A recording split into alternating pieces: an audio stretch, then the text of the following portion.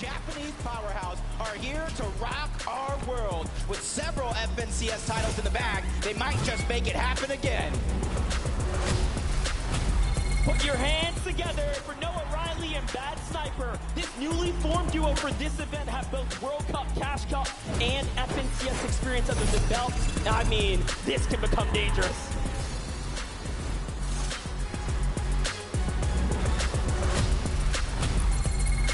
Give it up for Threats and Alice. The combination of Asia and NA East is going to be super exciting to see as this newly formed duo will take on the competition. The W Keyers have arrived. Malabuka and Merstash, one of the most aggressive duos of the EU region. They have always consistently come out with the most limbs, and this weekend, it should be no different. Put your hands together for Trulex and Chicho, long-standing duo featuring a former trio FNCS champion. They're ready to prove their worth to the world of Fortnite. Let's welcome Bailey and Alex. Third, second, first is how this duo has placed on the Oceania region, and now they must be absolutely ready for the big stage. Give it up for Pablo Ingu and Swag. Now this is what you get when you mix raw talent with maturity and experience. This is a flaming hot duo.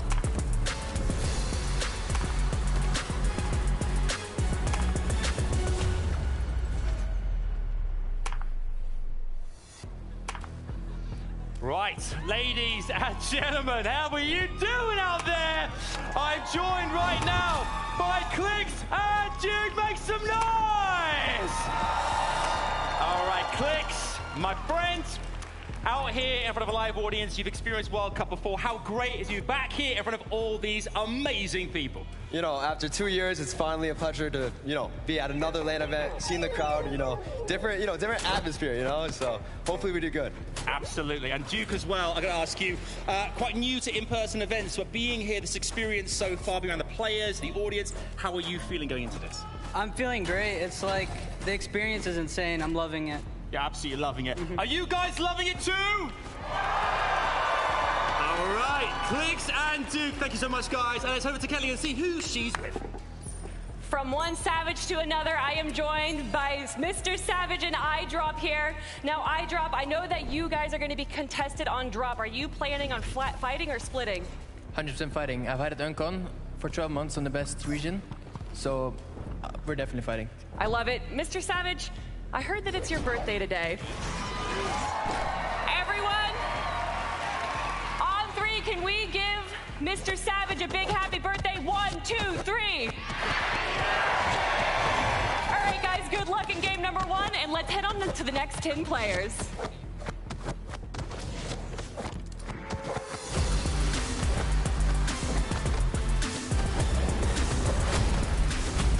Please welcome Cloud and Refsguard. With the powerhouse performance in Chapter 3, Season 1, this consistent teammate he has picked up these last couple of chapters, they can take it all the way. Let me give you Mixin and Otto, a fairly new performing duo, coming out strong together with a 7th place finish in the most recent EU FNCS. They could take it all the way. And a big welcome to Pars and Rays. With a great start to Chapter 3, these guys have taken home both 2nd and 6 and 2 FNCSs this chapter. Now it is time to see them here at the Invitational. Put your hands together for Belusi and Hijo. A lot of FNCS experience coming out of these guys, and that will be needed this weekend in order to take home the prize. Vico and Marine, everyone, with the combination of a young and talented player and an even more experienced player side by side, this can only go well for this European duo.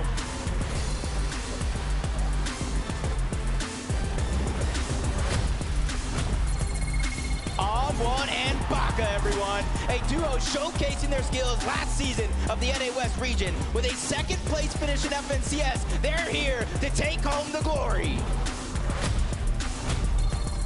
Let's hear it for Watts and Robot, a very talented, promising, up-and-coming young duo. These guys have been performing so solid lately. Can they keep it going? Bros and Rifty, one of the newer yet well-performing duos in this lobby. With his 6th place finish and his first FNCS, these guys came to take on a challenge.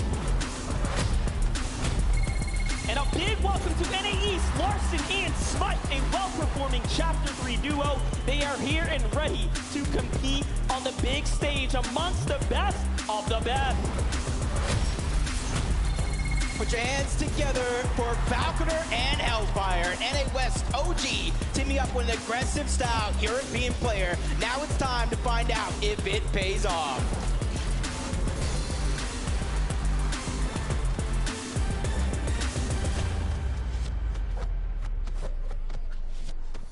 "30 duos. You can already tell this is gonna be some of the craziest Fortnite we have possibly ever seen. 7 regions being represented on this stage right now. Clown and Refsguard, the first duo to walk out though. I mean, some more of the more notable players in EU. They're definitely a fun duo to follow along with, although it's only their 3rd FNCS actually competing together. I think that it's interesting to note that they both, as individuals, respectively, had top 10 finishes in past FNCS finals, so they definitely have what it takes to place high up in the leaderboards. But what I want to see them do as a duo, more specifically, is kind of take that to the next level. You've made top 10 before, but let's see you actually win it all. Whew, there you go, win it all. Tall task, especially seeing these 30 duos that have walked out already. That's right, man. Well, Vivid, guess what? We got another 10 for you. So, Raleigh, make some noise!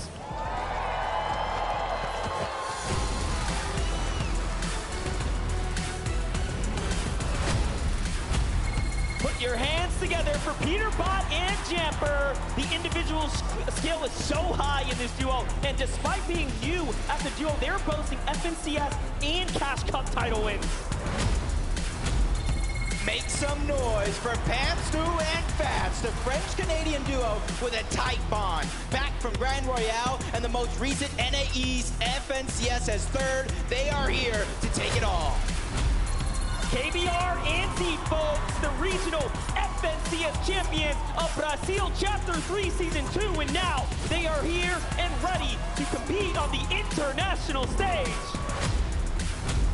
Let's give a warm welcome to Bevy and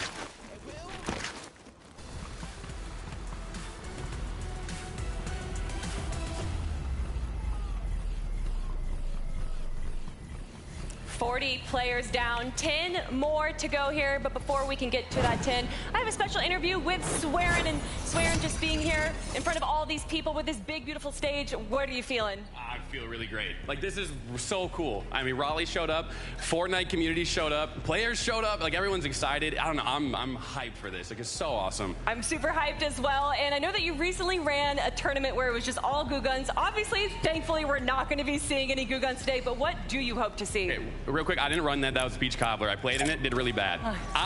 I'm really excited to see people just like push for high ground and like just do like really exciting plays and stuff. I'm excited to see people like 1v2 and clutch up and then just like all those classic like Fortnite LAN moments. I'm excited for it. It's gonna be so awesome. I cannot wait as well, and I believe, everyone, that we have 10 more players to introduce. So let's head on over to Jacob and MDF.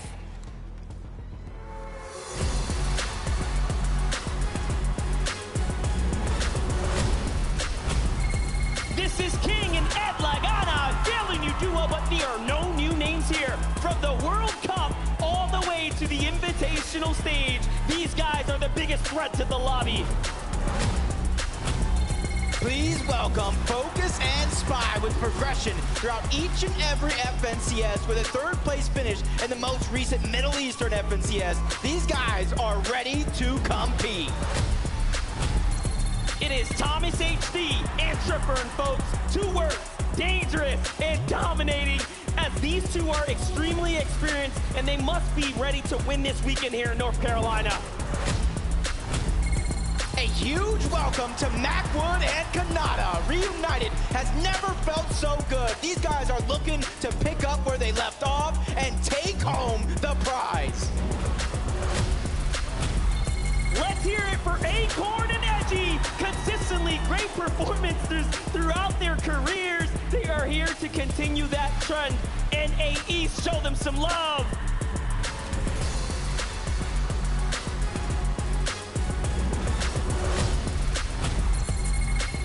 Hen and Vortex, everyone. An incredible duo coming out hot with tons of experience and a few FNCS champions up to the belt, and they're looking to add one more. Let's give a big welcome to Commandment and Avery, your Chapter 3, Season 3, NA East FNCS winners with one of the closest endgames we have ever seen in a finals. It's time. A duo that needs no introduction. Tayson and Chapix combined 6 FNCS titles, countless Cash Cup wins, and now they're ready to take on the global competition. Let's give it up for Muzz and Looter, multi-regional FNCS winners, previous champions of OCE's FNCS as well. Listen, these guys have got it all. And finally, let's hear it for Booba and Miro, our solo World Cup champion with his multiple FNCS winning duo partner. These guys are looking to cement their legacy.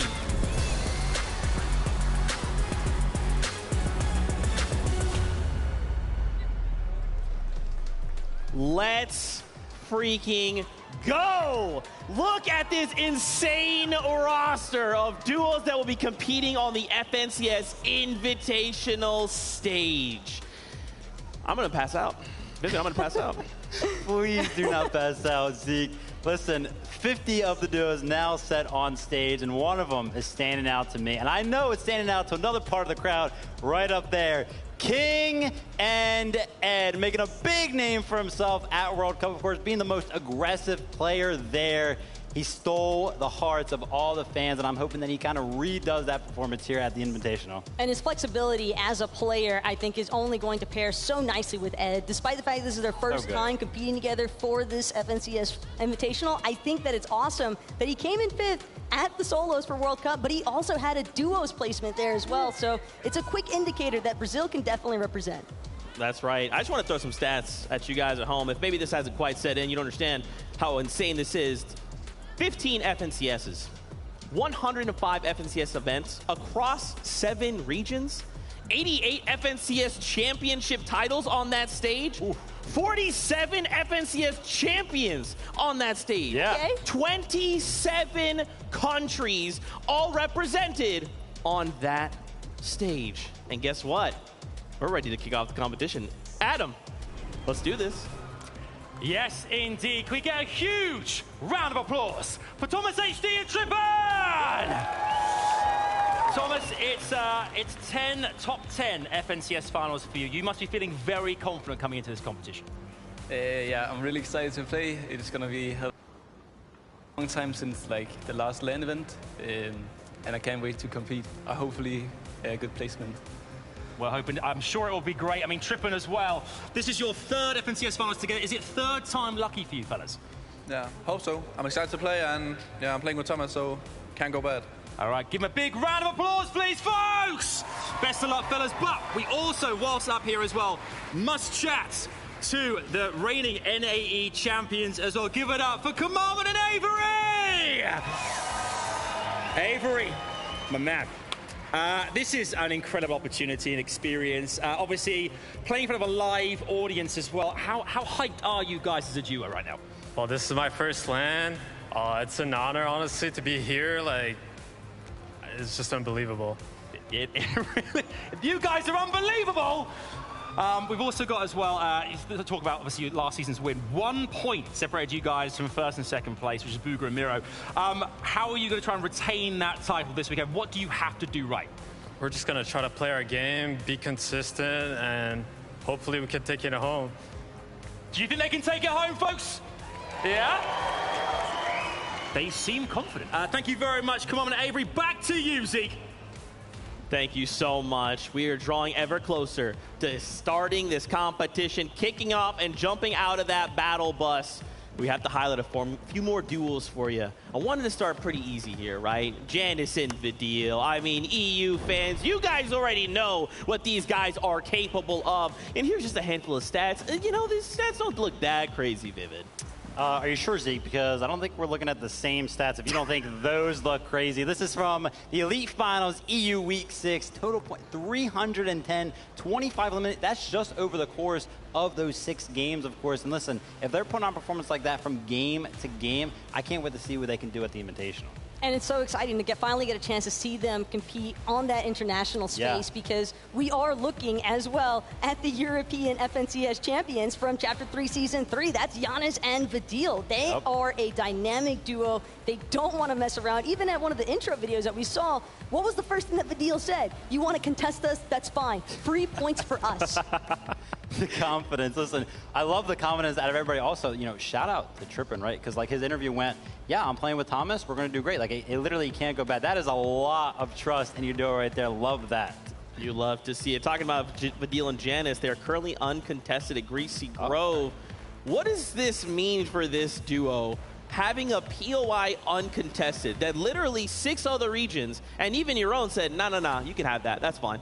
Listen, this is how it goes, okay? You pretty much get to play all 12 games, right? But because you aren't contested +1, you aren't finding any of those early fights. So you have to go forcefully find some of these fights, and they can be very, very hard when the pressure's on, the nerves are kicking in, the audience is cheering on the stage. You know, you're thinking about it, man, do I really want to go take that fight? Do I really want to go get that Storm Surge? So they have to be confident in those routes, those strategies that they have set. It's the audience aspect that I'm really curious to see how it impacts a lot of these duos, not just Giannis and Vidil, because it's one thing to play from the comfort of your home. It's another entirely to be in front of a live audience where when you got the cheers going behind you, you never know where that momentum might actually influence you to go next. I wouldn't be surprised for some of these players to really have to hone in on a lot of that mental discipline to not let themselves get distracted by any of the flashing lights or the noise. Just stick to what they know. That's right. Let's talk about another duo, Clix and Duke. We actually got to hear from them via Adam. I mean, look, yeah, their crowd's already going absolutely ham. The Clix fans rise up. What can we expect from this duo? Listen, I'm excited, right? Because Clix has been improving from season to season, day to day as an IGL, teaming up with Duke, of course, who is very, very good mechanically. You know, I saw him in the practice room, always grinding the creative, always willing to take on pretty much anybody in that room who wanted to give a shot at seeing if they could take him down. And it's impressive how well Clix has managed to simultaneously totter between this pro player aspect as well as the heavy side of content creation. I think that it is not very easy to maintain both of those lifestyles. And not only that, but when you have somebody as experienced as Duke, right next to you, I can understand where the trust comes from this duo. And knowing that they're against Pinkett and Nas, potentially at Fort Jonesy, I do believe we heard them mentioning, though, a possibility of just splitting at the start. Well, listen, I love the fact that you mentioned content, right? Because, listen, you know, he's used to that, right? He wants the reactions. He posts that content to get reactions. And here, what other better place to get reactions than from a live crowd? So maybe he'll just straight up embrace it, and it'll fuel him. That's right. I have to highlight this duo, man. Your FNCS Asia champions who are competing on this stage. There they are, Zagu and Meram. Remember, these are FNCS champions. They literally just won the FNCS that passed. And now we will see them compete. When we look at the stats, man, I'm pretty worried for everybody else. Listen, we were just talking about, you know, Vadil and Janice, who coming into this event are a lot of people's favorites, right? But right there, they had 310 points in one of those Elite Cups. Right there, I saw them have 344. There's a little bit of competition going on there. And as you can see from the camera shot, I love it. The preparation, they literally have printed out sheets of spots on the map, things that can help them out through this competition, anything to give them the edge. And from the moment that we saw just how much energy they were actually bringing with them on their initial walkout, to the point of them sitting down here now, their faces do not indicate any sort of nervousness. They could very well be a big part of the bamboozlement to take place here with the international flavor. I mean, they're up against Commandment and Avery, right? I feel like this could go really well for one of these duos. It could be really messy. I mean, what do you think, Vivid?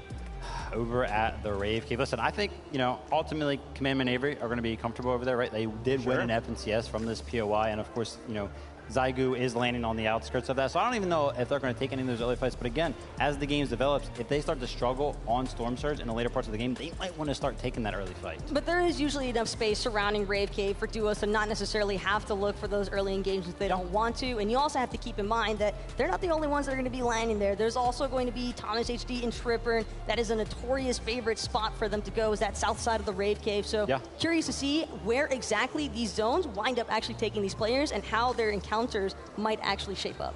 That's right. There is a duo here that is quite terrifying. You know, out of Brazil, not a big deal. The fans of them are up here in the audience. It's King and Ed. I mean, if you... the crazy thing is, King is one of the most winningest players. I mean, the crowd's already going crazy. There it is. One of the most winningest, one of the single-handedly craziest mechanical players you will ever see in your life. But when you pair it up with just stopping power, which he also has by himself, he is a one-man army. Yeah. Listen, of course, King representing FaZe, and shout out and congratulations to Ed. Recently, just days before the event, signing the Team Liquid. Amazing opportunity there. You can see him dripped out in the jersey, showing it off here at the Invitational. And what I love most about this is that, you know, again, we're here in person, right? So we can go into the practice room. We can kind of see what's going on. King and Ed, 2v2 matches, almost day and night, in and out. And listen, they were dominating players from every single region. But the sheer presence that you have as an international player, and I'm speaking about King here, because the fact that he actually has audience members with signs of his name at an NA-based venue, that alone speaks volumes for the kind of impact that he has had on the Fortnite scene. These guys are uncontested. We already know what this means for everybody else. It means they're going to get a free pass into the mid-game. If they are allowed this opportunity, what the heck is everybody else going to look to do to try and stop them? Nothing. 12 games of pure aggression from King, and that's what it means. Just straight up, nothing else. And also, just a really quick note there about Ed. He has been steadily improving with each of his performances throughout the entirety of Chapter 3. So if the momentum kind of keeps going in that direction, again, I don't think that international gameplay is going to disappoint by any means. These guys are amped up. They are ready to showcase their representation for their regions. That's right. We want to come on over back to NA. We got to talk about Fams and Snacky, an iconic duo, to say the least. Pretty good. Yeah, they're pretty good. That's pretty right. Only, you know, 2 FNCS wins just this chapter, followed by a 3rd place, all that, you know, and the aggression from Tilted Towers. I can tell you right now, watching some of the Elite Cup games, they do not like to leave Tilted Towers without at least trying to find a fight. And I think that's going to play into the part, right? Some of the other players laying at Tilted Towers might not be expecting it. Maybe they came into this like, we're going to split it. No, I'm pretty sure they're going to be aggressive. And we've already touched on a little bit with this duo earlier today, but they are, in fact, certified point getters, because on top of that stat that I gave you guys earlier, we're out of 36 FNCS finals games for Chapter 3. They only went 2 without elims. Well, guess what else? They didn't go a single game in Chapter 3 FNCS finals without scoring points of any capacity throughout every single round. That is insane. Just a stat line, right? I mean, this stage is going to, it's legitimately some of the best players from all representing 7 regions from all around the world. It's absolutely ridiculous. I wanted to really quickly touch, I know both of you guys have come from competitive player backgrounds. You know what this feels like, to be on a stage like this, to be in front of a crowd like this. What are some of these players feeling right now? Listen, some of them, they're looking locked in, right? They're looking like focused. They're not even thinking about the crowd. They don't even see the crowd beyond the monitors right now, which is really, really good for some of them. But I'm telling you, some of them are probably just really good at hiding the nerves, because being at these events, it's a different atmosphere. We talk about it time and time again. It is not the same as playing in your room at all. You will have all these lights. Maybe the desk is a little bit of a height difference. The chair is a little bit different than what you're used to, and it all plays into part, how well you're going to do. I remember as a player myself feeling a little bit uncomfortable on the stage, not because of the crowd, not because of the lights, but simply because of, slight changes in how I was used to sitting. It's just not your home setup, and that's going to be naturally difficult for any player to overcome, no matter how much in-person or LAN experience they might actually have underneath their belt. But one thing that I always find a little bit fun, talking with some of the players, even yesterday and in the player lounge, it's asking them what are their kind of little tips and tricks. I want to know how many of them like taking their shoes off, for example, because it's just that it adds that extra little safety net of just, hey, I feel more like I'm at my in-home environment. Yeah, 100%. And this is all I know it sounds like, take your shoes off. That's like a joke right now. This is legitimately, man, when a player is comfortable, they will perform better. It's proven. Why don't we hang out with, we got with Tokata, Mini Minor. Are you guys in the player area? We are indeed, Zeke. Now, some of these players might have their shoes off, but we've got our thinking hats on about this day today at Takata. I mean, we've got 2 days of Fortnite action. I'm excited. We're going to be breaking everything down tomorrow and today, of course, but how excited are you? Look, I'm incredibly excited, right? There's so many storylines that have yet to be built, right? We have Malibuca, Merstash going against European GOATs, Titans, right? Tayson and Chapix down in the Cloudy Condos, and even with the third duo there, Aqua Reason, with a possible third party, I'm excited to see that engagement. We even have Mr. Savage being contested up north, closer to Logjam. And then down at the Synapse Station, Joe and Ziandi, which are no longer contested because now Baka and On1 have moved up north to Mr. Savage and his duo's drop spot. I mean, there's a lot of action to unfold. Mini, I'm excited. I'm super excited as well. But things can change, of course. We know how these drops are maybe going to form. We see some people moving around and changing up their idea of how they're going to play this. So be on the lookout for some changes. Be on the lookout for some of these players and teams that are thinking, actually, you know what? Let's switch things up. Let's go for plan B, plan C, plan D, plan Z, maybe. Who knows? That's what I love about Fortnite, right? You never know what's actually going to happen, right? We might be able to see the drop map, see what these duos have planned ahead of time, but who knows? Maybe they have a not so great game 1 and then they have to change things up, or maybe even after halftime, right? 3 games down, you're like, okay, we're not doing too good. We got to change something up. But I'm excited to see who's going to be able to show that they've been practicing. They have been in the player lounge going against each other, even in creative, doing 1v1s, 2v2s. And I mean, there's so much to see. I really just can't wait. So much to see, so much to do. And I can feel the energy in the arena right now. But Zeke, please take it away. We're too hyped.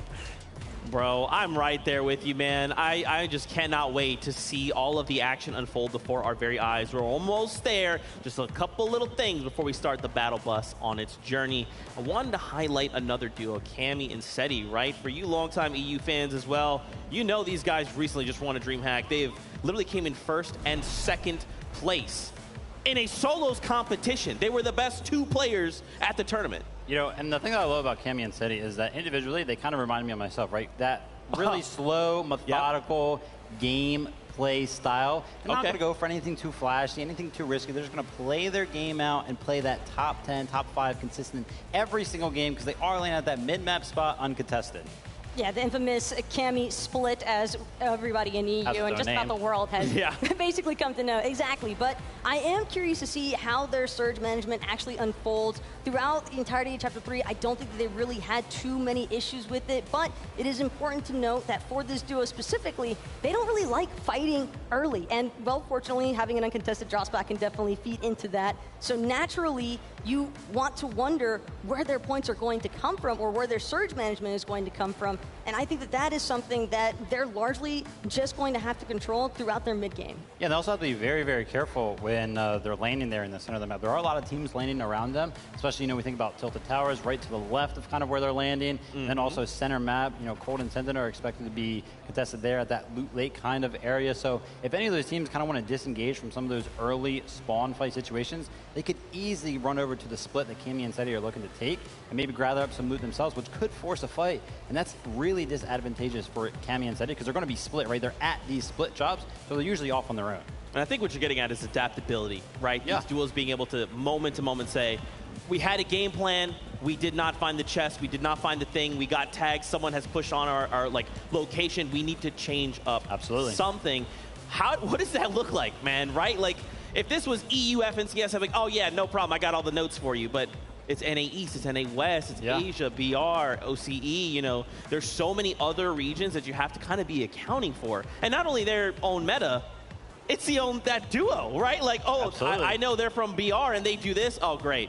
I mean, listen, you're bringing up a great point there, right? Like, how? You don't have many notes on a lot of these teams because they're just around for the entire world, right? And that's why international events are held at such a high praise because they're just straight up harder. The competition from all around the world, it's harder to play against people that you don't normally play against. And the competitive lobby metas that you'll often see break out throughout the course of each of these 12 games this weekend, I think that that is going to be a really crucial aspect for some of these teams to hone in on. We know that these players have been cramming VOD review leading up to today. We know that they're going to be doing plenty more of it after these 6 games are even played tonight. But as far as Cammy and Seti are concerned, just touching back on them, I like the fact that you brought up the early game engagements because honestly, their all-time record, by the way, first 3 zones, they have a less than 5% of elim scoring throughout those first 3 zones. So they don't like the early game engagements.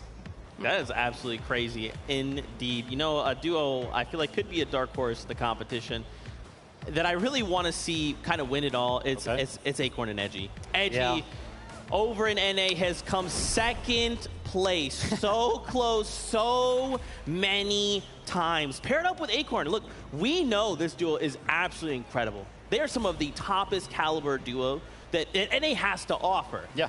But Edgy just hasn't been able to grasp that #1 spot. And what I feel like for me to come out of this event and say, I'll walk away with the Swarovski trophy, baby, that'd be pretty sweet. Look at Edgy waving. What's up, Edgy? Listen, Edgy loves it, man. We're laughing at him getting, second place 4 times. He himself, laughs about it. Look at it. I wonder where he's landing. He has the picture of himself there. We've seen it a couple times now. Tilted Towers. And look, they were being real confident coming into this event. Unfortunately, they are contested by a plethora of other teams over at Tilted Towers. I really think that if they were uncontested, they could probably run away with this event. We'll have to see what happens. I still think it's possible. I think it's a little bit less likely. But I was watching Acorn, yesterday, last night, even into the later night, 10, 11 o'clock. He was still VOD reviewing all the way up until then. So I'd love to see the practice coming out of this duo. But it's the fact that there's 5 duos at Tilted Towers, and literally none of them are willing to budge from this spawn. They all want their piece of the pie here at Tilted Towers, and whether or not this engagement could end up being worthwhile for the duo that even walks away, because when you think about it, Vivid, there might have to be a ton of resources expended. Yeah. We cannot forget, here they are, Queasy Vino. We talked about them at the beginning of the show, and like a circle, we find ourselves back at the beginning. I mean, what more could we possibly say about this duo? They've basically been winning everything as of late. Queasy is looking in absolute top form. Vino has been crushing it. He's ready to go. You want to know something? So I used to be a professional player. Now I'm an analyst, right? Both are very heavy when it comes to the VOD reviews. I pretty much have just done it for the past 5 years. Very intense. I love it. It's awesome.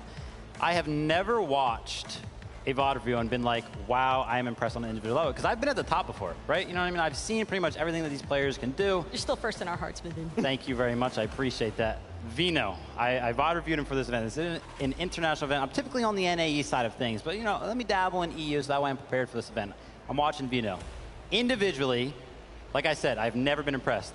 I was impressed. He seems so clean. Every single action that he does, it seems like it has a purpose. And I genuinely have never seen that out of an individual player, ever. There's a reason why he's often regarded as one of the best fraggers in Fortnite competitive history right now. And not only that, but he's got a perfect IGL to match that. Queasy is notorious for being an absolute genius for his IGLing. And I think something that I love about Queasy is that his stats also speak for themselves, because you don't go the past 7 seasons getting a victory royale dating all the way back to Chapter 2, Season 6 without being a consistent IGLer. He just knows how to stay cool, calm, and collected in every single competitive environment. And I love the fact that you're bringing up the IGLing aspect, right? You know, a lot of these dudes are going to be making a lot of calls. Queasy, what he is known for is his very clean, high ground takes. It just always seems so methodical and flawless whenever he does it. So the pairing is very, very well. But then that's not even like one of the most exciting parts is they always seem to find those mid-game dead side rotations that work out so well that keep them alive into the end game very consistently. And it's kind of like having a silver bullet, right? You have, you know, they're ready to go. If you're Queasy, you're just thinking, okay, I need to go accomplish this goal. I'm going to point my silver bullet in a direction. There's an enemy over there I don't like. Vino, why don't you just go 1v2 them for us and then bring their loot and ammo back and builds, and then I'm going to be up on high ground, okay? I'll see you in 30 seconds. So that's not a joke. I'm laughing because, you know, 1v2s, right? They seem impossible, especially on the international stage. But no, like, literally, Vino, he just does it so often, and I cannot wait to get into the game. That's right. Guess what? Ladies and gentlemen, Fortnite fans, we're ready. The battle bus is all ready. The players are on board. So let's do this. It's game number 1. Here we go. It is time. Is one just big moment away from really kicking it off. All that preparation, we're going to have to put it into it. The battle bus is ready. Let's go, Jacob. It is time. Game number 1 of the FNCS Invitational starts right now. 27 different countries are represented. 88 different champions. Overall, this is just amazing. And just look at the concentration on the players' faces as they start to populate onto this world. Put yourself into their shoes. Imagine the pressure as you are jumping off the battle bus here. We already know what's in store for us. It's going to be an incredible amount of action, as we know there are so many contested drop spots. Yeah, and already looking at the drop path, one of the biggest ones is going to be over towards Rave Cave, where you have Commandment and Avery, the most recent NA East FNCS champions. They're a little contested. Not going to be a hot fight right out of the gates against Thomas, HD, and Trippin, because right now they're just getting that early game done and ready. That's right, and it is going to be so important for everyone who is contested to take and walk in the path of caution. You cannot allow yourself to make any risk. Up at Chrome Jam Junction, we already know there's several players on top of each other. Tilted Towers, remember, 5 duos contesting this area, some of which are the most notable: Bad Sniper, Noah Riley, Acorn, Edgy, Babs, and Snacky just to the south. That's such a stacked stage. You might as well call that the Legends Landing. Let me tell you, but see Snacky over on the side, you're talking about Bad Sniper as well, but one of our hottest drops with EU's biggest names, Cloudy, Kondo, Feet haven't even touched the ground yet, but it does look like it's going to be Malibuka and Murstache on the ground first. Malibuka, of course, representing for Russia, Murstache for Latvia. We got Aqua here and Rezon, our high ground kings. One of the most respected set of duos right here.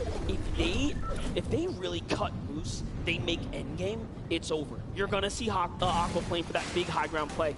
And look at how they are respecting the area. Everyone making sure they are solidifying their foundation right before they really decide to make a fight. Yeah, but look at Malibuka's loot already. a green Prime, a blue Evo Chrome Burst. He's ready to pack a punch at a moment's notice. He's probably waiting for Merstash to probably give him the go-ahead, but another inter-regional battle over towards Grim Gables. Now, what's crazy about this, I got to sit down with Muzz and Looter. They are feeling exceptionally confident in beating Larson and Smite, but you have to put yourself into this kind of position right now. There's pressure all around you. To me, it's looking like Larson and Smite have the advantage right now. Just take a look at the focus right here, right? This little bit of high ground, they have them almost trapped down below. Yeah, and the thing is, right now, Larson is a little bit separated from Smite. That is a little bit towards low ground. You know as well as I do, all it takes is 1 second of separation to kind of do one of these teams in, as Marine and Vico over here towards Reality Tree. Another contested drop. But you can see this is only game number 1. Nobody wants to put it all on the line just yet, but I might have spoke too soon. Larson would get it. Take it down, a ton of damage on the Muzz. Looter trying to back him up, and it looks like they got the first elimination of FNCS. Down goes Larson, and the quick finish for Looter. OCE gets to claim the first on the show today. It's Smite now, left with the pressure of the world on his shoulders. Can he escape these OCE players? It doesn't look very possible. We all know from the past experience that Looter and Muzz are some of the fastest and deadliest when it comes down to these engagements, and they're hip to hip right now. Yeah, Smite right now, he has to figure out a way to just really stay alive, and it looks like Muzz and Looter, they're trying to decide right now, Monster, do you continue to try to fight against Smite as he's looking to try to get that reboot card onto Larson as the third-party shots are beginning to come in from the distance. And that's the thing, you know as well as I do, any drop that's contested and you have that early game fight, and especially it builds just like this, there are so many teams that are look at you to get their surge. Now in the past, Smite has been known to walk away with at least 1 elim in every single major game. This time might actually break his streak that he's been on, but Muzz and Looter, take a look at the respect here to play cautious, take their time, and not overcommit even in the 2v1. That's the respect, but let's get to the real battle. Cloudy Condo, Tayson, Chapix taking on this big duo toe-to-toe. It's Merstash and Malabuka, who have a 73%, 78% win ratio when contested. The odds are not looking good. The third party in the distance, Aqua's up on high ground. They're positioning for the fight. Yeah, Breeze on A and Aqua, they have that high ground, just put damage onto 2 different players. They're like eating at a buffet right now when it comes to Storm Surge, but in the feed, Mr. Savage is down on one in Baka from NA West. They're trying to take control of that POI, but all 3 teams are here, but you gotta keep notice, while all the action is going down between Malabuka and Merstash, you see Aqua and Reason just trying to keep their distance. Crazy how they fight back. They are not just allowing this team to third party them. Reason gets super hurt there, and it looks like the battles in the distance get to conclude. But here and now, this fight rages on here. Reason all of a sudden who has such an advantageous position, right? And lands all those shots, the entire tables have turned. Yeah, and it does look like the NA West, Baka and On1 have solidified. Chrome Jam jumps into their self. Down goes Mr. Savage. Down goes iDrop. NA West, make some noise. That's right, and now for Jace in Basil, another team that was contested in the early kind of situation, but it seems like they've won themselves some space. Yep. They're vibing out. Look at the Storm Surge tags here as they start to fight back the teams that are out on the outer edges here. What a great spot to be, especially with the zone housed right on top of them. They have so much going for them now that they don't have to worry about that. Whoa, a big fight though. On1 gets back. That's the replay there. I love that we got to catch that. And you can see the strategy coming out from On1 and Baka. They switched up their drop spots this weekend. It's not like they've been practicing there all season long. They're just adapting on the fly. As you see Booga, Mero, we already talked about the uncontested drop spot of Chonkers Speedway. The zone is kind of above them, and they're one of those teams that just waste no time trying to figure out what that game plan is. They're going to try to get to zone and then worry about Surge when all those other teams that are south and east of them have to go past them.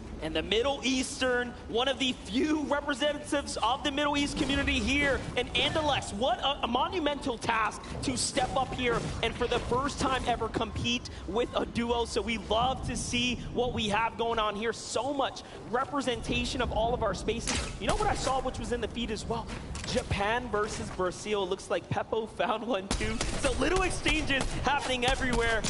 As now we jump over to Vino and Queasy, some of the best at Shiny Sound. Yep, you see them just going for their own Surge. This is going to be one of the wildest lobbies we've ever seen. If you're down on Surge at any point in the game, you're forced to play catch-up to all these elite teams who know exactly how to handle their own Surge if they are above. But one of the big teams, one of the favorites to possibly take the competition overall. Janus and Fadil, Greasy Grove, uncontested, and everybody knows what they can do uncontested. Janus is the only European player to have ever picked up an FNCS in solos, trios, and duos. 3 different game modes, such a decorated team that we have together. That's our German powerhouses. As we jump over to Anas and Pink, what a team right now. Remember, they were contesting Clix and Duke down at the Joneses. It seems like things might have slowed down for them. They've been a bit more passive. There's a single Elim, though, right inside there, too, so that's a pickup. Yeah, and for a lot of these teams today, this is just game number 1.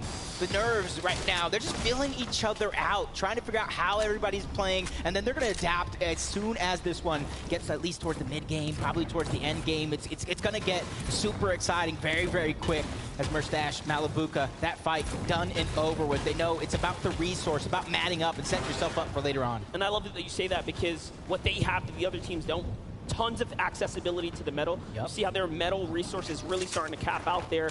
Tayson and Chapix, though, they're going to give up the drop. They say, hey, enough is enough. We've, kind of gotten our hands dirty. Let's go and move out. And you notice that they also managed to take home the metal as well. Everything else, man, you can find it on your way out, right? It's the toughest resource to rebuild back is that metal when you are at the drop spot. So this is a team, they'll bounce back. Yeah, and it's also one of the first materials that you use when really trying to defend yourself. As Zagu and Miriam just kind of looting up the Greasy Grove, whatever Janus and Vadil left behind. And there's actually a lot of the teams that landed in Rave Cave a little bit north that are trying to rotate towards this slower side of zone. And right now, everybody are just stuck in zone because nobody wants to bite off more than they can chew. This is our current reigning champions of the Japanese region, representing for Japan of the Asia region here. Now we jump over to Ed and King. One of the most explosive duos. We talked about Ed's history, how much he's really risen to the challenge, improving season after season. Now paired up with King, they have such a fun history here. They have engaged against one another multiple times in FNCS in seasons past. Now they get to play together. Yeah, kind of rotating all the way from north, Chrome Jam Junction. They find themselves the sweet spot.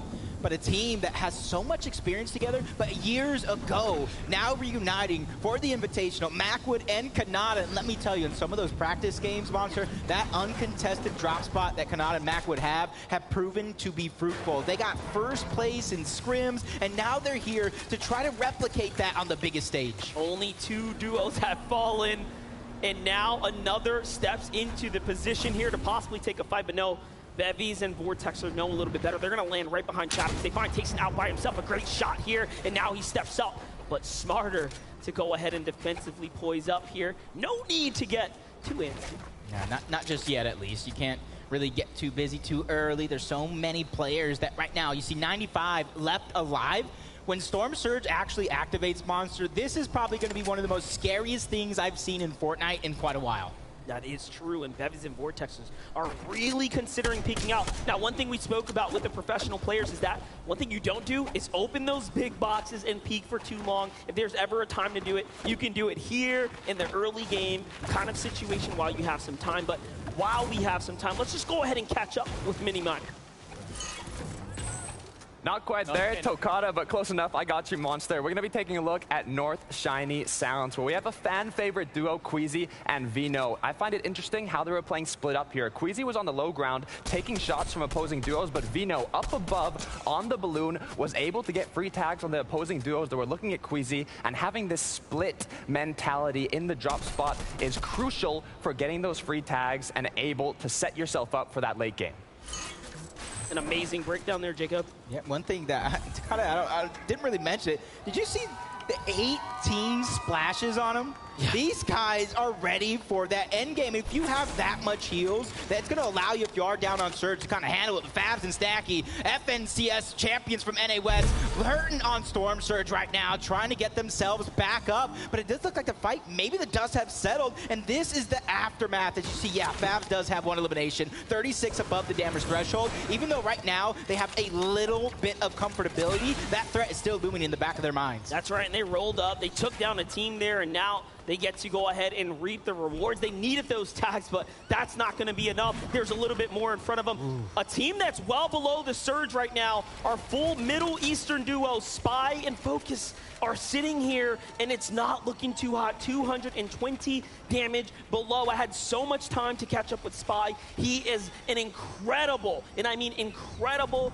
player, but this is one of those decisions that you have to make now. No Who do you pick O'Reilly. to fight? There's no easy one. Now we have EU versus NA West. No O'Reilly, bad sniper, Epic Will, and Reed on the other side of the wall. This one is going to get close because Reed, I already talked about, he loves to fight. Epic Will loves to fight as well, but Epic Will is also that IGL, that 6-time champion. He knows when and where to pick his battles in every single one of these situations. So he's probably talking to him right now, get the pre-edit ready, but he's 137 below. This is why they're not abandoning the fight. They have damage to do. Epic Will and Reed have around a 70+% win ratio when taking on these early game fights in these early zones. It's looking very good for them, but the Surge, no one can beat the Surge. That is going to be inevitable damage in the coming seconds. So this is why this fight's so important. Down comes the Chug Heal. They're just going to run and sit there, try to get as much health as possible. Meanwhile, in the distance, Threats and Alice are starting to put shots in. So this is not a fight that's not, being interfered with.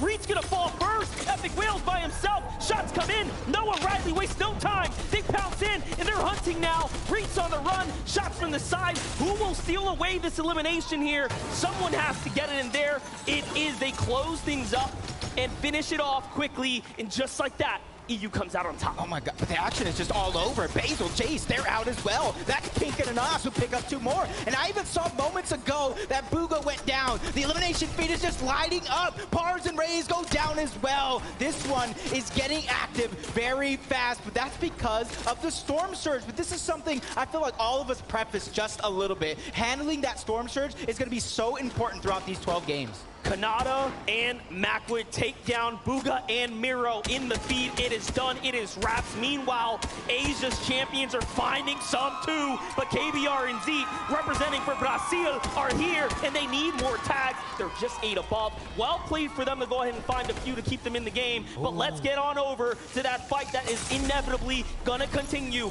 Tayson versus Chapix. And this is exactly what happens when you split it, though. They split that drop spot. They weren't able to get the early damage. Down goes Chapix. Tayson under pressure. HP getting dropped, and there he goes. Back to the lobby. Vadil and Janice do it again. From teammates to enemies, Janice takes down Tayson in the zone. Just like that, it is over. Now, we jump on over to Onwon and Baka. 3 elims. NA West, one of the few hopes for NA West this weekend right here. Talk to me about how they managed to surge over Mr. Savage and iDrop, and now they're picking it up. Just honestly talking to them before this as they were preparing, and when they finally made that decision to switch up their drop spot, they had a choice. Do you contest Hen and Vortex? Do you contest Joe and Z Andy? They said no. They want to take one of the biggest names in Europe. They want to go against Mr. Savage and iDrop, and already it's proving to be fruitful. On one coming from Mexico. This guy is a legend from NA West, and honestly, it's been just a few seasons and he's already making a name for himself. That's right, and way to do it on the international stage now when it matters. Now we jump on over to Chicho and Trulix here. What a great spot to be in, my God. Yeah. Finding beautiful tags here, holding the team out on the side. Meanwhile, Vadil and Janice look like they have finally made it from outside the storm line. Tough spot to be in. You have a lot of water here, very little land terrain to work with, and take a look in the distance there. You see the stacking starting to happen. Meanwhile, on the other side, some of the NA East best, Edgy and Acorn. Now what's cool about this duo here is that Edgy and Acorn quite literally said, hey, the better the lobby skill-wise, the better I will perform. That is how much experience he's picked up in the past from practicing against the best of the best lobby. And already, if you look at their loot right now, that 5-team contestation coming out of Tilted Towers, honestly, didn't do too much. 256 above the damage threshold as well. Shots continue to fire off onto Ju. He goes down. Elimination's going to be cleaned up to Acorn. They get 2 to their total. And his teammate, Yusri, goes down as well. That's going to be Vadil. No Riley picking up some more eliminations as well. What a quick way to finish that one off. And there's a problem here. We have Bakken on one sitting on the walls. If NA East champions are most recent of Avery and Commandment, you can see they've actually taken a lot of damage here. They were just below the surge quite a bit ago. And yes, more damage is starting to come in.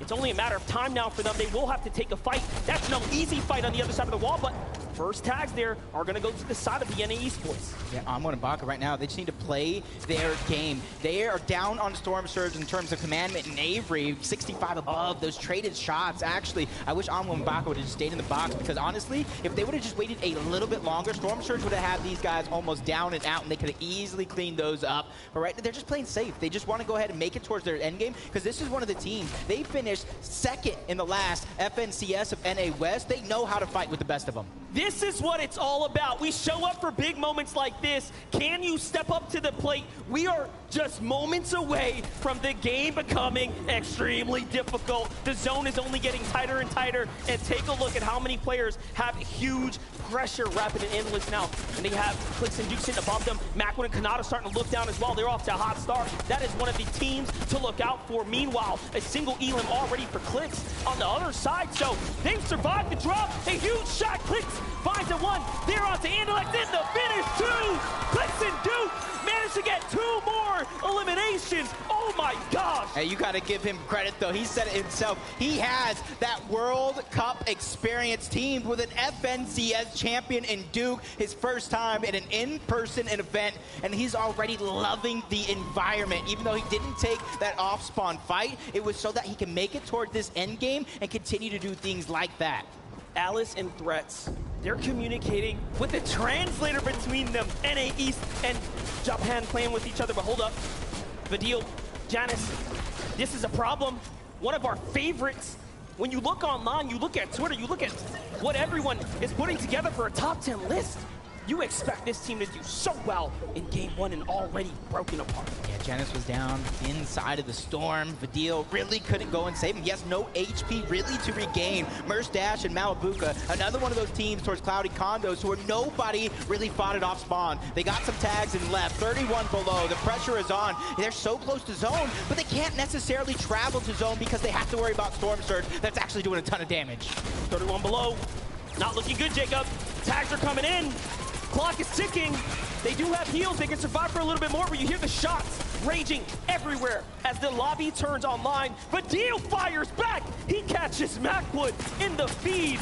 That must have been incredible, and that's happening right above us. Meanwhile, turning the story around, Vadil is known as one of the greatest box fighters, literally made his name known for taking on fights and destroying players across Europe. Let's take a look at that one more time. Yep, you see Vadil just kind of peeking through the cone, catching Macwood off guard. And honestly, it looked like Macwood was going to try to do the same to him, peeking through that cone. You better watch where you peek. Aseti and Cammy, another favorite to probably take the top spot here in this event.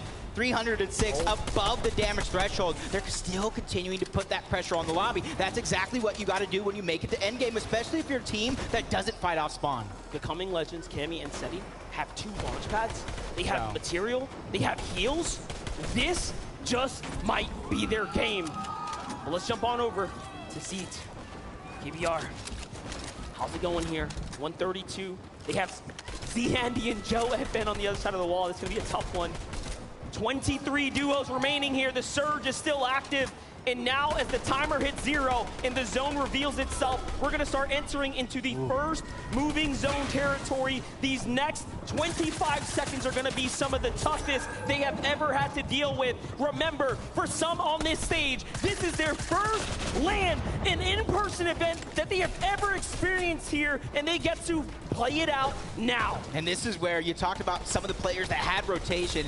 It is going to be so important. You see where the zone pulls. There's different elevations that these players are going to have to traverse through. If you don't have any sort of rotation, you're going to have to figure out how to recycle it. Otherwise, you're going to be living a nightmare.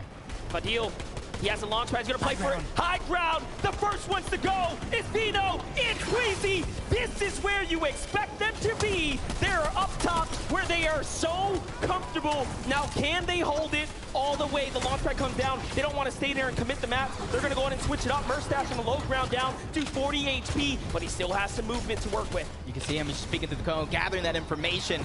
He has a launch pad as well. He can easily try to find his way through, but there's so many players stacked all around him. They don't want to make it easy, but 28 above the damage threshold. He's not only looking for the perfect rotation, he's looking for some players to put some shots pounce on, but high ground goes over to Peppo.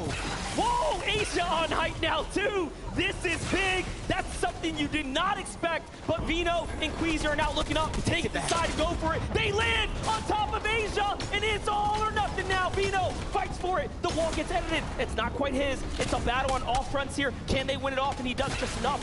Vino and Queezy have managed to fight back for high ground in the first game of the FNCS Invitation. Yep, and there goes Assault of the feed. Vidil and Janice, their run came to an end. Vico picking up Anas and Merstash.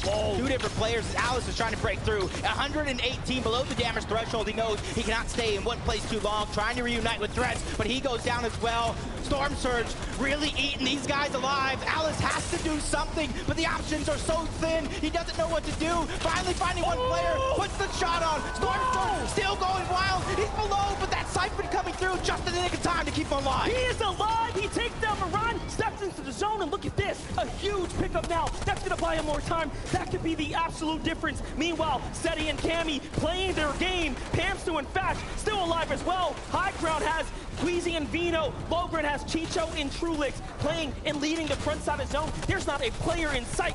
Clix is still alive now, working his way through. He has lost his teammate. The full finish comes through. It might be all or nothing now. He still has so much left in the tank. Yeah, but I'm not too worried about him because of him and Duke's high placement last FNCS was because of solo clutches from that man himself. But talk about solos. Joe gets one as Andy goes down. Shots coming in from the high ground. Pressure is there, but Joe's trying to find his way to the front side of zone, but it's a hard journey trying to find it. 12 HP, continuing to drop. Shots still coming in. He's going to find a moment of an oasis to try to stabilize and figure out what's the next play. Cammy and Seti find their way to the high ground. Down goes Clix to the hands of Cammy. That's a huge one. Hello, Vino. You have to turn and run. Cammy wants to hear nothing about that noise right there. Meanwhile, Seti's keeping eyes on the general area. Very solid. Chicho fighting his way, but no. An edit comes through. It's Zagu and Mareem, who's right above them there. Our FNCS champions of Asia are still here. Down goes Pamstu as well. What a huge elimination here. The top 7 duos alive. 11 players total left in this game. One of them being Seti and Cammy towards the high ground. The analyst desk called it. These guys don't play too many early game fights. They wait for this end game and for every opportunity. But Acorn, he's trying to sneak some extra points. He has the med miss sitting in the zone. Vino doing the same, but he's almost all out of opportunity. This is absolutely what you expect of the best players in the world coming together for this invitational here to have this opportunity to step up to the plate, represent for your region. This is what it's all about. Vino by himself just working his way, ratting his way through the build. Acorn is as well. There's a set of major points separating them. Vino looks to high ground. He says, I'm not going to allow you to just sit there and focus me. Trulex is meanwhile in the low, looking for something to do here, turning builds into Chrome. Remember, he can slip through any one of these now. He's becoming desperate. He's just trying to reinforce the little bit of the builds that are around him so nobody can quickly edit through and try to pick that shot from Miram and Zagu. They don't have that high ground, but they have that mid layer trying to find that comfortability. Brino, only 2 HP, no med miss left. He's gonna have to try to find a Siphon here, but no, he gets dropped. Acorn finds another one from the outside of zone. 7 elims for Mareem and Zagu, representing for Asia here, looking great. Meanwhile, Yumi and Cool are getting one step closer now to taking this fight. A huge shot out to Mareem. He's gonna feel that one as he plays defensively, but Zagu is here to back him up. They're going hand in hand. The fight breaks out. They clash back. Down. Oh my gosh! Cool steps up to the plate. We are now down to 3 duos in the end game, 2 solos and a duo up top. Carrying that momentum from last season's FNCS, but he has so much more work to do. Seti and Cammy, the only duo left in the game, and Acorn staying alive. Still 4 eliminations on the back of Cool, trying to find his way through. But this, like I said, there's only 1 duo team, and they have the high ground and the recipe for success. You cannot write a better story for becoming legends. Seti is fighting back. Cammy is fighting back. They're looking to get inside. There goes the elim they were looking for. Just 1 player separates them, but Acorn will not survive. And Seti and Cammy take game number 1. Poland is the first country to take home a victory royale on the FNCS Invitational stage. These guys have came to play through and through. What a fairy tale beginning for these absolute veterans. GOATs, some of the hardest workers we have ever seen enter into the ecosystem, becoming legends. Seti and Cammy must be absolutely proud. Acorn and Edgy, they were just incredible. Wait for Acorn to truly step up to the table there and clutch this one out. And he said it, put me in the best lobbies, I will put up the numbers. Yeah, and for him, that's a little bit of a success, even though he didn't get the victory royale. Staying alive as long as he did, getting extra eliminations, and getting that top placement, that is just insane. But let's go ahead and throw it over to an interview with the winners. Okay, you guys? Yeah. I am with our Game 1 winners. Give it up for Cammy and Seti! I must ask, what, Dzień dobry, first and foremost. Dzień dobry. Obviously, Game 1 winners, how was that being out there and winning in front of this amazing crowd? It's amazing. I love the atmosphere here. It's really nice having a crowd again. Excellent. And also, obviously, high ground reigns supreme. Once you had the high ground there, able to maintain, do you think that was the difference maker? You felt comfortable being above the rest of the teams? Like, we knew that high team doesn't have much, so we just took it. You took it. Going into the next game, much of the same? Do you have to constantly change strategy, or did it feel good playing against the rest of the world? It feels good. It feels pretty easy. I'm not like denying the competition, but it feels really nice playing here. And yeah, we're just going confident into game 2. Still have to be consistent to the end of the tournament, then that's it. Excellent stuff. Once more time, guys, give it up. Your Game 1 winners, Cammy and Seti!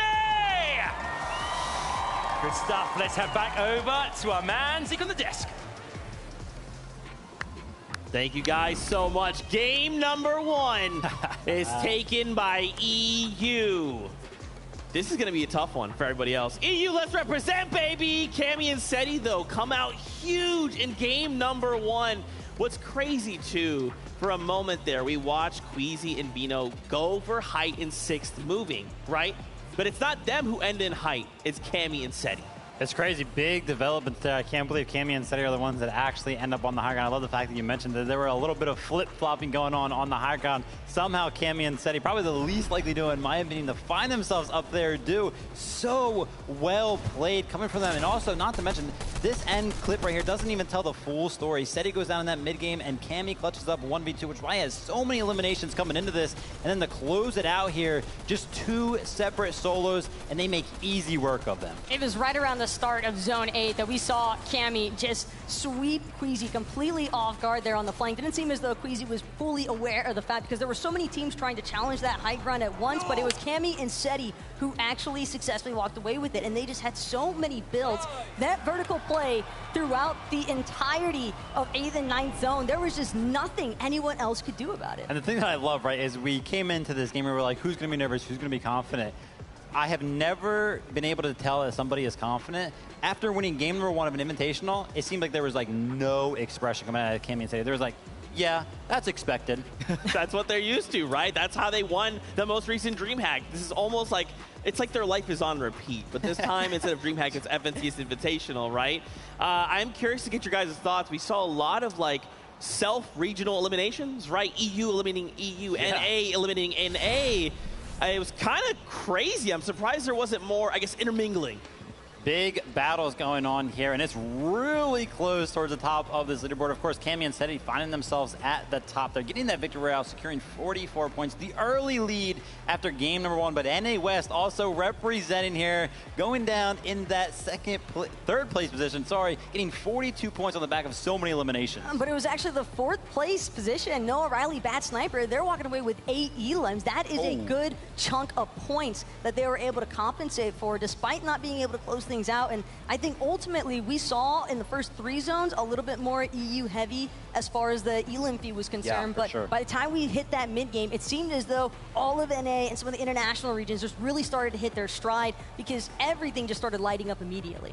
A lot of these players, right, they're using this initial game as a kind of a feeler, right? Let's just kind of see how this all works and everyone the land looks like, and then we'll look to go ahead and fight back. But real quick, we have a mini miner standing by. What you got for us? Thanks so much, Zeke. Now, we want to be taking a deep dive into one of our duos that have been deep diving into the dead side of Zone. As we reveal this massive screen right behind me, we're going to be talking, of course, about Commandment and Avery, our reigning NA East FNCS champions. We can see them on the screen right there, the little white arrows, and they've made a really, really interesting rotate this game. We can see the path that they are going to take using all the way on that dead side of Zone. Now, you might be wondering, what is the benefits of dead side? Now, you can see on the map, loads of those little arrows are on this side of Zone, right? And this is the area that most teams are going to be at, because most of the POIs are going to be rotating into there. We can see Commandment and Avery using the sort of the mid-map rotation, right? You can see the in-game rotation devices, you can see the launch pads being used, you can see the balloons, and of course, you can see the slipstreams as well, and you can see them getting to this less congested side of Zone. Nobody's there. What's going on? They have a free rotation, but of course, this comes with some problems, right? We saw them struggling with Surge in that previous game. It didn't quite work out the way that they were expecting. They weren't able to find as many players as they could, so the benefits for them are, of course, they're on the less congested side of Zone. They don't see anyone, but that also has implications. You don't get the damage done, and you can see that in the last game. They were struggling for tags. Of course, we saw King and Ed doing the exact same thing, but they were able to find as many eliminations and as many tags as they possibly could, which kept them afloat. Unfortunately for Commandment and Avery, though, it didn't quite work out. I've got so many questions to ask, and who better to ask them themselves? Kelly, over to you. Thank you so much, Mini Mani. Joining me right now, I have Commandment and Avery. And Avery, I got to ask you, man, how do you feel about game number 1? Surge was pretty rough. We had to run through Hauler's shield pretty early, so we died on half zone. But we still managed to get 8 points for first game, just testing the grounds. Well, good luck in that next game, guys. I'm sure you're going to be doing a lot better. I'm going to be joining over here Acorn and Edgy, guys. That second place finish, what was going through your mind once you had that solo run? I mean, honestly, it was all Acorn. Like, I didn't even do anything, to be honest. He's just the best player in the world. Yeah, man, what was going through your mind? I know I had chromes, and I was like, I'm 100% going to get top 2 here. No, I was confident, and it went my way. I love it. Congratulations, guys. You have a great start to the competition. Let's head on back to the desk.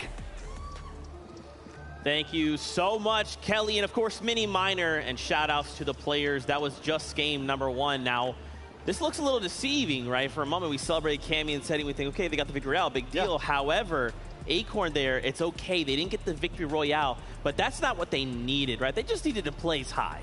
Yeah, of course. You know, Acorn, you can hear it out of Edgy right there. Best player in the world.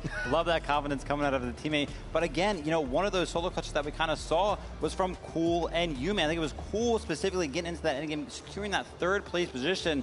And we could saw at one point in time, he was like in that 1v2 situation in that box fight. And he comes out on top and just transitions that all the way towards that 3rd place position. You don't become FNCS champions without having this kind of a collective measure when it comes to your mental discipline inside these block fights. And not to mention the fact that they also had 7 elims to boot to close this one out. So not only are they placing high, but they're also making sure to capitalize on those elims as well. And it is everything when you're able to try and establish these early leads, because this is a very competitive lobby. And I think, if anything, game 1 is only amped me up even more to see what these players are going to do. Yeah, the individual performances coming out, and that's what matters so much on these stages. You know, we saw last season on the NA East region, Commandment is the one that won it with his solo clutch. So every single solo performance matters tenfold. That's right. I want to take a look at our standings once again. And again, don't freak out. This is just game number 1. This is our feeler game, right? From here, we make adjustments and we make the changes we need to succeed. Cammy and Seti, they did win game number 1. But with only 6 eliminations, they're currently sitting at the 44 points. As we kind of start to go top to bottom, you know, we did watch Queasy and Vino. They did try and take height. But I'm curious as to, like, what you feel kind of happened. How did that all unfold? The height take looked good, but something went wrong. So we knew this was coming, right? We knew Queasy and Vino were going for the higher gun, and they had it going into that first moving zone. And then all of a sudden, we were checking it out. You know, Runa and Pepper are all of a sudden on the higher ground, and Queasy and Vino are like, all right, fine, we'll give it up. And then, like, 5 seconds later, I look back up, and Queasy and Vino are back on height. So, you know, they had the strategies there. Ultimately, Cammy and Seti just found the best of them, though. That's right. Really quickly, let's go on over to our friends Kelly and Adam, who are standing by on the stage. Thank you very much, Zeke. Guys, are we having a good time? All right, we're looking good. Game 1 is done, and game 2 is imminent. However, we need your help, everyone, because our battle bus is out of gas, and we power it with hype. So in the count of 3, I'm going to need you to get as loud as you can possibly get. All right. 1, 2, 3. Let us in! Come on!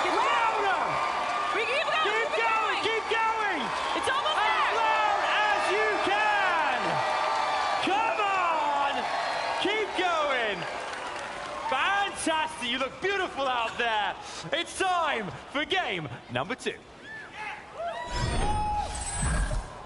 Now that's how you kick off a battle bus, Jacob. Whoa, the crowd is really coming together for that one. Yep, and Acorn clutching it up by himself as a solo. Cool, and Yumi from NA West. But you got to give it up to EU, Cammy, and Seti taking that top spot, and they're really putting the lobby on notice. Hey, we came to play, we came to take over. So much representation from all of the players showing up in that last game there. NA West, NA East, Asia, EU, of course. You saw what they were able to do there. And again, that is what makes this all worth it. That is why we tune in for these moments. Yeah, but that was just game number 1. Sure. I'm pretty sure with game number 2 right around the corner, the nerves are beginning to settle. The players have figured out how the lobby is going to be. And one of the things I've noticed after that first game, everybody is stingy with Storm Surge damage. That's right, but listen, the show must go on. Let's just go ahead and keep things rolling. Thank you guys so much. We're trying to get our players back on that battle bus so we can start game number 2. Now that we have a moment here to just breathe, the biggest thing I think on a lot of these players' mind, as you even saw some of them talk about in their interviews, Storm Surge. This is something that a lot of these players, they try to overcome, and now they have to double adapt. Not just adapt to their own meta and the way they're used to playing Storm Surge, but how other duos ahead of them, next to them, behind them, may be doing the same thing. Every single time in Fortnite that we have like a set lobby over the course of X amount of games, game 1 is always the most stacked. And we saw it right there. It was like the flip of a coin. All of a sudden, the lobby, the amount of players left alive just crashed instantly because so many of them needed to fight for it. But one thing that I did see in that early game right there, a lot of balloons were being used. A lot of the players poisoned themselves all the way up there in the sky, then using those hammer assault rifles primarily to get tags in the early game. And then anybody that wasn't really doing that, unfortunately, just had to force a fight later on in the game. Like, for example, we saw Epic Whale and Reek go down because of one of those fights. Look, it might have been Cammy and Seti that actually closed out the lobby, but it was Muzz and Looter who got the action going for us because we did see a decent amount of hesitation. It's kind of expected, I think. Game number 1 here at the FNCS Invitational, nobody wants to be the first one out, but unfortunately for Smite and Larson, that was the case because Looter and Muzz actually winning out the immediate trade, and this is one of the POIs that we touched on at the start because we knew that Grim Gables was going to be popping. We knew that Muzz and Looter have the experience to tango with the other regions. You want to know something? This is what I love because, you know, we're talking about how some of these all-spawn situations are going to go down. And, you know, I was talking with some of the other analysts, and Taco included, and Muzz and Looter was like, you know, I think this might actually, you know, play into their favor being contested all spawn because, you know, Looter himself said NA East has been way harder than OC. He thinks there's a lot more talent over here. And then Storm Surge was one of the things that he was most worried about. So the fact that they ended up being contested, and that game is a great example. They get that early damage done, those early eliminations, and they're set for the rest of the game. They don't even have to worry about their biggest worry coming into the Invitational. Another duo that had a tough time getting going, Mr. Savage. It took a fight that maybe didn't quite go the way it was anticipating. Let's take a look at some of the replays and kind of talk about what we're seeing. That one was definitely a bit of a heartbreaking moment because when a duo that hasn't even naturally been practicing this off-spawn situation up until recently challenges you and beats you. iDrop said it himself in the pre-game interview. I've been dropping here uncontested for the past year. It's not going to change the outcome, and yet we're witnessing the downfall of iDrop and Mr. Savage. Yeah, and honestly, shout out to On1 right there because, you know, the discipline, right? Sometimes when you go to clear buildings, you're kind of just running down the staircase or running through corridors, and you're just like, I'll be fine. I don't hear him. I haven't seen him here. But no, he actually pre-builds off the wall, the floor. He catches Savage trying to go for a sneaky little shot, and Savage at that point is just kind of caught in this box, and On1 cleans it up after placing that wall to make sure Savage can't get any control over any of those builds. So really well played from On1 for sure. And something that's also worth considering, I think, for Mr. Savage and iDrop now is you have to remember when you have so much information out there on how you like to drop, loot, and land this spot, like what we've witnessed from this duo, I think that that is pertinent information because I would be very surprised if On1 and Vaca haven't been utilizing a lot of VOD review to their favor leading into this. Yeah, I mean, iDrop himself said he's been laying here for 12 months, so there is a lot out there on it. Yeah. Now the question is, do we get the repeat of this again? Will we watch this happen again? Do we think they're going to change something up? Do they feel now like they have no choice? They have to try and take this fight. You know, I think that, you know, the players, especially up there, they are pretty set on going for the fight. So I think we're just going to see a fight happen again. But, you know, game one jitters are kind of out of the way. If you get eliminated early in a game, you kind of can just sit there, right? You can mentally reset. You know, obviously some of it's going to start to wear down on your mental a little bit, but you know, you can full reset, maybe come up with a new strategy with your duo, kind of talk to them in that meantime. You pretty much had that whole game to talk strategy and kind of, you know, mention what went wrong, you think. Exactly. It's not the end of the world by any means because we are literally only one game through. We still have 5 left to go. There is ample opportunity here, not just for the players to have a chance to, I think, boost their placement points on the leaderboard, but also it's just the simple fact that they can make the tiny adjustments that they need to. As far as iDrop, Mr. Savage are concerned, now I think they're a lot more wary of the fact that All1 and Baka, they're definitely willing to take a super early engagement. They don't care about the fact that it's the first 3 zones. Both of these duos, I think, are going to continue trying to look to establish their surge management early on. And I love the terminology used right there, more aware, right? Because, you know, again, All1 just recently decided to land here like 2 days ago. So it's like, whoa, for Mr. Savage and iDrop. We had no idea. There's no information because this duo hasn't really landed here before. But now, game 1, the information is starting to reveal itself. All1 is obviously, you know, leaking some of those things just naturally as he plays through the games. And we know that Savage and iDrop are very well experienced, so they should be able to turn that into something positive. Yeah, it's not kind of like the one beats all, right? There is going to be this back and forth that continues to develop. And it's kind of what we talked about like at the beginning of the show, is that adaptability factor. How many duos could just say, okay, this went wrong, let's go ahead and change these things so that doesn't happen again, right? Fortnite is primarily a game of what you would call RNG, right? You landed a POI, what's there? Where are the chests? Where's the guns? Where's the builds? And for these duos, they're trying to limit as much of that as possible, right? They want to find that spot. Hey, I know there's a gun here every time. I know if I hit this building as I open this door, pick up this thing, I'll have 10 builds. It's a wall I can use to defend myself if I'm jumped, right? So I'm excited to see how in game 2, a lot of these duos look to say, what do we got to do differently? Well, for Beppo and Runa, I was actually very happy to see that they were the ones that initially started off at that Lustrous Lagoon. And again, that was an uncontested draw spot for them. You're talking about loot, you're talking about resources, Zeke, and there is ample of it at Lustrous Lagoon. A lot of these players have even been talking about the fact that it's kind of crazy that they have gone this entire time leading up to the event without anyone wanting to establish an immediate contest at that POI. So I like the fact that they were able to hang in that top 10 leaderboard as well, really representing their region, I think, excellently there, because the fact is there was a lot of traffic coming their way due to the way that the zones ended up pulling towards that north side. So the fact that they were able to not only stay in that surge management position despite being uncontested, but they also just made do with what they were given there.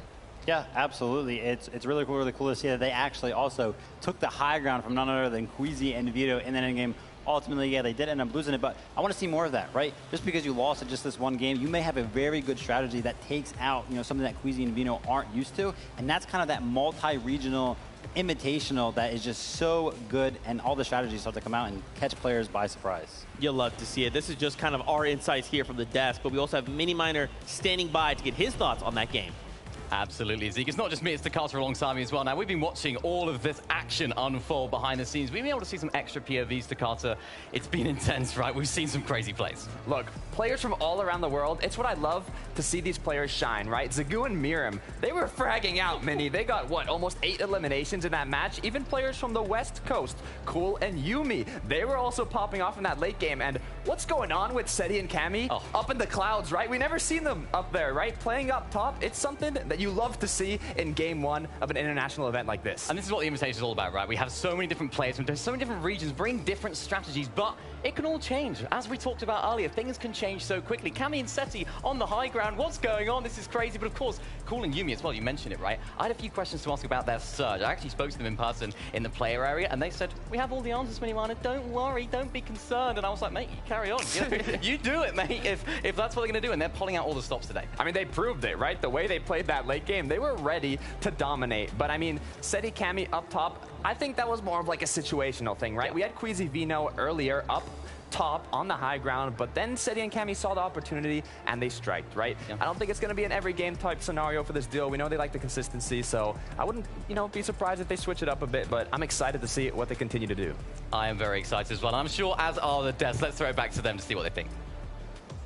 You know, you got a good laugh out of our boy Vivid here. I'm down. I'm not opposed. Yeah, you chuckled. That was pretty good. Another duo I did want to take a moment to highlight on screen right now, Zagu and Miram coming out of Japan.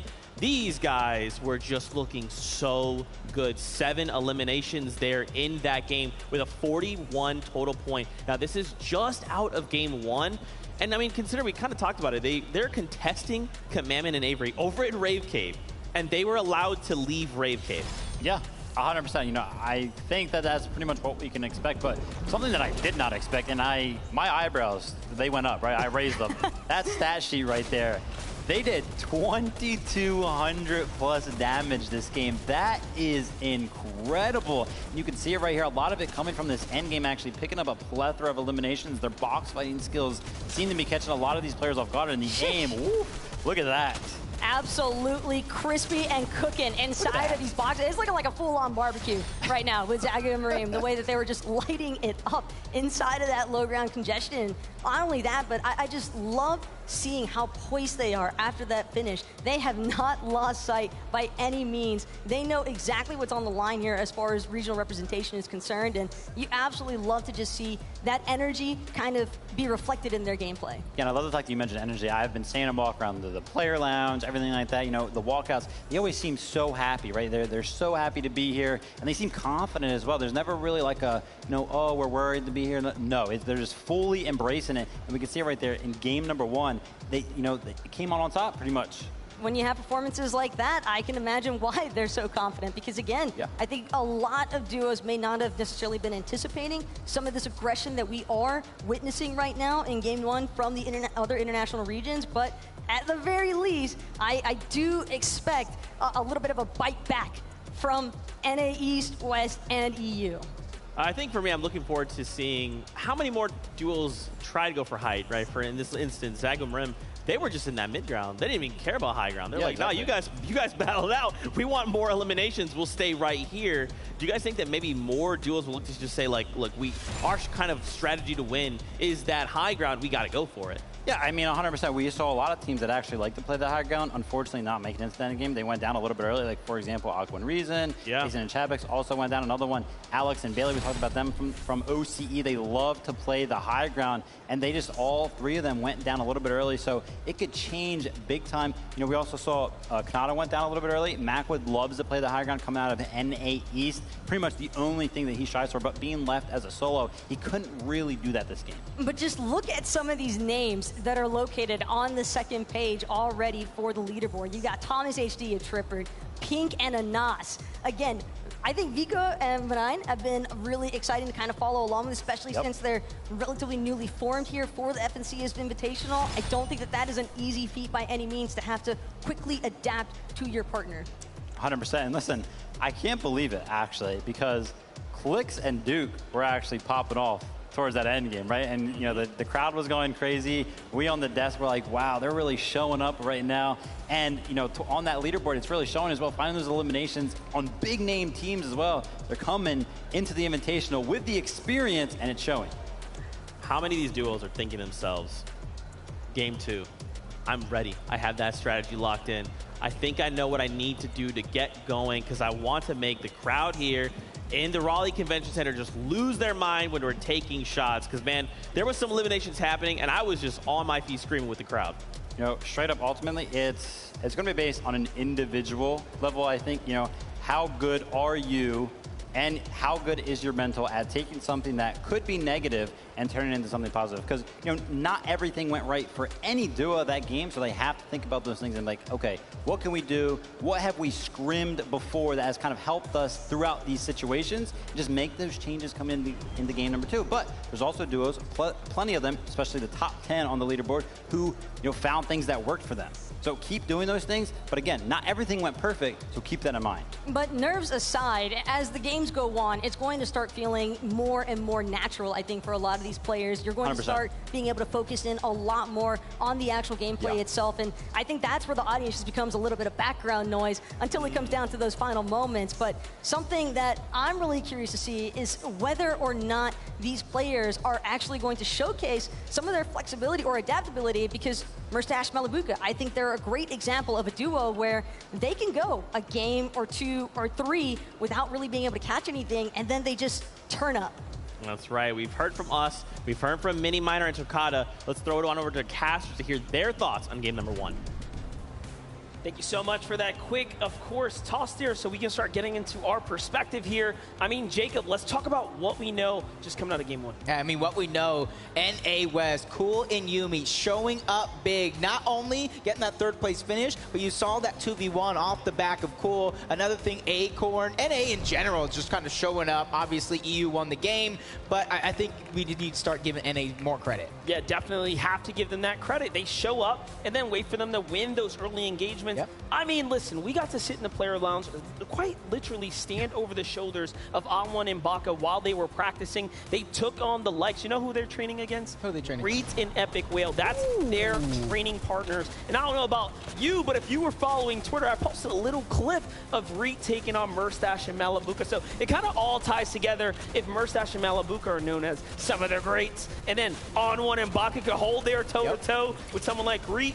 I mean, it all just starts to make sense. You know what I'm loving out of all that, though? You talked about the 2 partners, right? Anwon and Baka, and who they're sparring against, Reet and Epic Whale. That's NA West. That's NA West showing each other some love. I talked about a lot of these guys being friends, but when they're on the battlefield, they're enemies. That is just inner region training, and that's something I love to see. That's right, and of course, the upsets, right? We saw a couple edge battles there. Bugha and Miro taken out so early. This is one of the things we didn't really get to talk about. You would think that a team like Bugha and Miro, who have drilled and trained their drop spot so perfectly, they almost have it conditioned, this should be another walk in the park situation for them. What do you think went wrong as they were rotating out? Because it seems like they face planted into Macwood and Kanata. That was the big resistance, and they were just taken out. You know, without seeing too much of their POV, I can only go off a few educated guesses here, and just judging by 95 players being alive when Storm Surge hit, I think they were one of the few teams that were having problems dealing with that. And that's one of the things that I said in an interview before this event, that Storm Surge is going to be hard for these players to deal with, because the players that are above Storm Surge, they can hide in a box, they can focus on those rotations, but the ones that are below, they have to fight outside of Storm. They have to fight the first person they see in that first moment, because you can't continually falling down on that damage. That's right. Well, listen, that's our perspectives here. We have so much more in store. Thank you guys so much for those insights. We actually have a really cool moment here. The casters kind of talked about Bugha and Miro going down earlier. We had a listen-in moment. Let's take a look. We need to find extra heals somehow.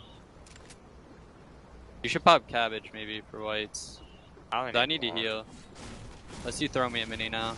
Yeah, come. I'll throw like right there. Surge, yeah. I want that big ammo crate, but I know they're just gonna get above us. I mean, I think you can go for it. There's a chest there as well.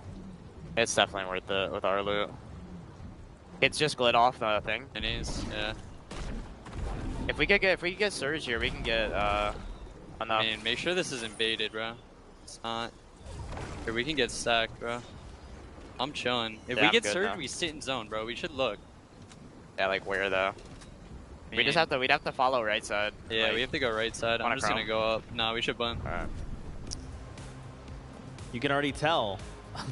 Even Bugha and Miro are like, hey, we need Storm Surge. We need to make sure this is right. It is absolutely affecting many of these players. We will come back and talk about more of this in just a moment. First, I do want to throw it on over to the player area for a little special interview.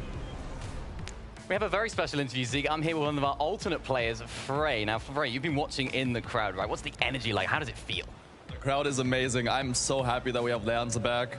The crowd couldn't be crazier. It's so awesome to be here. Yeah, we can hear them just there in the background as well. They're getting kind of crazy, right? So, of course, you're a professional player yourself. How would you prepare for an event like this? How do you think the players and what's been sort of going through their minds? So I think bot viewing is extremely important. You need to know who's landing around you, what they do, what their tendencies are. And yeah, just bot view, fix your mistakes coming up to the event, and then just play your game. Of course, you can give a big insight into the game as well. For a lot of these players, you can sort of, give your insight, maybe to talk to them as well. But we'll stop it right there. We'll throw it back to the desk for some more. Thank you guys so much. Raleigh Convention Center, you guys ready? Because game number 2 is about to make its way here, so let's make some noise. It's game time. This is the FNCS Invitational 2022 coming at you guys live. Are you two ready? Yes. Yes. Beyond ready, beyond excited. I think that more than anything else, this game number 2 could really be a little bit of a breakaway moment here for some of these duos. Cammy and Shetty in particular, they are definitely looking for another highlight reel instance. And whether it comes from Victory Royale or just from being able to rack up those elims, I think that the Polish powerhouse is certainly still making it known that they are some of the best. Champions are on the stage, right? I was gonna Game say. number 2 is, this is where you got to start picking it up. You got to start developing your strategies around the meta of the lobby. And, who better to do it than the 100 of the best players from around all of the world? Look at them zeroing in right now, Vivid. They are so amped. They are focused. The tension is real. The tension is beyond real, and not only that, but I kind of want to touch on Buga and Miro. We saw that little listen-in instance between the two of them, and were it any other duo, I think there might be some room for concern, but Buga and Miro, I think, are an exclusive case, because Miro specifically, this guy is a 5-time FNCS champion, and yet, out of all the FNCS finals that he has competed in, he has only ever collected 3 Victory Royales. Wow. So it is a primary example of the fact that high ground can win games, but low ground could possibly win championships. And that moment in game number 1, while it wasn't able to go in their favor because they were struggling with surge management along with some of the other duos, again, they're able to make it happen. All right. We've broken it all down. We had game 1 wrapped up. It's gone. Game 2 is here. It's now. The battle bus is ready. The players are on board. Let's just get this started.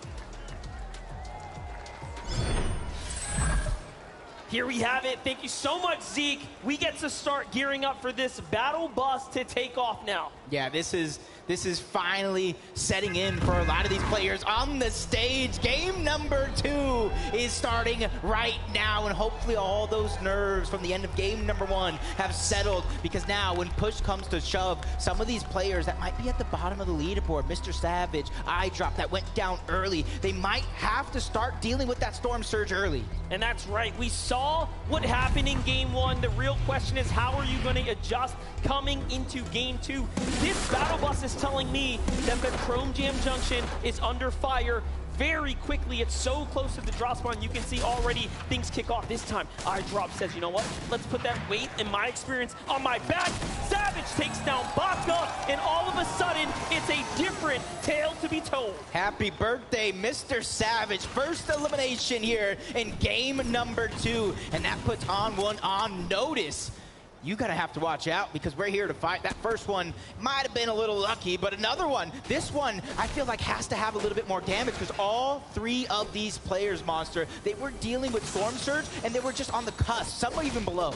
This is not the only contested draw spot. Don't forget, Tilted Towers has so much going down there as well. So between Cloudy Condos and Tilted Towers, these are the 2 most contested drop spots. And what I saw there is Acorn and Edgy in the feed find Noah Ryler early. So there are big fights unfolding already, just giving us a little sample of how these drops are playing out. Yeah, you can kind of see everybody just on their drop spot, the ones that don't necessarily have the POI. It's about looting up, getting as much resources as possible, trying to get as many metal and brick as you can in terms. That way, when you make it towards the end game, that way you don't have to worry about it. But for these teams that are also on the outskirts and talk about looting up, you have to start thinking about Storm Surge. Your pathing is going to be so important, because we saw how many teams went down to the Surge itself.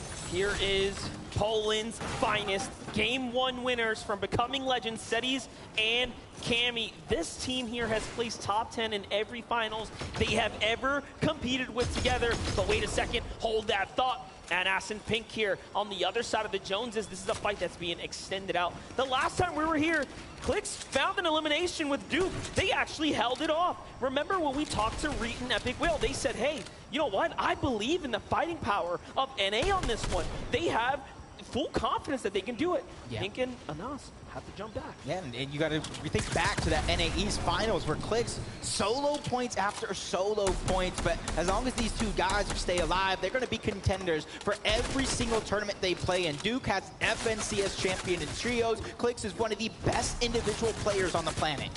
We have a huge opportunity here for Duke and Clix to continue to put up big numbers. We know they had an excellent kickoff to things here as they continue to find their strides.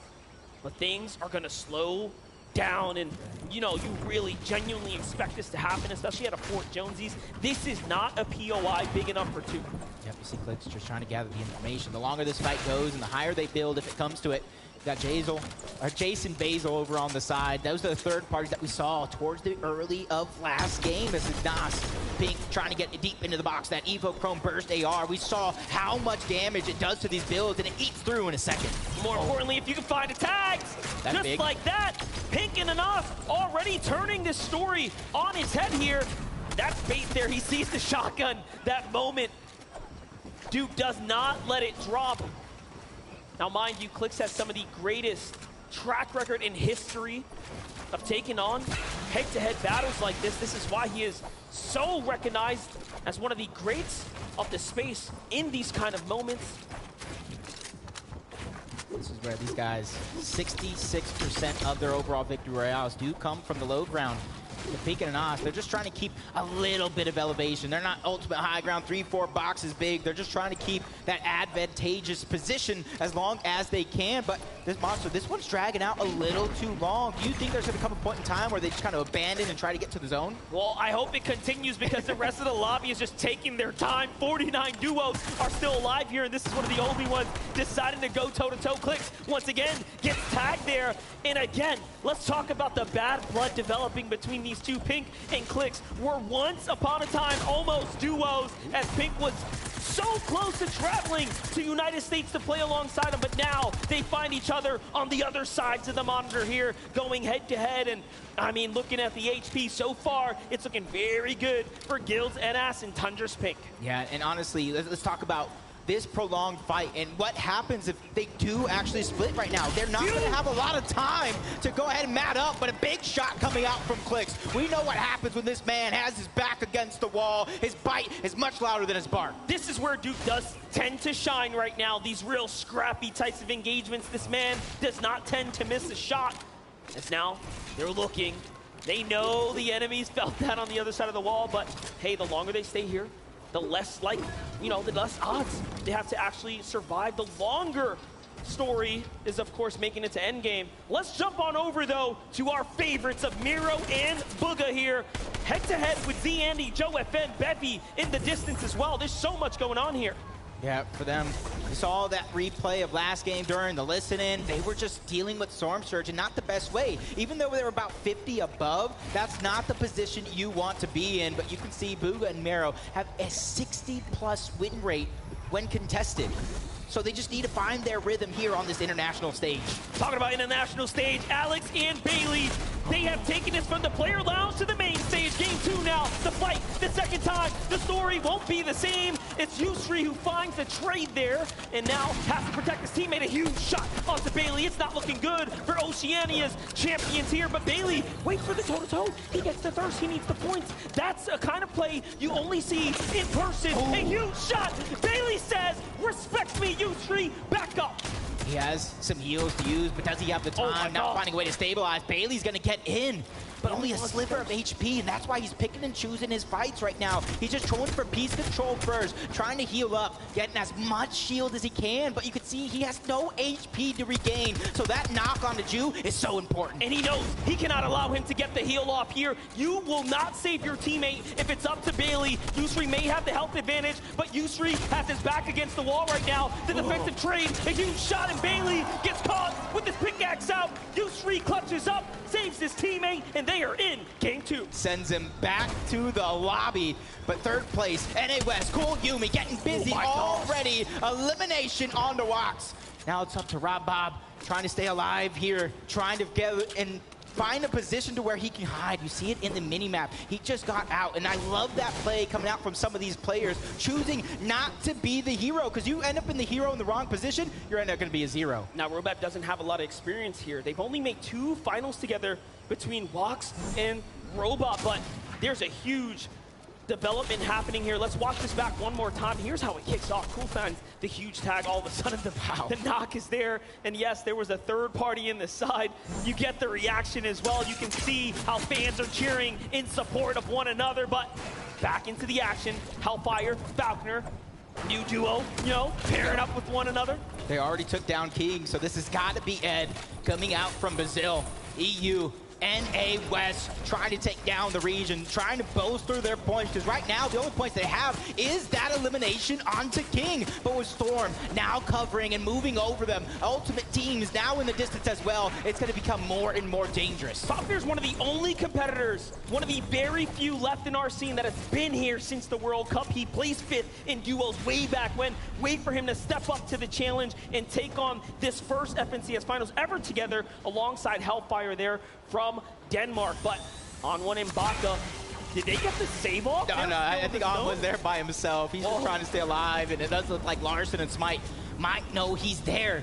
And this is where On1 has to be very, very careful, fighting in the storm with very little HP. Larson knocking on the door, trying to burst his way in. You see the bait and switch come through, trying to make sure that both of these players have enough HP to take a big shot from On1 and continue that bait and switch, but he is on the run. What a tough story for On1 and Baka. Such a great and strong showing in game 1. He loses his teammate to Mr. Savage out the gate, survives, saves him, but Smite and Larson, who are contested here by Looter and Muzz, are still in the zone, and they meet him, and that's how they get this first elim. So it's only a matter of time now as their clock rages on. Smite steps up, and there it is. The zone does the rest, and they will find their second elim now, wiping up one of the greats from NA West. Now they got to go ahead and travel to zone, but back on board, Falconer and Hellfire, but let's just make it Hellfire because Ed was able to take down Falconer in a 1v2 situation. Now he's 1v1 versus EU. Brazil trying to stand up tall. Ed putting the pressure onto those covers, but he knows when to pick and choose his fights. He hears the splashes coming out. He knows that's going on to Falconer. The shield keg as well. He's trying to stop as much of the heals from going through, but it does look like Hellfire is going to get 200 yet again.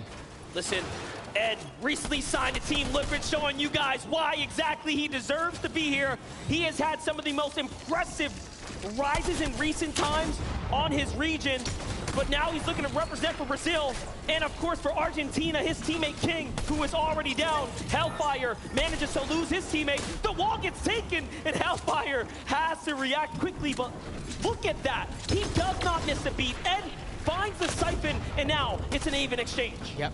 Right now, the 2 launch pads on the Hellfire. He can abandon this fight at a moment's notice. Here it is. Ed with no HP, it's all or nothing. This is the moment you've been waiting for. Here Shots coming through, and Ed 1v2s NA East. Brazil and Argentina are probably standing on their feet right now. Ed clutches up a 1v2. Oh my gosh, and if somehow, some way, he found a way to get King's card, but they've gone over to Chonker Speedway. The action will continue. Reason and Aqua going up against Hen and Bevy and Vortexers. They have a lot of practice going against each other on the EU region, so this is no strange fight to them. What's scary about this is the fact that they've rotated out of the condo down to the territory of Booga and Miro at Chonker Speedway. And yes, they get met with this incredible duo, but it shows you that no one is safe. This entire area is such a deadly play zone, and now you have Reason with the scraps, with his back against the wall, below the storm surge, absolutely ready to commit to this battle. Yep, Aqua and Reason again, 140 below the damage threshold. And you can see all the players at the top of the damage threshold, but this is, again, what is going to happen at Cloudy Condos. A triple contested spot, but nobody is fighting. That's forcing these players to rotate away to find some extra loot and find the damage. And 165 below, Monster, I would be lying to you if I said I wasn't nervous. Copenhagen Flames, Pablo and Swag on your screen right now, also below, but hey, A good little tag here of Elim for Swag right now. Puts him in a nice position. They find a player out in the distance. Snacky and Fast have a window open there, focusing on the duo as well. So they're all looking to target Noah Riley and Bad Sniper. Remember, Noah Riley was eliminated very early to the hands of Edgy while they were landing, and he didn't even get to touch down before he was swatted out the sky. And game number 1 winners, Cammy and Seti. They haven't even done much. They get the zone for now. They get the high ground, probably just trying to go for Surge. So that way when they are forced to rotate, they only have to worry about that. But we knew they were down onto Surge. Now the Peace Control is trying to come over. They're trying to break into the boxes. It's now or never because damage is being dished. A huge shot from Aqua's onto Bevy, who's forced back into a defensive position. Well, here we go. It's now enough in 20 seconds left, but so the Surge gets active, and they have to turn up right now. This is game number 2. Aqua needs these points here. Bevies manages to go ahead and chug splash his way down. He's back up to Vex HP. He's looking pretty solid, but Aqua not afraid by any means. Meanwhile, Reason finds a wall. That's an angle, but he doesn't like the defensive edit that responds from Bevy and Vortexer. And now, here it is. Things are going to get dicey as the Storm Surge turns on. Yeah, look at them. You see 30 below. Even though they're continuously dropping, they're doing damage. Seti getting one on a Peppo, probably sending him back to the lobby as Scram goes down as well. Acorn found a way to get rebooted, but Deja Vu strikes. He goes down again to Epic Whale, who honestly is having a much better performance this go-around. But back into the action here. Reason now down to no HP. Aqua is also on the defensive stance here. Down goes Reason. That's a huge shotgun shot from Vortexer from the side. If you blinked, you missed it, and now Aqua has all the pressure on his shoulders. He has to back up. But Vortexer playing smart, respecting the GOAT of EU. Aqua here, our World Cup duo champion, is now left as a solo. Clock's ticking here, the pressure comes in. Bevy's looking for any angle. These are all enemy walls here.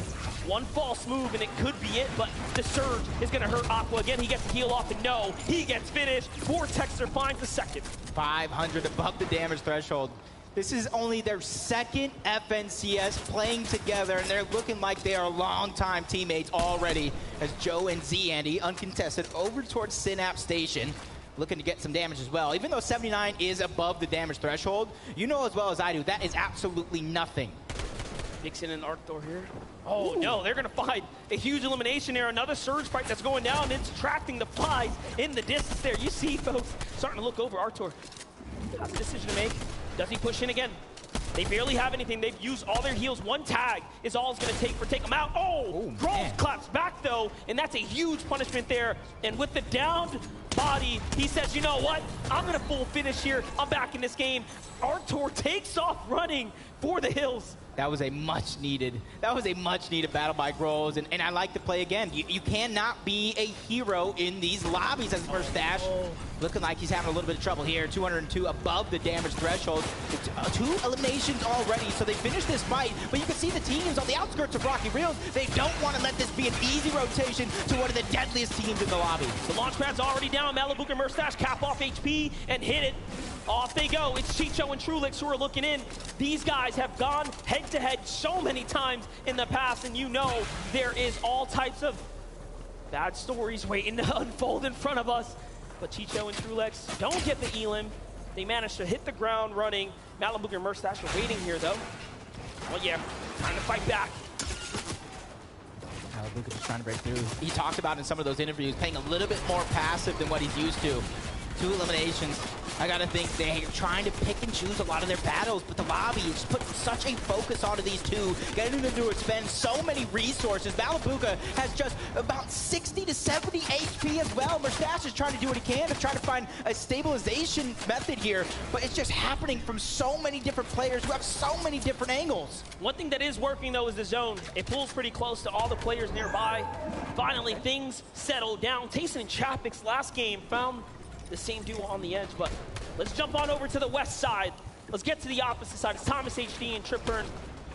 What a great standing so far here, looking pretty solid. They have Janice and Vidil weakened nearby. Booga and Miro are also making it much further this game, looking like they've adjusted, learned from their last mistakes, but Here we go, that familiar story, 3 above. Yeah, and you can kind of see in the circle is, the zone is literally in the center of the zone. So I don't think there's going to be too much of any slow side for a lot of these teams to try to travel to. Is Miro taking a couple of shots, but the team that went off spawn trying to have a much better performance. Mr. Savage and Eyedropper under siege, under pressure. Mr. Savage is going to get dropped for now, trying to pass on the resources to Eyedrop because he knows he's going to have to deal with a lot. That's Norway on his back here. Eyedrop has to step up. Savage is down. Can he do it?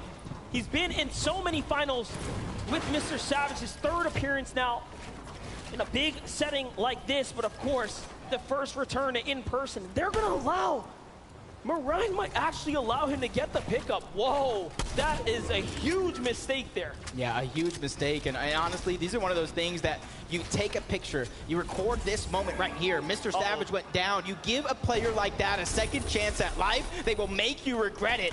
As they're trying to launch pad away, trying to find some sort of safety. Sticking box to box, hip to hip, landing on a couple more resources as well. This is a perfect spot to land at for Eyedrop and Mr. Savage. That way they can replenish some of the lost resources. Such a massive find right there. It was looking like it was all over for a moment. But there, they get a little lucky. Smite and Larson at 4 elims now. It seems like as all the action, as all the cooks jumped into the kitchen, they have managed to walk away with a successful meal or 2. They're looking pretty good. 4 elims, like you said. Clown Ref Scar just a little bit above him. You just check a sneak peek at the leaderboard. Cammy and Seti still holding on to first place by 7 to Asia's Marim and Zagu.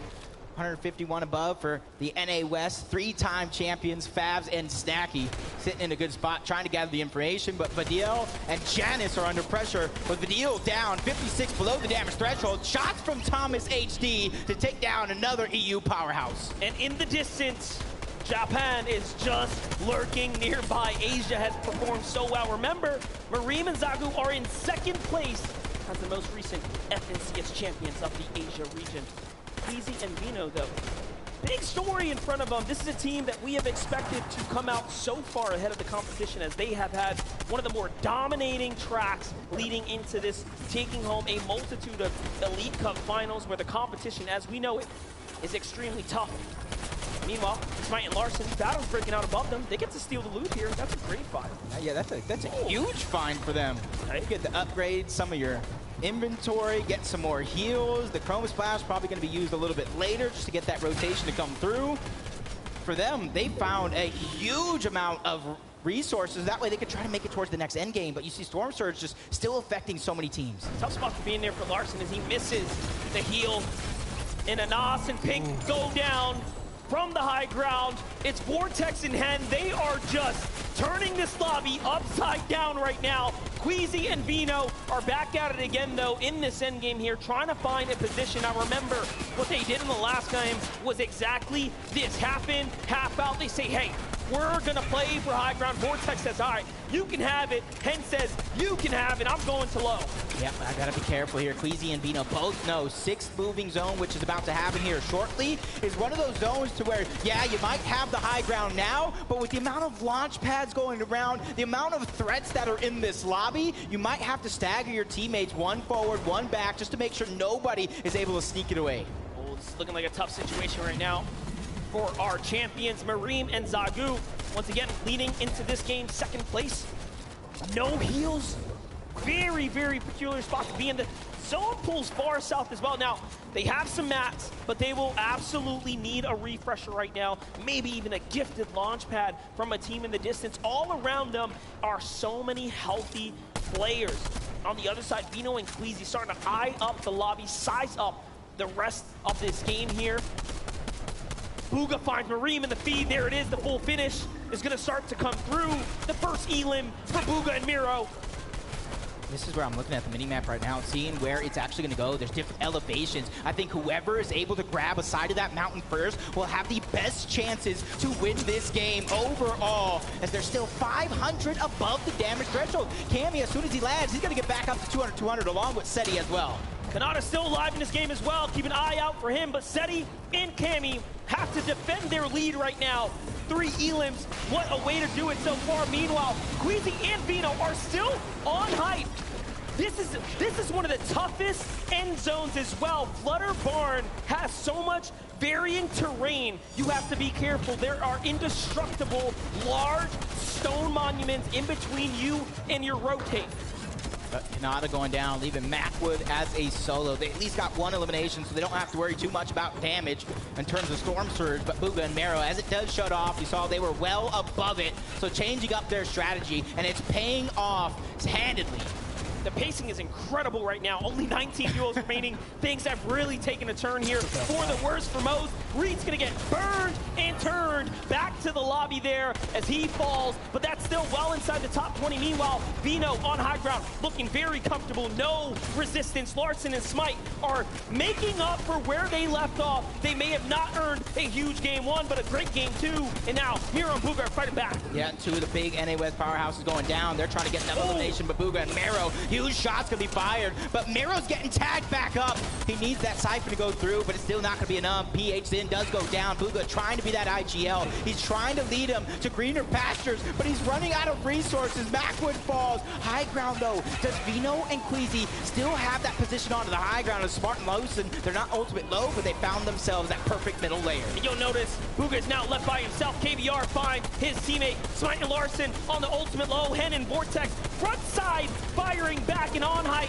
Vino and Queasy are looking like this is a fairy tale game for EU once again, but we'll see if NA can step up to the damage. Let's see it. Hen is going to be punished and now hunted down. Smite doesn't find the full elim here, but my gosh, already at 6 eliminations. Meanwhile, we jump over. Sensen and Cole still alive here. This is where they do best. Like we said before, it's bread and butter. They know how to stick hit to hip. They have to now. Cole is hurt.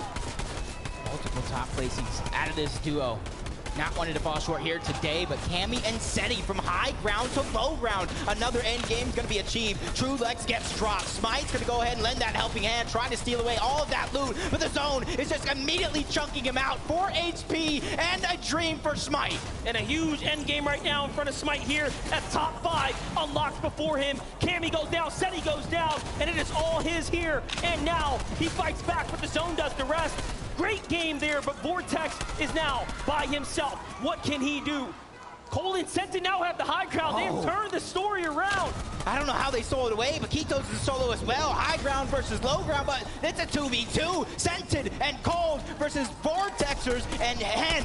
This is going to come down to the wire monster, and this is going to come down to Sentin and Cold when and where they drop down low. Once again, we are looking at an NA versus EU finish. Cold is going to get big tag there by Vortex on the low ground. 7 elims, no builds. It's looking very, very tough, and it's the same story for Hen as well. It's all or nothing. Can they find something here? But Sentin and Cold, although they have the height, they are also running extremely low on resources. But if there's a team that can do it, it is them. Yeah, you see them trying to go back outside of zone, trying to find anything to work with in terms of Hen and Vortex. Sentin and Cole to talk about. It's up to them when and where they drop down low. The game is definitely in their hands. They just have to close it out. EU versus NA East. This one is just a prolonged long game, but the damage is in from Cold. And this is what we talked about. That wall, there's nothing you can do. It's all or nothing. Down goes Cole. Sentin's hurt too, but they have the angle. They're going to wait this one out just for a little bit and allow the zone to do the rest. Cole finds the one, and Sentin finds the other. NA takes game number 2. You look at that. The passion, the emotion coming out of Sentin and Cold. A team from NA East. Honestly, I don't think they got the right respect coming into this event because of what happened to them last season. That's right. Cold and Sentin have been here before, and now they get a victory in person, on stage against some of the best we have ever seen. And what a way to do it. EU game 1, NA game 2. It looks like the stories are tied. Right there was perfect because you heard me talking about wanting them to drop down low. I want to see what they're thinking, how they're feeling. Kelly, let us know. I am joined here by Cold and Sentin, and you guys, what an incredible run. You got to tell me, though, how did you take height? So Queasy and Vino just dropped on our sidewalls, and we insta-edited and just shot him. I mean, obviously a great strategy, right? But I mean, that final moment there, how did you know how to take them down? Obviously, you guys were kind of in that high ground, low ground fight. What was the final moment like? Honestly, cold called to just drop above him and sit there. I don't know. He did most of it that game. He played really well. He's the GOAT. All right, man. Well, congratulations. You both are the GOAT now. That is Game 2 VR for you guys. Let's head on back to the desk.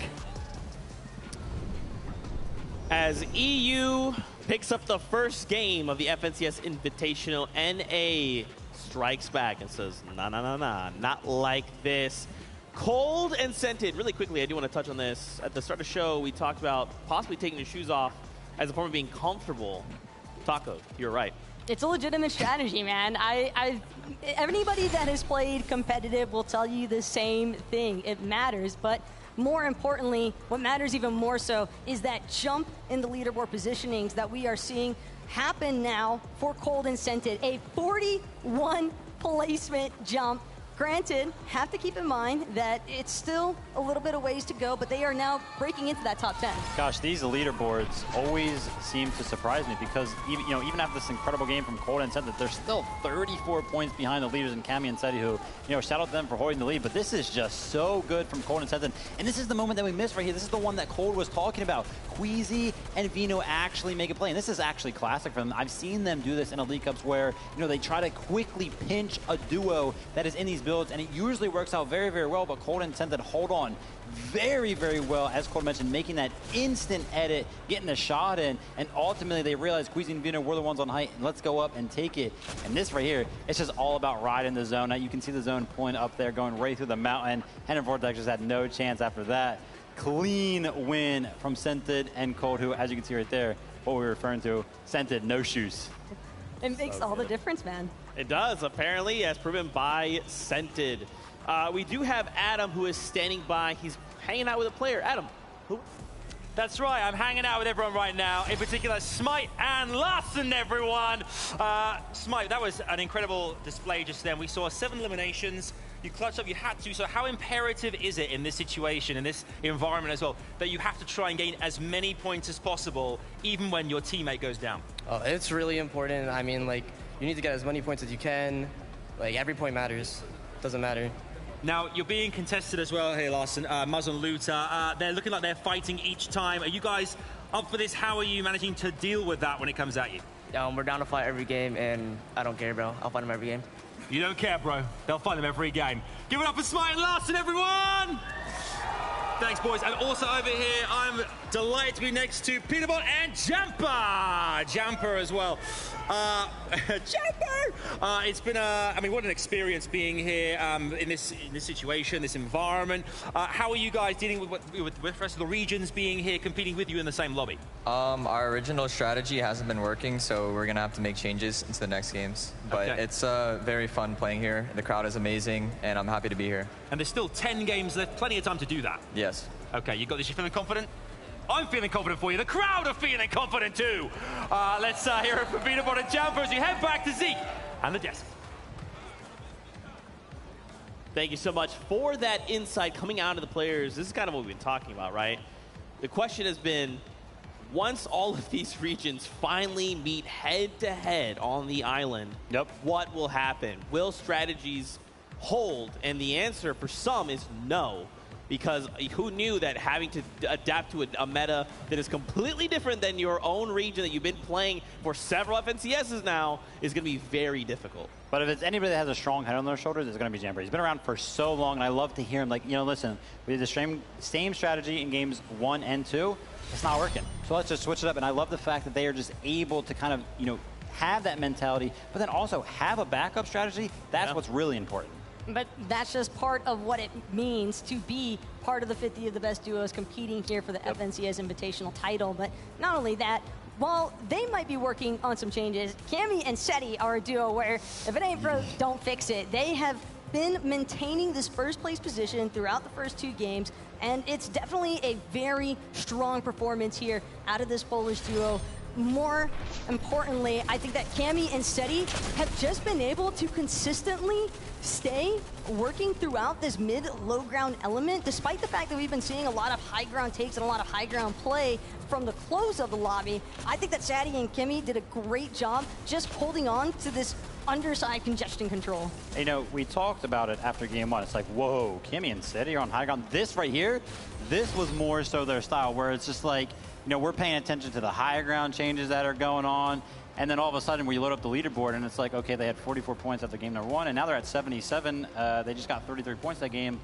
When did that happen? You know what I mean? Like, they love to play these games where they don't like to show up and show out. They just consistently get those points. A couple elims here and there. They're not popping off the elimination feed, but they're just so consistent. And those are the type of games that are scary because, you know, we saw a great performance out of Cold and Scented, but still, even after game number two, they're still like 30-odd points behind because Cammy and Seti are playing so well. And it's the competitive experience, I think, that also helps them with understanding, hey, even if I've lost my duo partner in this moment, I can still hold on for moments longer. I think that that was a great display there, that closing kit there for Seti and Cammy. And I think that ultimately, they're going to probably just keep trying to stay consistent here.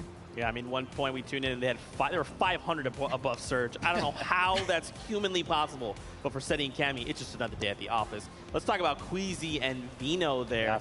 They did get edited on, right? And listen, we have, as the viewing audience, we have the much larger perspective, right?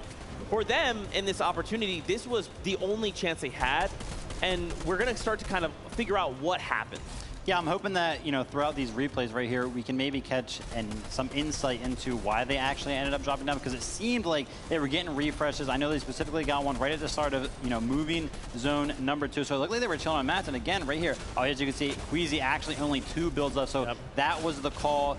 Let's go try to get a refresh real quick. Unfortunately, Cold and Scented, they're so good in box fight situations, especially Cold. I mean, you know, Scented picked him up just because he is such that well-rounded mechanical player. And Cold and Scented, you know, one thing that I love about them is they're always on the same page, and it's always incredible to see. And right there was one of those situations, unfortunately, for Queasy and Vino. But I love that out of them, right? Going for those plays is what is going to make the difference on the international stage. As far as the IGLing is concerned, Queasy seems relatively confident still in that decision. 2 times over now, we've seen this duo go for high ground by the time that first moving zone actually comes into play.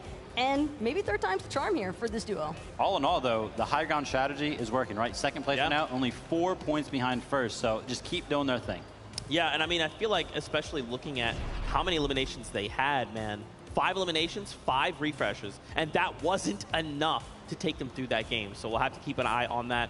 Cold and Scented back on them, 44 points, 6 elimination, currently sitting in that #1 spot. Again, 2,800 damage dealt. That's my favorite stat. At game 1, we saw it was 2,200, Yeah. and I thought that is an astronomical number. Yeah.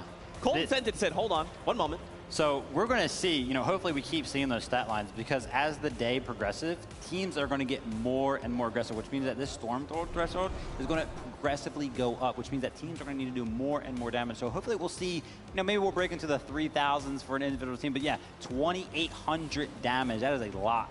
But entering the halftime point, essentially, because heading into game number 3, if there were ever a time to look for a shift in strategy, like what we heard from a couple of duos earlier, I think that Peterbot and Jamber, they had like the right idea. They're like, hey, it's not working out. This is where you would want to make the adjustments, is heading into game 3. Let's find out. It is time to see who will rise, who will fall, and how they will adjust to these games. This is game number 3 of the FNCS Invitational. And just like that, we are already gearing up for the next round of action. Yeah, game number 3 right around the corner, but 2 exciting games. Battle Bus is ready. Not long to wait, because game number 3 starts now. Now we're moving at my pace. Let's do this. Take a look at your screens. Take a look at these players. Someone here will walk away with it all. $200,000 for first place. A trophy unlike ever before seen in Fortnite. And a chance to call yourself one of the best in the world of Fortnite, not just your region. And it looks like we have a very similar bust to the last round. That means these northern contested teams are going to fight first. One of the biggest things we saw from game 2 was that early elimination onto Noah Riley. Edgy quite literally, took him out before he can even touch down. And then, of course, there's this battle here, a battle of who can get the best drop. And what a great way to kick things off. Such a powerful loadout to really start things here. Yeah, and it does look like Baka and On1 making yet another adjustment. They win the off-spawn fight in game 1. They lose it in game 2. And this time around, they're not even contesting for a fight, but blinking, you might have missed it. A first elimination is going to be on to Looter, so Smite and Larson are finding ways to get things done again. And A fires back first onto OCE here, and a great find, a great reward comes out of the very little time Larson and Smite had to loot up there. Take a look at these loadouts. It all comes together for them now. Sometimes it's all it takes, right? Sometimes all it takes is a little bit of luck. You get the right loot, you're able to take that fight, that fight nice and fast and clean it up.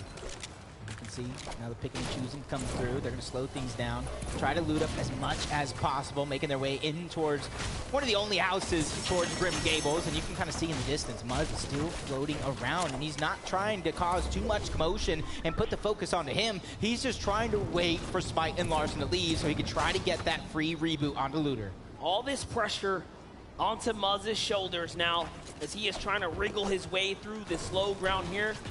He knows that material is going to be the key to allowing him to do something big here, achieve the unthinkable, win a 1v2 against Smite and Larson, who built their entire reputation this last chapter off of these early game fights.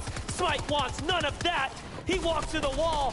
Muzz, you're great, but how good? And no, Smite and Larson come out on top. They clean things up for 2 games in a row now and earn themselves a little bit more. And as soon as Mr. Savage gives up a little bit of the high ground on when Baka immediately trying to take it over, him and iDrop are separated just a little bit, and that could have been a perfect opportunity for them to strike. But everybody is just biding for time, biding for that perfect moment so that they can pounce.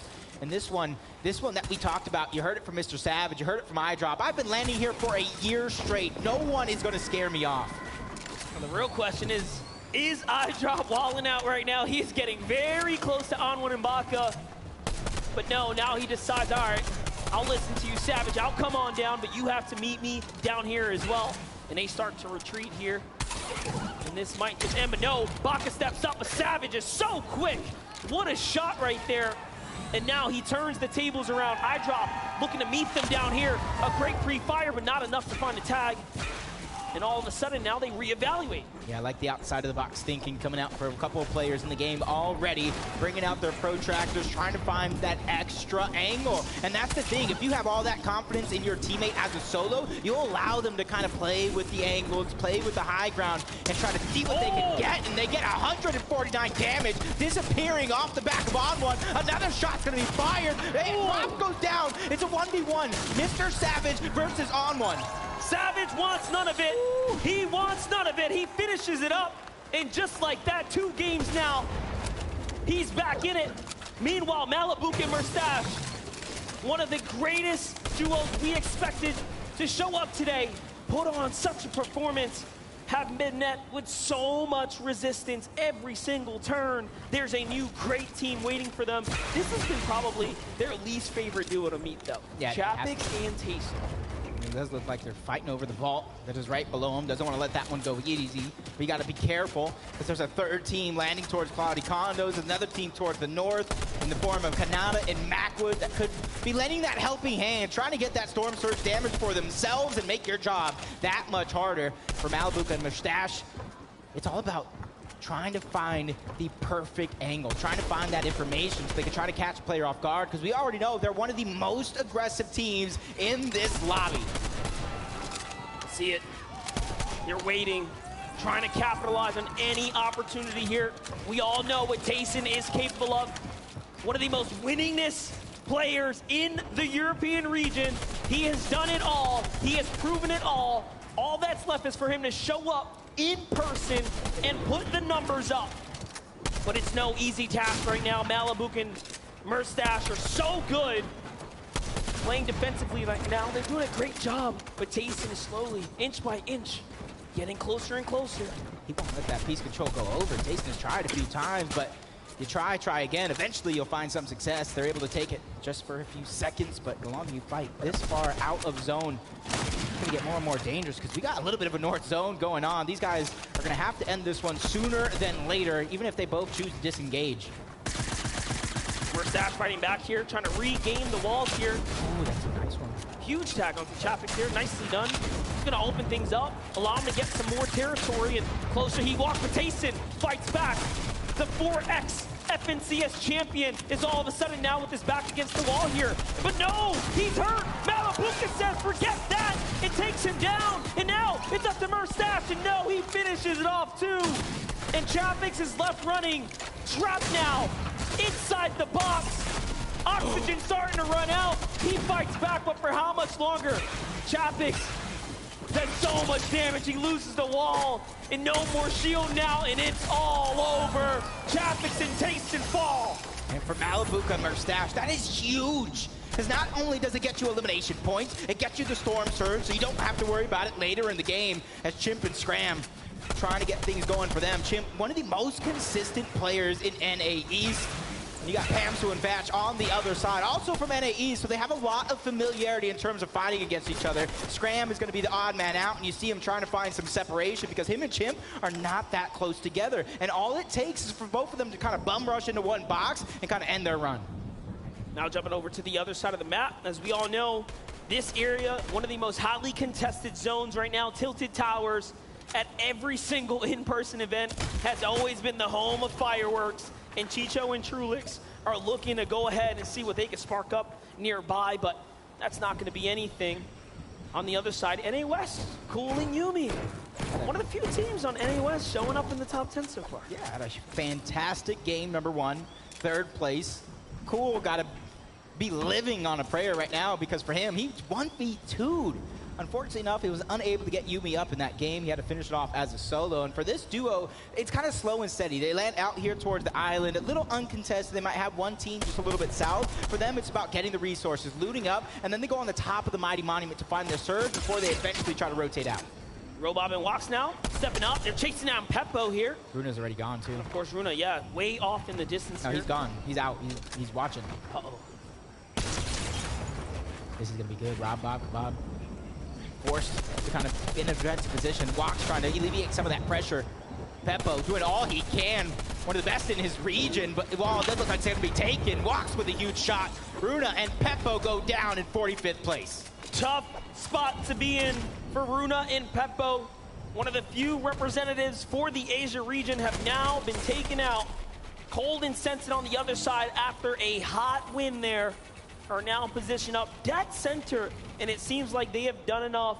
This villain story that we've seen unfold over the weekend, contested in the lead up. Malabuka and Mercer are still problems on the horizon. Could it be, of course, Booga and Mira who were looking off and picked them off? I knew they were going to go on top of the Mighty Monument to try to get the Storm Surge. But great minds think alike. Peterbot and Jamper from NA East beat them to it and took down one of the players from the NA West Championship duo. It's going to leave Cool by himself yet again. But how many 1v2s can you take? This is Peterbot, though. Put some respect on his name, and he makes it look easy. It's just like that. Jamper and Peterbot earn themselves a huge elimination onto a team inside the top 10. What an Elin. And for them, you got to think Peterbot and Jamper don't have to worry about Storm Surge in the immediate future. But you know how active this lobby is. They got to start thinking about it later on in the game once they find that rotation. Well, listen, we have Mini Miner here to update us on more action. Thank you so much, Monster. Now, this is a prime example as to how to finish a fight quickly, right? We know PH Scene and Ketos are fighting in the middle of the map. They need to finish this fight quickly, and look at that. Pinching from both angles, getting that Storm Surge done early, as well as bolstering their loot. Look out for this team for the rest of the game. And that is such a huge set of elims there, because that's another team that is huge, like honestly showing up for the Brazilian region. PH and Ketos, man, wait for them to just really show out. You know, the discussion and lead up to this entire event was things are going to be easier. you know, let's not respect these guys. And now all of a sudden they're saying, hold up. No, hold my water, hold my mini shield. Let me show you what I'm capable of. And I am so impressed by what we have seen so far. And you're seeing a lot more activity in this game than the previous two, because they're starting to fill each other out. They're realizing how hard it is to get Storm Surge later on in the game, so they're trying to get it as early as possible, so that when they end up in those close zones, they're boxed up, they can pick and choose when they have to peek, instead of Storm Surge saying you have to go or you're going to go back to the lobby. Vidal, no stranger to victory royales, but falling very much short so far. You saw the standings there, 4 points separating first and second. Still a very much competitive competition, but EU has taken big strides to start leading the pack here. Pamsu and Fatch are solid, but let's get on over to Clix and Duke here. They've had such an uphill battle fighting their way out of the Joneses against Pink and Anas, and we've already seen it has not been easy for them. 35 below the damage threshold. For them, they have to worry about it, yes, but it's such a low number. They're just trying to get ahead of a lot of the rest of the teams, so that way they can easily try to look back. And the shot still coming in from the high ground. There goes Duke trying to poke a couple of shots. He finds some good damage, but takes some as well. Going to be above the damage threshold, so once again, they can find a way to kind of rotate forward. And I want to see them do that now, because history says when Clix and Duke fall behind the zone, they somehow find a way to kind of not have those good games. I think the player base tends to forget, the scene tends to forget. Clix has also competed in the World Cup for solos and duos. This is where it all began for him so many years ago. And just look at the difference now. All grown up here at the international stage, still competing at the highest caliber. Remember Reem and Zagu, similar stories. They've been putting in work for a very long time, but look at this. Tough right now. This is the worst we've seen them. Yeah, we're pretty active in game number 1. Trying to do it again in game number 2. Game number 3, 164 below the damage threshold. The lucky thing for them is not only are they right at the edge of zone, they have rotation right above them, they have elevation right above them, so they're going to be able to kind of lay their eyes on the land and try to find the shots. But Bevy and Vortex are under siege yet again. Luckily for them, they're 153 above the damage threshold, so they can pick and choose. Do we fight this here? Do we kind of wait a little bit longer? And it looks like they're just going to peek, try to get even more surge, and hunt down these teams as Vortex takes a huge amount of damage. Vortex versus Vortexers for a second there. Don't be confused. Two very different duos. Kanata and Macwood, though, are alive right now. We've seen them put up some exceptional performances today so far, especially in that game 1. They were the upset to Bugha and Miro. Game 2, not quite where they wanted to be, but this here is a chance at redemption. They find Robab and walk on the edge of zone. Malabuka from the Storm to the new safety of the zone. It's not looking good, though. He has lost his teammate. Yeah, early games, they were below on damage, not getting too aggressive. And you see the A's duo taking out Brazil as well. King went down, but that's Jason Basil above Malabuka. Do they know he's weak? That is the biggest thing, because if they know he's a solo and they know he has a total of 86 HP and shield, you know as well as I do, they're probably going to go, but that's information that they lack. Well, don't yell too loud. Let's go ahead and jump into Bad Sniper and Noah Riley right now. They're starting to eye up the competition on the other side of the wall as well. You can see they're just looking, but hey man, there's something about these extremely healthy builds. You know, no one really wants to fully commit a full mag inside. You have to start deciding for yourself.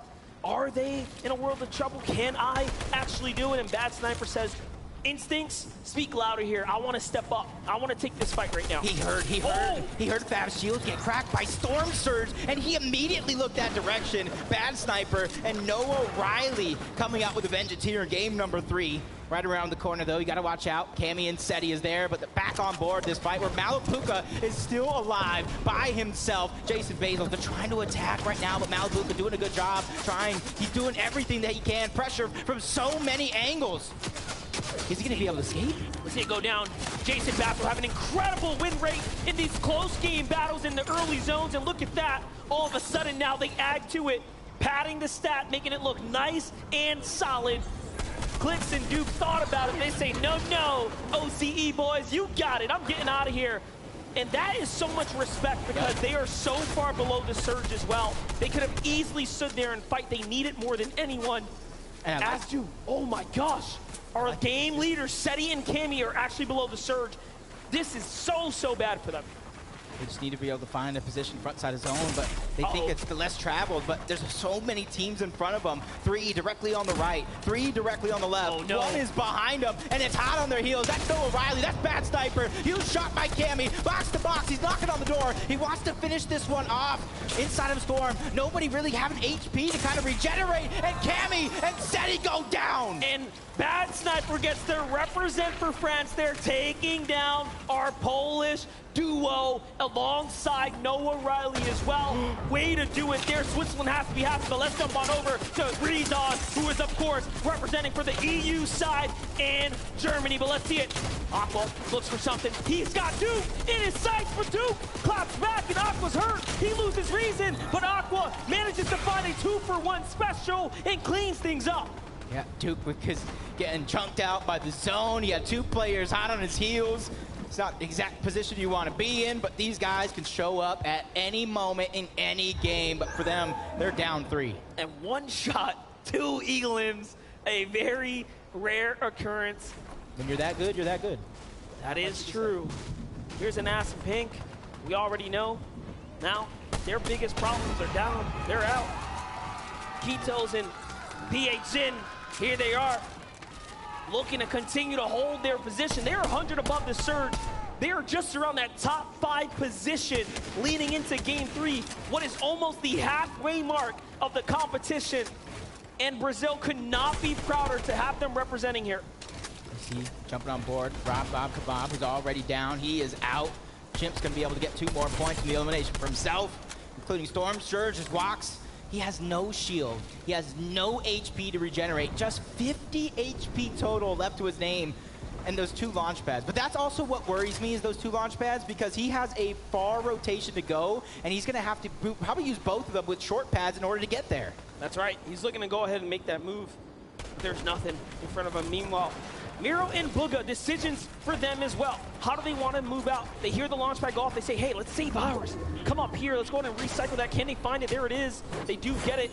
And they go in the opposite direction. That is the difference in strategy. Miro and Bugha go right. Closest way of least resistance directly to the zone. Wax stood far left.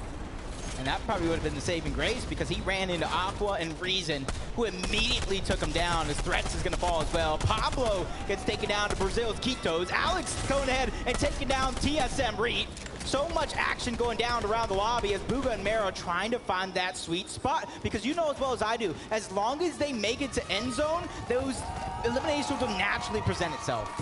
This is a team that has struggled in the early instances of the chapter this season, but they have managed to find their way into such a great position. But now, let's jump on over to some of the GOATs. Vino and Queasy, 2 Elims already poising themselves up for an excellent game here. Near max material, so they have to be coming just off of a fresh refresh right there. Quite literally bounce them back in the game. And man, you don't see this very often where it's your drop spot, where you start off and the zone just lands directly on top of you.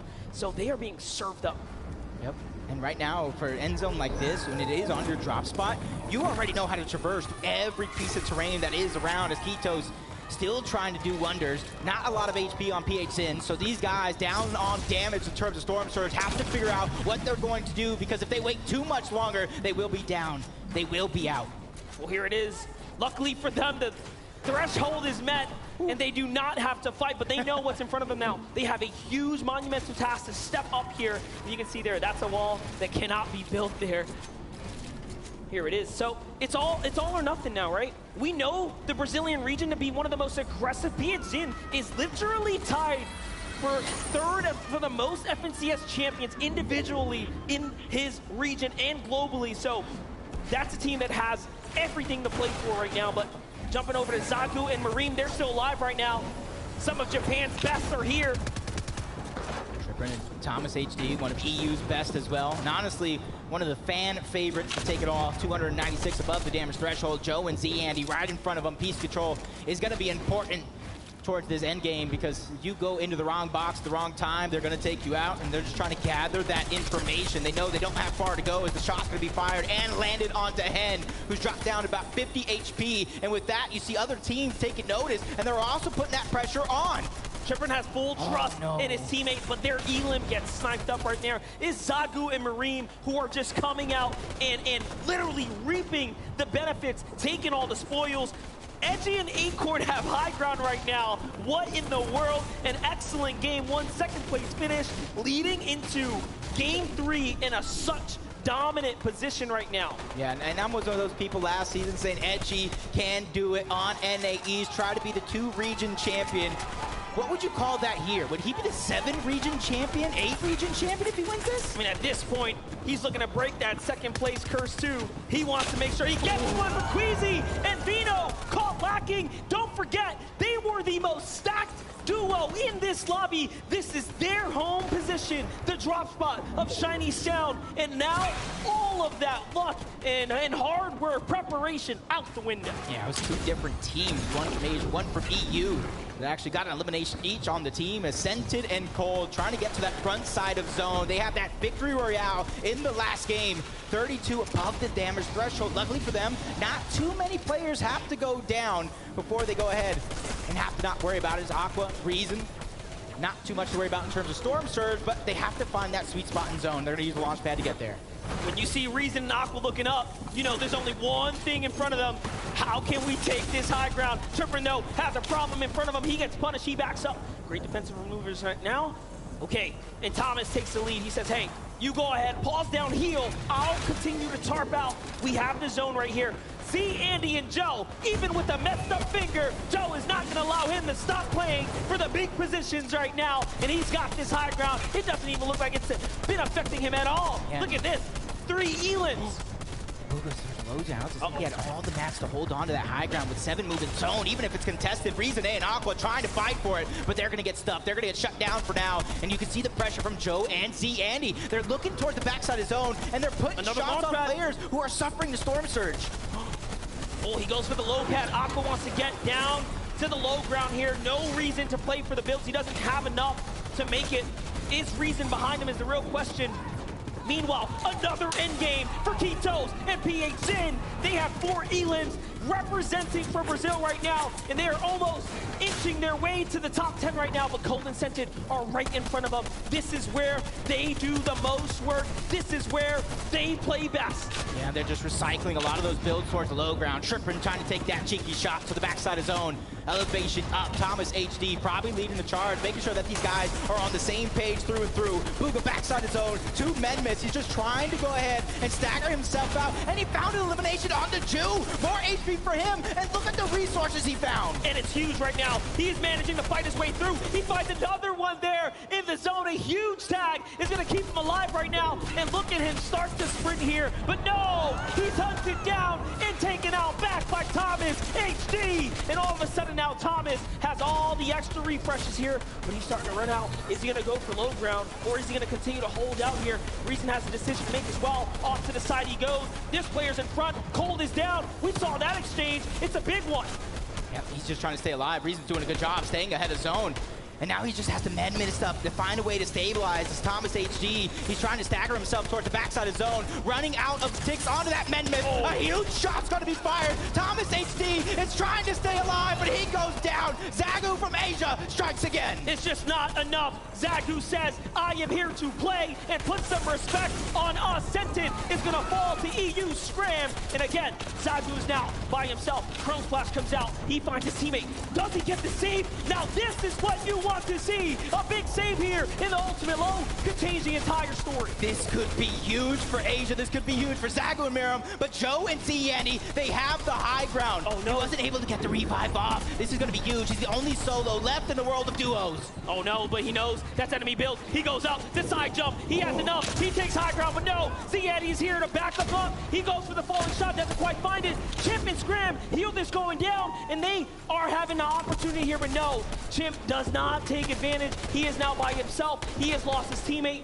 Can he find a steal of points here? He's looking for it. Zagu jumps to the ultimate low. Chimp's trying to time his exit, and he gets caught out, and down he goes. Z Andy Andy and Joe now have 8 eliminations and a win set up potentially in front of them. Yeah, 2v1 situation, EU versus Asia. And for Zagu, this man has the world on his shoulders, just a sliver of HP, a little bit of shield, and it's not going to be enough. Joe and Andy take game number 3. EU claps back once again and takes game 3 with the big win finish there. But what a performance for Zagu and Marine to show up.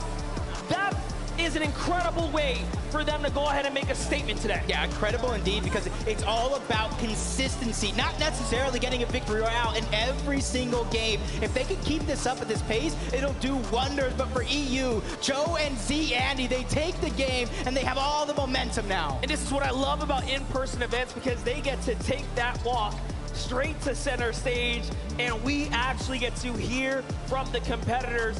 What a treat for us to really dive inside the minds of these players, right? To understand what makes them tick and how they find the success. Kelly, please give us the update.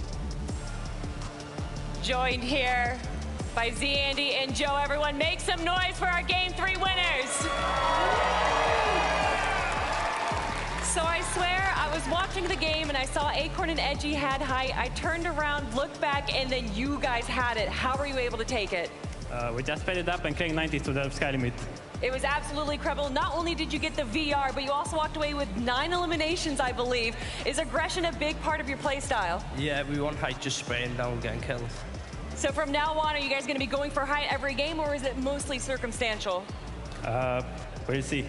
Yeah, and how are you feeling about the remaining 3 games today? Feeling good after that game now. As you should be feeling good. Everyone, one more time, make some noise for these 2 right here. Thank you guys for joining me. Enjoy your break, and we're going to be heading on to the desk.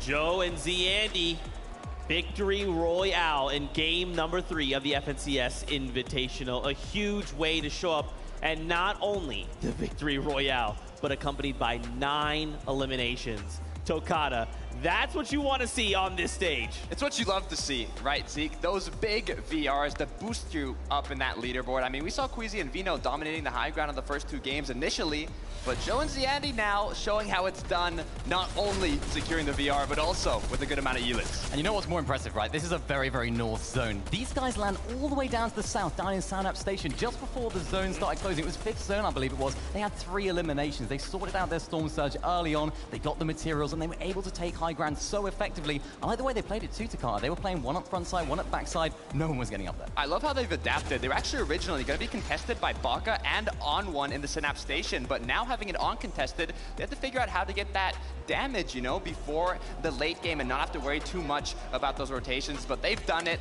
and it's showing. Looks so good here, especially to finally be able to kind of, to get those wheels moving, right? To get these players finally in that place where they can say, look, okay, game 1, regardless of what has happened in previous 2 games, we're all ready to go, and we're ready to put numbers on the leaderboard. Let's take a look at said leaderboard and see how things are shaking out. Remember, we have another 3 games left today. We'll be back tomorrow for the last 6. Queasy and Vino now tied with Meram and Zagu. And I just gotta say, the international teams here, Japan, Brazil, y'all are showing up huge. This is what you love to see from an international event. Queasy and Vino were fan favorites coming in from EU, but now seeing Meram and Zagu tied for that first place spot. Remember, Queasy and Vino, they got knocked out in 6th zone this last match. They had a very strong first 2 games, but this 3rd one was not so strong. But if you want to get that first place spot, you have to stay on top, and that is what the duo from Asia is doing. Yeah, and things were looking peachy for them, right? They were picking up eliminations, they were looking good, they had the materials to go for their classic high ground take, but unfortunately, it couldn't quite work out for them, right? They were just getting sprayed from all different angles. Maybe it was a positional issue, maybe Queasy might have to take blame for that, but you know what? There's still plenty of games to go. You gotta hope that they can just make the adjustments, right? It's fine, they're still in first place, right? Even with the situation, they go down in 21st place. In that game, they're still in first overall in the leaderboard. But for right now, why don't we toss it over? Adam is standing by with Vortex. What's he got to say? Thank you very much, Zeke. Here, actually, Hen was just complimenting me on my. I smell a candy floss or cotton candy kind of smell. I'd love to take credit, but it could be the points you've scored thus far. 2nd place in game 2. Hen, how are you feeling after the first 3 games of FNCS Invitational? Not good enough. Obviously, we got second place in the second game, but the first and the third game weren't good enough. And hopefully we can fix that after the break. Yeah, that's about it. I mean, Vortex, coming into this competition, he says it's not good enough. Do you set real high expectations every game? Do you set certain things you must do on a game-to-game basis each time? Yeah, we did okay the first 3 games. First game I did a dumb mistake, and yeah, we need to fix it. Gotcha. And I think when it comes down to this competition as well, playing against the rest of the world, there is a pressure, but there are still 9 games to go. 9 games to go. That sounds like fun. That sounds like fun indeed. Thanks very much. Massive shout out to Head and Vortex. Let's head back to Zeke on the main stage. Just kidding, Adam. Surprise for you here. It's actually me, Vivid, on the stage. Shout out to the players. Game number 3 is done. Into the halftime we go. Some of the players will have an opportunity to make some changes, just like Bugha and Miro have. As you can see here, some of those early games, the Storm Surge wasn't necessarily looking in their favor, so they're actually going to go ahead and make sure to prioritize some of these tags before they're even fully loaded up. Miro right here has a pistol, and he's still making sure to find those opportunities in that early game. Now, of course, this is something that we love to see out of Bugha and Miro. This is something that they usually do. Move just to the north of them over here at this area, set up on this hill, and find plenty of tags throughout this early game to make sure that they are set on Storm Surge. And they actually sit up here for so long that Hen and Vortex are not even expecting them to still be up there. And they get this nice sneaky beam in here to make sure that their Storm Surge is looking good. And then listen, this is the adjustments I was talking about. Look at this. Bugha and Miro sitting all the way back in the storm, knowing that Malabuka and Merstash have been making this late rotate with the balloons as well, to make sure that they get some Storm Surge tags on them as they fly through the air. He does get the knock, ultimately doesn't find the elimination, but the adjustments are being made, and that's what we love to see. Now let's check out what Zeke has for us. Thank you so much, Vivid, for that breakdown. As we come back to the desk, we have a very special guest joining us here on the analyst desk. It's none other than Cypher PK. You guys can give it up. I mean, we all know Cypher is pretty incredible at everything he does. I mean, you can hear the fans absolutely losing their mind. Cypher, how's it going, man? Okay. Yeah, that's awesome. That's awesome. How are we feeling so far about these games? The first 3 underway, done. We have 3 left. What are your thoughts? It's been exciting, man. We've seen some crazy changes, right? I mean, we went into it kind of having expectations. We thought, we thought these teams were going to do well. We saw the Queasy and Vino, of course, still doing very, very well. But some of the smaller regions, some of the maybe lesser-known players have turned up today. It's been great to see. We've seen changes in strategy, of course, as well. Some crazy zones that have really put these teams to the test of time. It's what you love to see, though, right? In an international competition like this, teams from all over the globe popping off, right? I mean, the leaderboard right now, I saw some predictions coming into this tournament, and they did not look like the leaderboard is reflecting currently. Yeah, that's right. We are back here on the analyst. Sorry about that, Cypher. I forgot to turn on your mic. That was on me. It's all good. It's all good. Welcome. How are you feeling now that everyone can hear you? I'm feeling great. First Fortnite event since World Cup, and you guys blew it out of the water. That's awesome. What are you thinking about the competition so far? How are you enjoying the games? Well, it's great to see some of these players in a LAN environment, and because there has been one in such a long time, a lot of these players, this is their first ever in-person event. So it's a completely different kind of shock when you're playing in front of a crowd and you hear the cheering and roaring. So some of them are veterans, some of them have LAN experience, and that is going to benefit them, but then the rest are kind of here for the first time. Yeah. Is there a duo you feel like you're following? You're like, yo, I'm vibing with this duo, and then maybe one that you're like, yo, these are the ones I think are going to win? Well, the duo from Japan, I'm glad to see a smaller region pop off on an international level, so I'm kind of rooting for them. That's right, dude. Zago and Maro, they are absolutely, it's weird too. They're just running around, and it's wherever we look, their action, they're just there. They're just hey, there's action over there. I want to be there finding eliminations. Who are you hoping to see change things up as we kind of move into the later half of the day? Well, there's a lot of off-spawn fights happening right now. You got a little bit in Joneses, a little bit in Tilted Towers, and whoever's just on the bad end of that, I want to see some adjustments from them and see if they can put aside their ego and just make the right play, maybe land somewhere else or change it up. I mean, there's some spots on the map that might still be uncontested, but you know, you're looking for that scrap loot and trying to make it to end game. You might not want to make that change in the middle of the tournament, but it could be beneficial. Yeah, I mean, you are pretty much known as like one of the guys that can adapt to anything, right? Think back all the days of like, I'm going to build a tower here and I'm going to throw a million traps in here and, oh, it's a convenient launch pad. Do you maybe have advice for some of these players? Maybe things you would hope they kind of like consider as we now have that time to kind of collect ourselves? Okay, so my biggest advice, I mean, as someone who's played some of the pro-ams and in-person events, my biggest regret sometimes is just not going for it. There's like a little bit of like panic, a little bit of nervousness on some of the plays. You got to really just get into that mindset. Like you're playing at home. Like if you can get into that mindset, play very comfortably, like you'll make plays and people will be shocked by it. They won't expect you to make those plays. Yeah, yeah. Do you have like a favorite moment that has happened so far? Like anything that stands out like, yo, that moment was wild. I mean, I've seen some crazy 1v2s, which is, I mean, just think about this lobby right here. Yeah. Like, we talked about the accolades that these duos have and the amount of FNCS championships. It's insane. I would not want to be playing against these guys. So to do a 1v2, and we've seen a few already, and I think we're going to see a little bit more going on, that's super impressive. Yeah, I mean, watching a lot of these 1v2s happen, like, kind of like to what you're saying, it doesn't just happen, right? Like, it's kind of like walking up to professionals of your equal caliber, just be like, I'll just 1v2 you guys in front of a live audience, kind of casually, no big deal. Look, it's a feeling that's unique, though, especially in an in-person event like this. You hear the crowd cheer when you get that clutch, and it's exciting. But I'm curious, Cypher, we've seen multiple duos from Brazil right now in the top 5, in the top 10, a duo from Asia tied for first place. We've seen a lot, but I want to know, are you what do you want to see that has not happened yet? Let me know if there's something that you're looking forward to happening. Well, I guess one thing that I did want to see was some of these smaller regions pop off, and we're seeing that with Brazil and Japan. And I think like some of the less conventional play styles and duos that people don't know about showing up on the main stage and doing really well, like that kind of shakes up the scene, and that's what I wanted to see. And we're seeing it live, and then you're also feeling the crowd react, and they're rooting for some of the underdogs as well, which is great to see. So it's been a blast. Yeah, it's absolutely incredible. I mean, seeing all these players here together with each other as well, getting to interact, how important do you think that is on a player level? How important do you think it is to, like, you know, have some friends, make some communities, and enjoy it?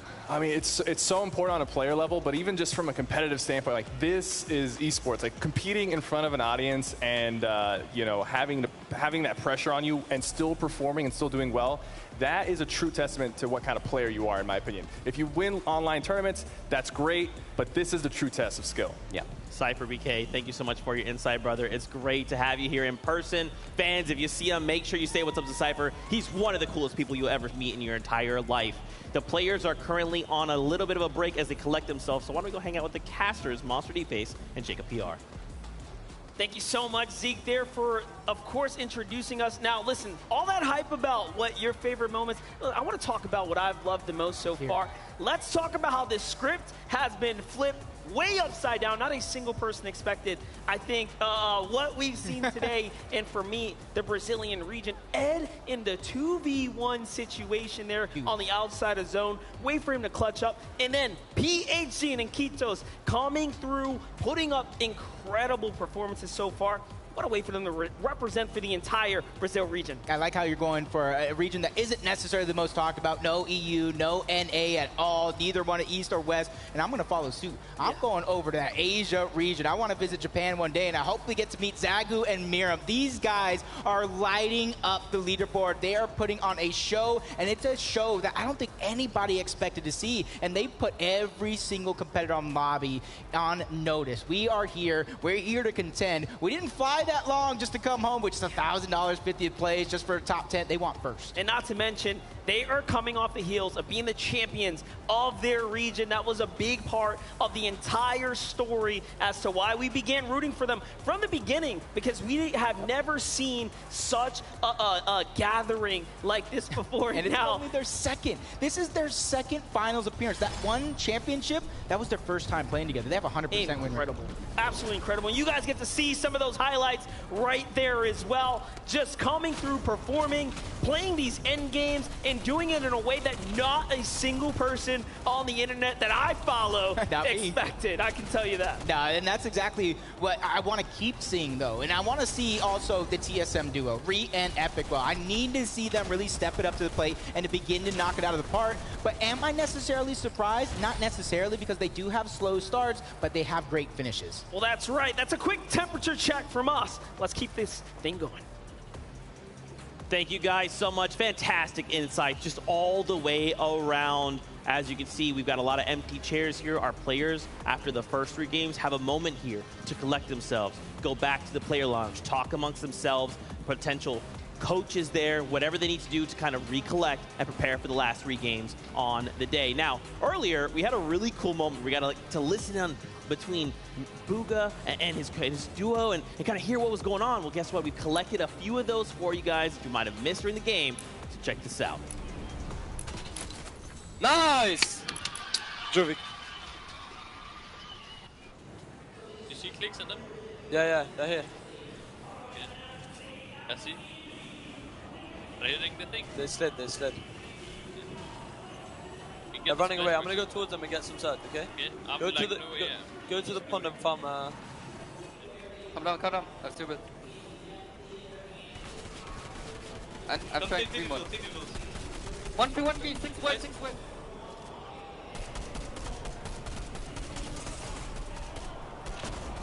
One drop. Let's go up. One more HP. Dead. No! Lucky. Nice try. Wait, running in. Getting surge. 48. Break. 5, 150, 250. What about you? Say it again. Sorry. That's 5, 2, 5. Okay, awesome. Come. I have 12 seconds. Come. I have no meds. Yeah, I have like 2 builds. Together, come. 3, 2, 1, go. Ready? Let's. We needed that. Let's go. If you're looking to get into competitive gaming in any space, comms are vital. Understanding, keeping comms clear, even if you're panicking, don't freak out, don't yell. Just say, hey, this is what I got going. As I throw my pen, apparently. I was way too excited. I threw my pen. Guys, I wanted to kind of take a moment here as our players are recollecting themselves. We see a few starting to make their way back on the stage as we prepare for the next set of games. What are maybe a few duos you guys feel like might be under the radar? I love that our cast was kind of touched on Zago and Maram, right? We've been hyping this duo up from Japan. And for me, I'm thinking to myself, bro, this is just like a team from Japan. If there was more Japan representation at Invitational, I'd be even more concerned. Look, I don't even know if I like saying under the radar, right? Because this duo, champions of Japan, now tied for first place in one of the first international events we've had in years, right? The first we've had in years. The way they're performing, coming from the Rave Cave, there's another 2 duos surrounding them, so they don't necessarily have a free loot path that's on con. They have to be cautious, they have to be careful, but they've done that every single game and got into the late game, got in their eliminations. They are playing so well. Yeah, you know what? Vivid earlier on the show, he said he wasn't usually impressed by a duo when he's VOD reviewing. Vivid, I hope you are impressed by these because, oh boy, are they putting on an impressive show right now. These guys, when I first looked at them, right, I was looking at them landing at the north side of Sleepy Sound. Yeah. Vino and Queasy decided, you know what, we're going to take control of this area. And they ran away. They went to the Rave Cave. That's where they're currently dropping. And you know what? At that point, I thought, I'm nervous. I'm nervous for this duo. Are they a little bit nervous? Are they a little bit scared going into this running away from one of the biggest teams? It's not a bad idea, of course, because seemingly it's working out. I mean, they are just going absolutely ham. And remember, this is like, in that last game, we saw Maram go down, right?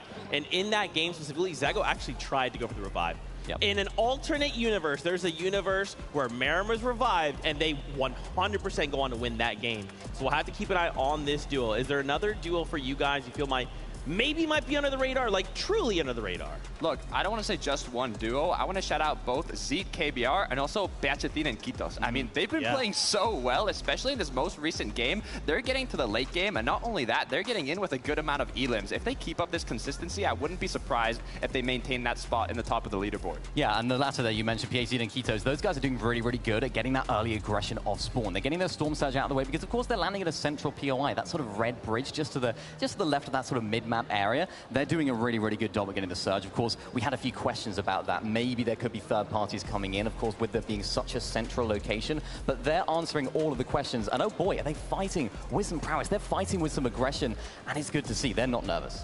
Yeah, Storm Surge, we saw it very prevalent in game 1, right? A lot of these teams coming out and saying, this is a massive issue, and already within 2 games, we're seeing some of this being corrected. What might be a couple of the changes? Like, obviously, a lot of people kind of what we've hinted at is they're just getting aggressive, man. They're just saying, like, you want to fight at my POI? Let's do this. Let's go. Look, speaking about a change, I want to see what Queasy and Vino do after this halftime, right? They've had 3 games. The first 2 went really well. And then this last one, they ended up getting eliminated a little early. I believe it was Queasy that was the last one standing. Vino got knocked down, and then he went for the revive and got taken out as well. So it might have just been, you know, a little mistake that happens. Mistakes always happen, but it's all about overcoming that, you know, leaving it behind you, adapting, and playing better in the upcoming matches. So I'm curious to see what they change. Yeah, and of course, they've had that break now, right? We don't usually have this in traditional tournaments. We don't usually have this half-time break in between 3 and or the first 3 games, the latter 3 games. So this is something that I'm excited to see. Who's made the most of this time? Who's been really looking at their gameplay? Who's been analyzing? How can we solve the problems that we've had? And it's going to be up to the teams that have used that time most effectively. I think they're going to be the ones that have come out on top. And I hope some of them have even taken this time and just said, like, let's just calm our nerves down. Like, as incredible it is to have an audience just lose their mind when elimination goes out or if victory all happens, we just need to contain ourselves. Even if something goes wrong, we're eliminated off spawn, it's not the end of the world. Just calm the nerves. Right, these are 100 of the best duos that all 7 regions have, right? So if they lose an off-spawn fight, it doesn't mean they're a bad duo. Doesn't mean they're not capable of winning the competition. They just had one off-spawn bad fight, and they need to correct it. Right, I mean, if you're going to have a bad off-spawn fight, or even a bad match, the best time to have that bad match is right before the break, right? Because you get the time to stay calm, stay collected, refresh your mind, get a bit of water, get hydrated, get some food in you, and continue playing. Of course, and things can change so quickly as well. We saw a very, very north zone in that previous game, all the way up to Shiny Sound, and it wasn't necessarily the zone that we would have expected a team that landed all the way on the south, Joe and Ziandi, to do well in. But it just shows things can change, and it's about the teams that are most adaptable to those changes that are going to be able to find the success. I'm impressed so far with all these high ground plays because a lot of these teams, they are high ground teams, particularly on some of the regions that we haven't talked about so much. Those guys, they know how to play height, so nobody's safe. That's right, man. All these duos are back at it. Just look as we've kind of taken moments to just visit with each duo. You can tell the focus is there. A lot of them are ready to get back at it. What are you guys hoping to see changes for these next 3 games? Look, we've seen a lot of victory royales come from the clouds, right? From up above. I want to see people down in the dirt, fighting back and showing what they're made of, right? Getting those elims on the teams up above and, you know, getting a VR from it. You know who I think can do that? Ami and Seti, right? We saw it in game 1. They won on high ground, right? Which is very uncharacteristic for this duo. We're usually seeing them playing their materials, riding just on that edge of surge and just trying to keep their materials going throughout that end game with some refreshes, but they play very, very calmly, if you like, which is something that could be really, really useful for them. I was thinking, like, you know, they won game 1. Of all the teams that you want to win game 1, for the other players, you don't want it to be Cami and Seti because they can play so consistently, and I'm expecting to see more of that from them. Hopefully this halftime break, let's give them some time just to chill. It's like, hang on a sec, we won game 1 on height. Like, what's this? This is so alien to us. I think what's interesting, too, is I've seen a couple duos now. It's like, hey, you look over, they got like 5 elims, but they still don't have what it takes, right? They're out of ammo. They have no heals. They have no builds.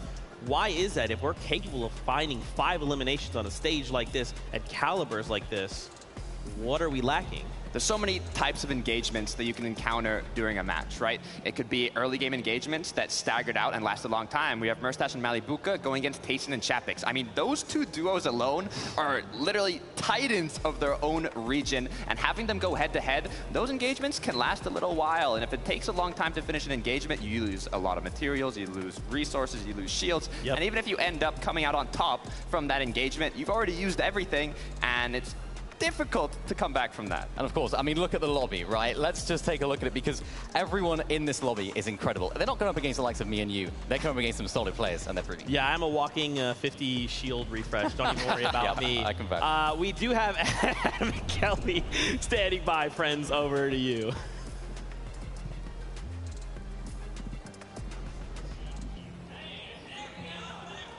That's what I want to hear, everyone. Thank you so much, Desk, and thank you guys for hanging out with us. We wanted to make sure that our players had a break between games 3 and 4, get some food, get some drinks, and now they are ready to go. All right, we have got ourselves a game 4 imminently, but we need the entire world right now to hear us, North Carolina. Let us hear you make some noise! Let them hear you, Japan! In Greenham! Let them hear you!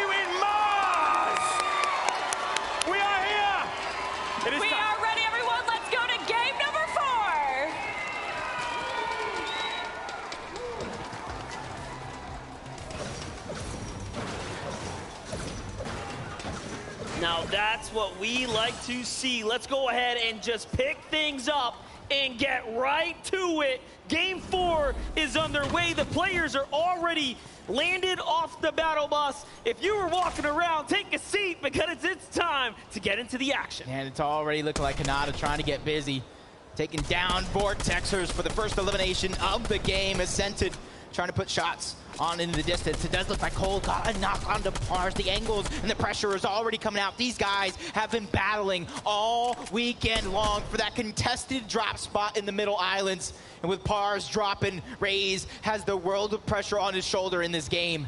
And it's so crazy because we didn't think they were going to be able to do it. Nope. Get past this, what feels like crazy hurdle. Being contested on an in-person event should honestly cross you out of the equation here, but not for these competitors. They don't let that little inconvenience stop them. If anything, they weaponize it. They've turned it into surge tag. They've turned it into great standings. Even Zagu and Marine here from Team Alba representing for their entire region at the Rave Cave. Yep, this is huge. You got Thomas, HD, and Tripperin, Commandment, and Avery all landing towards the Rave Cave. Luckily enough, this is one of the biggest POIs with a ton of loot to go around. And you're kind of seeing not too many early game fights going down over there as Kitos and PH Zin trying to have that early game that they want, because for them, they've been doing so consistent lately out of this drop spot. Not too much contesting going by. And for their Storm Surge, they have so many players around them so they can gather it. Now what's crazy is that the story of Brazil is W key, but not for them. They've made all their points through placement. They actually have some of the lowest eliminations overall. When you stand them against the others inside the top 5, they're actually at the lower spectrum. But Vico and Marine here starting to get into some dangerous territory. You can see the reality tree is no free position by any means. You have Retake and crew up above, Z, Andy, and Joe, who have just taken home a huge moment and win for themselves, are now poised up at the Sinap station just south of Booga and Miro. Yeah, and right now, even though they have uncontested drop, it almost makes me wonder with the zone kind of being towards the northeast portion. I was going to say exactly this, what Grim Gable looks like for Larson and Smite, who actually did win that off-spawn exchange last game against Buzz and Looter, trying to have that repeat success here in this game. But right now, they're just kind of taking their time. They're high up on the mountain, so they got to be careful for those third-party attempts to come through. Now, Muzz and Looter are playing potentially spoiler here outside the Grim Gables, because we have this Larson and Smite duo who have fought their way on up to 7th.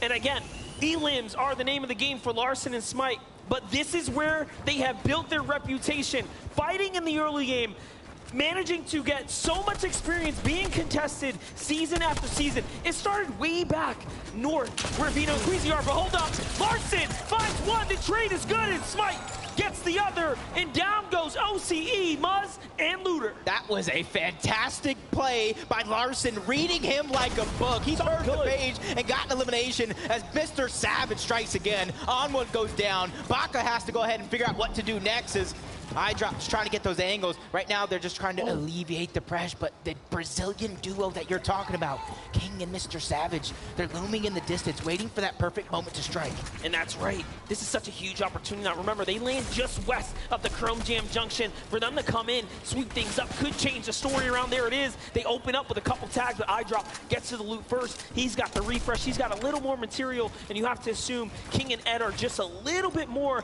positioned and ready for this, but a good defense, a good bluff is all you need here to back them off, and it is going to be enough. King and Ed don't get to show us what they're made of in a clean 2v2.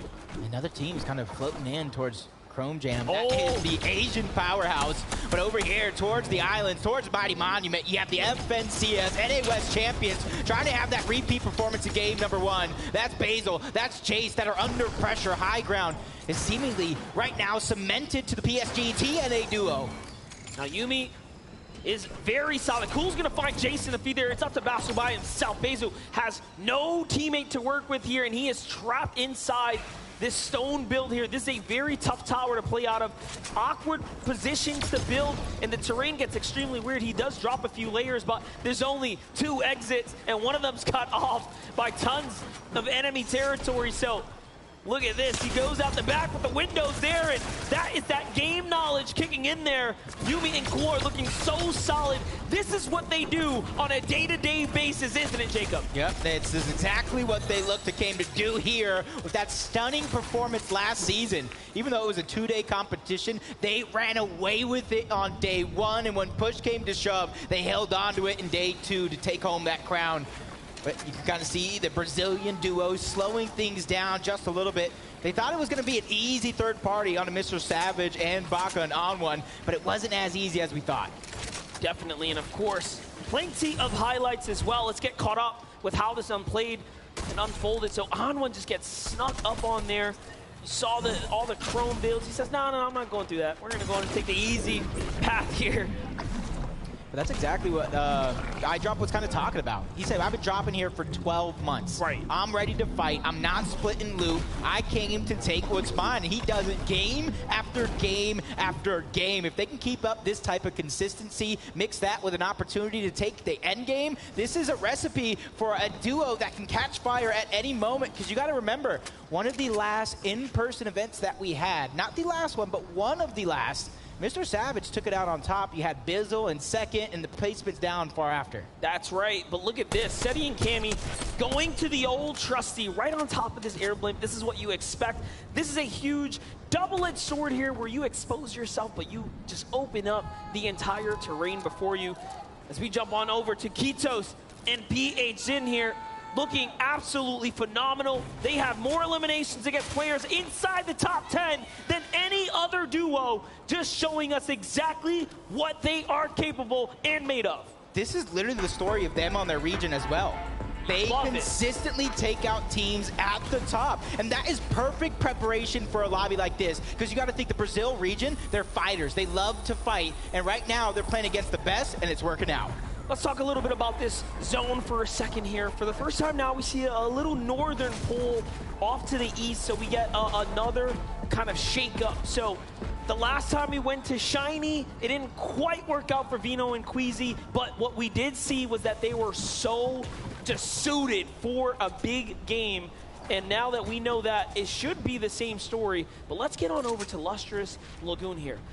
It's crazy to me how Runa and Peppo have demanded so much respect from this entire regional competition that no one has decided to contest them here at the Lagoon. We've known in seasons past, this is a hot spot. Yeah, and I love how they're playing. They know exactly what happens to any team in Lustrous Lagoon if they have it uncontested. You take too long to loot, these other team on the outskirts will begin to climb up onto that mountain and put the shots down. They met Chimp and Scram there. They don't want to let anything go easy in a lobby like this, but Chimp, you can kind of see him crouching down, biding his time, trying to minimize the audio that he does give out, reuniting with Scram, trying to get that elevation in, but no opportunity is going to be given up by Runa and Peppo. Love the focus that we're seeing from Chimp right now as he is starting to line up Runa and Peppo here. Not afraid of taking a fight, but also playing extremely smart. He does have the slight disadvantage, but Runa swings the thing around there. He says, hold up. Might just go up for high ground. Meanwhile, Queasy looking for tags here in the distance. So there is all types of battles starting to shape up and potentially heat out right now. And remember, this is all in loom of potential storm surge, right? Scram, Chimp, still in that high ground fight. The thing is, they're in zone. Every team that landed south is going to come here on this side. This is going to be the most congested side of the map, Monster. They have to be careful. They got to start looking to end this fight quick, whether it's taking the actual fight or just trying to disengage. Zagu doesn't stop, though. He finds Falconer in the feed there while this fight is raging on here. Chimp still looking around, just saying, hey, Scram, I trust you. Do your thing. Take that toe-to-toe. Keep them busy. Meanwhile, Chimp's like, I'll look for tags in the distance, make sure no one sneaks up. The confidence to trust in Scram to play by himself here. Zagu, team from Asia. You see Hellfire and Falconer in the distance. The shots just coming in. Gosh. You can see how he went down. He had no choice but to go forward. Storm was going to eat him alive. And I think that's still Queasy and Vino on top of the blimp, lending that helping hand inadvertently. And then they just W key straight across as well. They're like, you're not going to get that save whether you want to or not. We're here to fight, and we're going to make sure we solidify the elim. That will effectively allow them to take first place, breaking the tie. Now Vino and Queasy, of course, are just behind them, and this is going to become a matter of who can survive the longest and play the best, of course. So this is still a moment, and ooh, big decision to make. Chrome Splash, the launch pad, it looks like they drop him. What are you choosing? I like the Chrome Splashes personally. I'm trusting in their gut. It doesn't matter what I want. They got the launch pad. I want the launch pad too. Go ahead. Actually does give you options. Short pad. You can do the high pad. You can go ahead and try to take high ground if you're able to hold on it towards the end game. And this is going to be the first instance of Storm Surge in game number 4 that we're going to see. All day long, we've seen teams not necessarily manage it the best, and that being the sole focus of why they get down. But game number 3, Victory Royale winners, Joe and Zandy, 58 below the damage threshold and continuously falling. Now, they did win a game, but that's not enough to stay in. You have to continue to perform, and maybe, just maybe, that long-awaited break has allowed other teams to figure it out. Hit that drawing board, and they're slowly slipping down. Now, 91 below here, but the longer they wait, the more likely enemies are to set up, so they have to get going. Off to the air vent they go. Can they get there in time? He misses it just slightly, but Joe fights back, and he doesn't miss. How quick was the setup there? Nicely done. That little bit of defense is something, sometimes all you need to go in and buy you some time. But they're still 46 below the damage threshold. They have a lot more room to cover as well, but luckily for them, they have the Chili Chug Splash. They have the Mighty Monument. Oh, as Nico has an elimination onto Miriam. Can he be able to clean that one up and get the spoils after that falls all together? Moraine and Vico really trying to show up this game, and you talked about it during that break about how stacked that top of the leaderboard actually is. And it looks like they were waiting around just a little too long. They try to bait out the vault, and instead they get punished. And now Zagu is by himself. The shield bubble is going to buy him some time, but it's only a matter of time. If he stays there, yes, they're just going to 2v1 him. He goes up for high ground, and he's trying to get on out of here. Vico and Moraine decide better. They say, all right, I'm okay with that. With Swag and Pablo here, let's just get to the new storm. Let's get safe, and that's what they do first. But it is not looking good for our first place team now. Yeah, so many teams just barely on the threshold, either above or below, as Runa and Peppo trying to keep things going. They are 244 below the damage threshold, going up against Pink and Anas, who've also had their own struggles when it comes to Storm Surge. This could be a good fight for both of them. A huge shot coming out of Peppo. Pink and Anas, they have their backs up against the wall, trying to get out alive, but the backfire comes through. Vidil gets an elimination as well. Everybody in this fight is under siege. Pink, with his back up against the wall, takes them both down. And EU takes down Asia in a 2v2 head-to-head with no interference in the distance. Chapix cleans things up onto Z, Andy, and Joe are game 3 winners, and now Chapix and Tayson continue to play upset. Let's just take a look at the highlight. How did it all go down? He walks up. Man, this is why Chapix is so good. This is what he did in the World Cup. This is what he's doing here now. And, ooh, you can see the pain. That was a tough one. Yeah, that's definitely tough here. But luckily for them, they did get that Victory Royale. They're at the top side of the leaderboard. One bad game does not decide your future. As Queasy and Vino under siege yet again. Just a sliver of HP. Storm Surge doing its wonders, but they have 10 splashes. But Vino has to try to get him out. That means Queasy has to alleviate some of the pressure with the builds. But shots coming in from the distance. Luckily for them, it's another team that is struggling to surge, so they're not the sole focus of the lobby just yet. Now, this is insane. First place has already lost a teammate. Now Vino and Queasy were in second. Just points behind, are so hurt here, and the surge is continuing. They will have to take this fight. That's not an easy duo, and that one isn't either. This is looking very, very tough now for Queasy and Vino. As Miriam gets knocked down again to Edgy.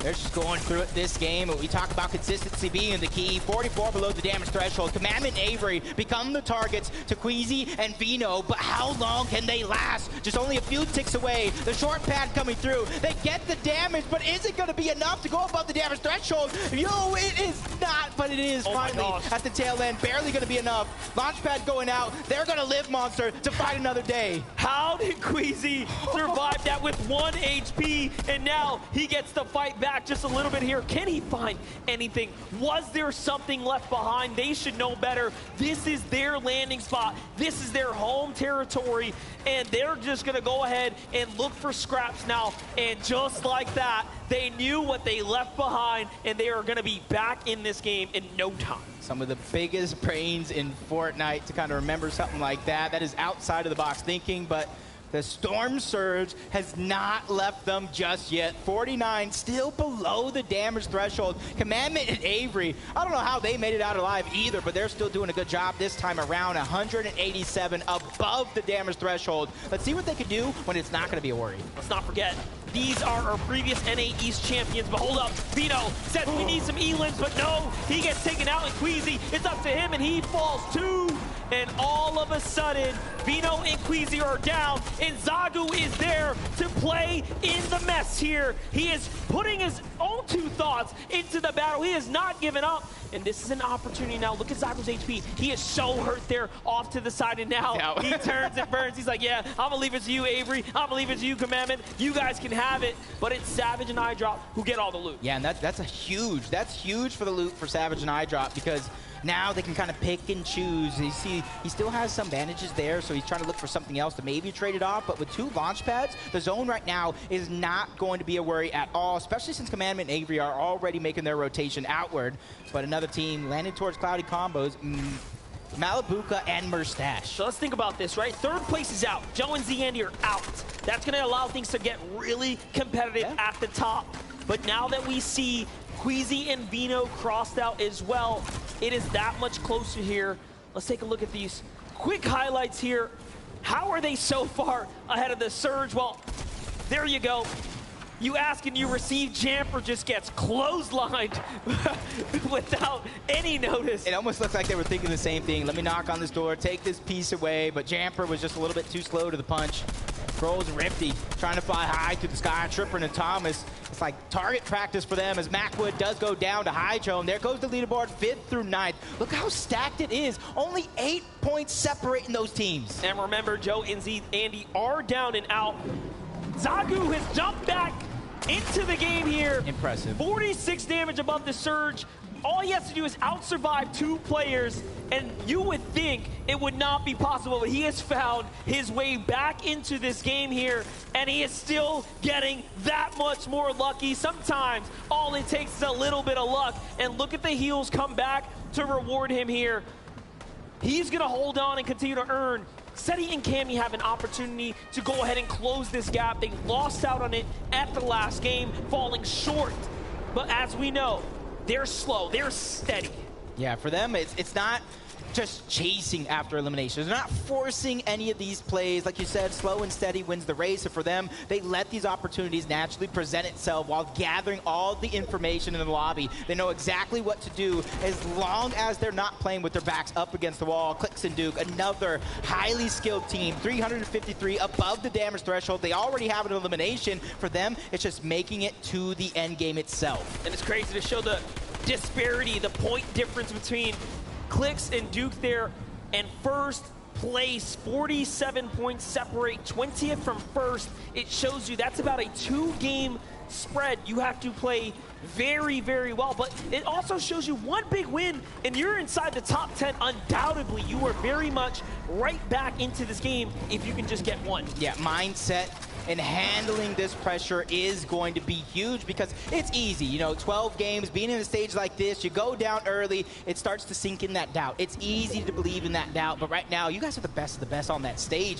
You need to snap yourselves out of it and really pick it back up because this is game 4 out of 12. You have every chance in the world to make a comeback. Ju and Yusra have been contested on the drop to the hands of OCE, Alex and Bailey. We have seen what they have managed to do all day. They are an exceptional duo. And finally now, Yusri and Ju get to show us what they are made of. They are playing for high ground, but they're below the Surge. They're going to have to take a box fight. The wall's his, but not quick enough on the edit there. And instead, he backs off.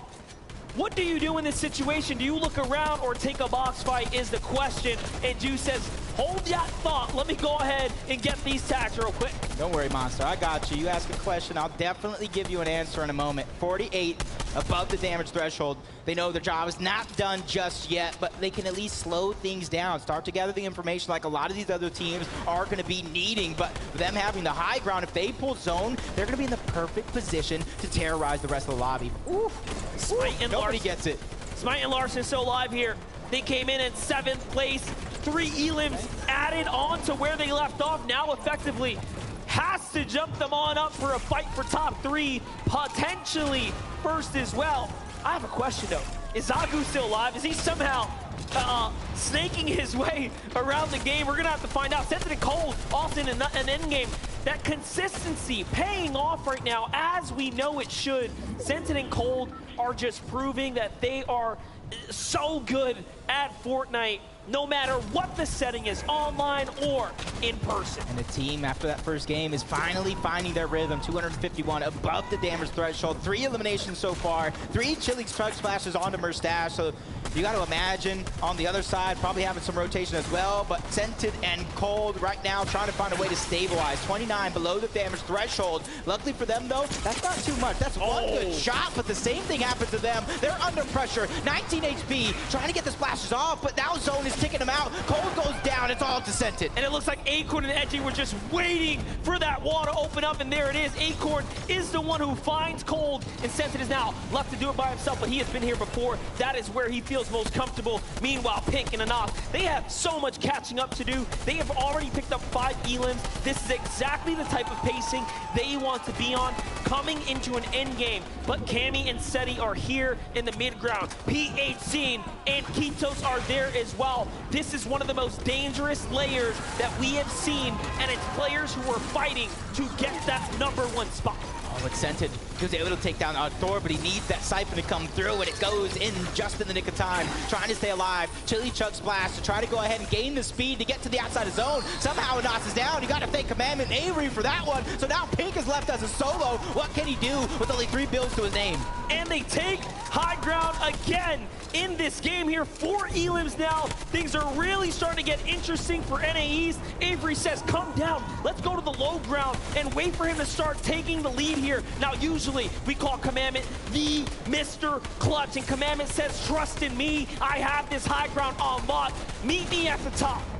Yep, for one of the most insane end game finishes for the FNCS Chapter 3 Season 3 Championship. They're looking to do it here again in this game as Malibuca's by himself. He ends up into the box, takes another player out. A huge siphon and refresh to come through just in the nick of time. That was Ed from Brazil who went down, but he's doing a good job. Malibuca immediately beelining to the front side of zone. And back to Pink here. Look at Pink's perspective. He's on that low with 7 elims. He has not stopped picking up. Malibuca continues to fight though. Ustream is gonna fall there, and a quick elim. Someone's behind him though. Now he turns around, and it's just enemy territory everywhere. Which way are you gonna go, son? That's the zone. Larson and Smite are still alive. This is where they do the most work, but no, it's not enough. They get wiped up and taken out.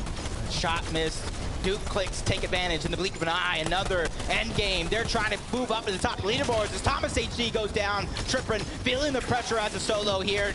Changing elevation. That was a huge play because look how many teams are stuck down low towards the low ground, but now he has to meet him down there as Commandment Avery begin to put on the pressure. Malibuca, 4 eliminations as a solo, 6 as a team. The damage continues, and he's putting on a show. He doesn't stop. Down goes Rifty. 5 elims. Can he get another? No, it's not enough. Tripper fights back. He's got it in him. And now, look at this. Behind the walls, BL and Edgy from the Storm. BL is still in this. It's Seti who's representing on this low ground. Another huge, consistent game for Seti is everything here. There's 5 duos left, and about maybe 3 of them are full duos right now, and Savage loses another one. He's a solo. He's trying to take down the NA West team. He takes down Yumi. Huge siphon coming through. Mr. Savage does it again and gets into the top 4. You have to love the move in here. Oh my God. Another one. He does not stop.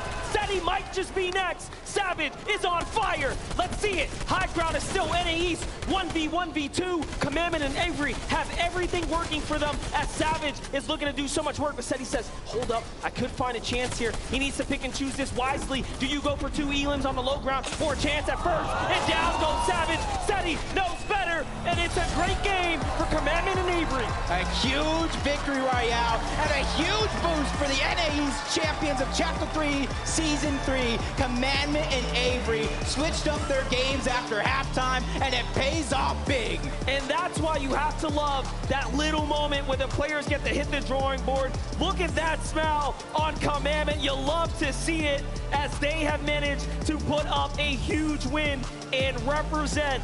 And again, the story goes now. 2 for EU, 2 wins for NA East. It's just back and forth, showing us how close the competition really is. And you're seeing the polar opposite of what happens to some of these teams. But let's go ahead and listen to them as Kelly is going to dig deep to figure out how they did it. Thank you so much, Jacob. Clearly, you guys have made a great change. What exactly have you done differently in Game 4? We just looked for height way more than like game 1, 2, 3, and like we just landed on it and like won the game. I don't know. So is that going to be the strategy for the next game? When it's free like that, we're definitely gonna be on high ground. I mean, you obviously seem to be feeling great right now, man. What's going through your mind? I don't even know, bro. My hands are tingling. That is awesome. Everyone make some noise for Commandment and Avery. Let's head on back to the desk. Thank you so much, Kelly, for checking in with our Victory Royale winners from game number 4, Commandment and Avery. And I'm so thankful they kind of had that moment to be like, yo, my hands are shaking, right? Like, that's what's going on. This pressure is unlike anything. And the moment that these guys start to pop off, you could hear the crowd going absolutely ham.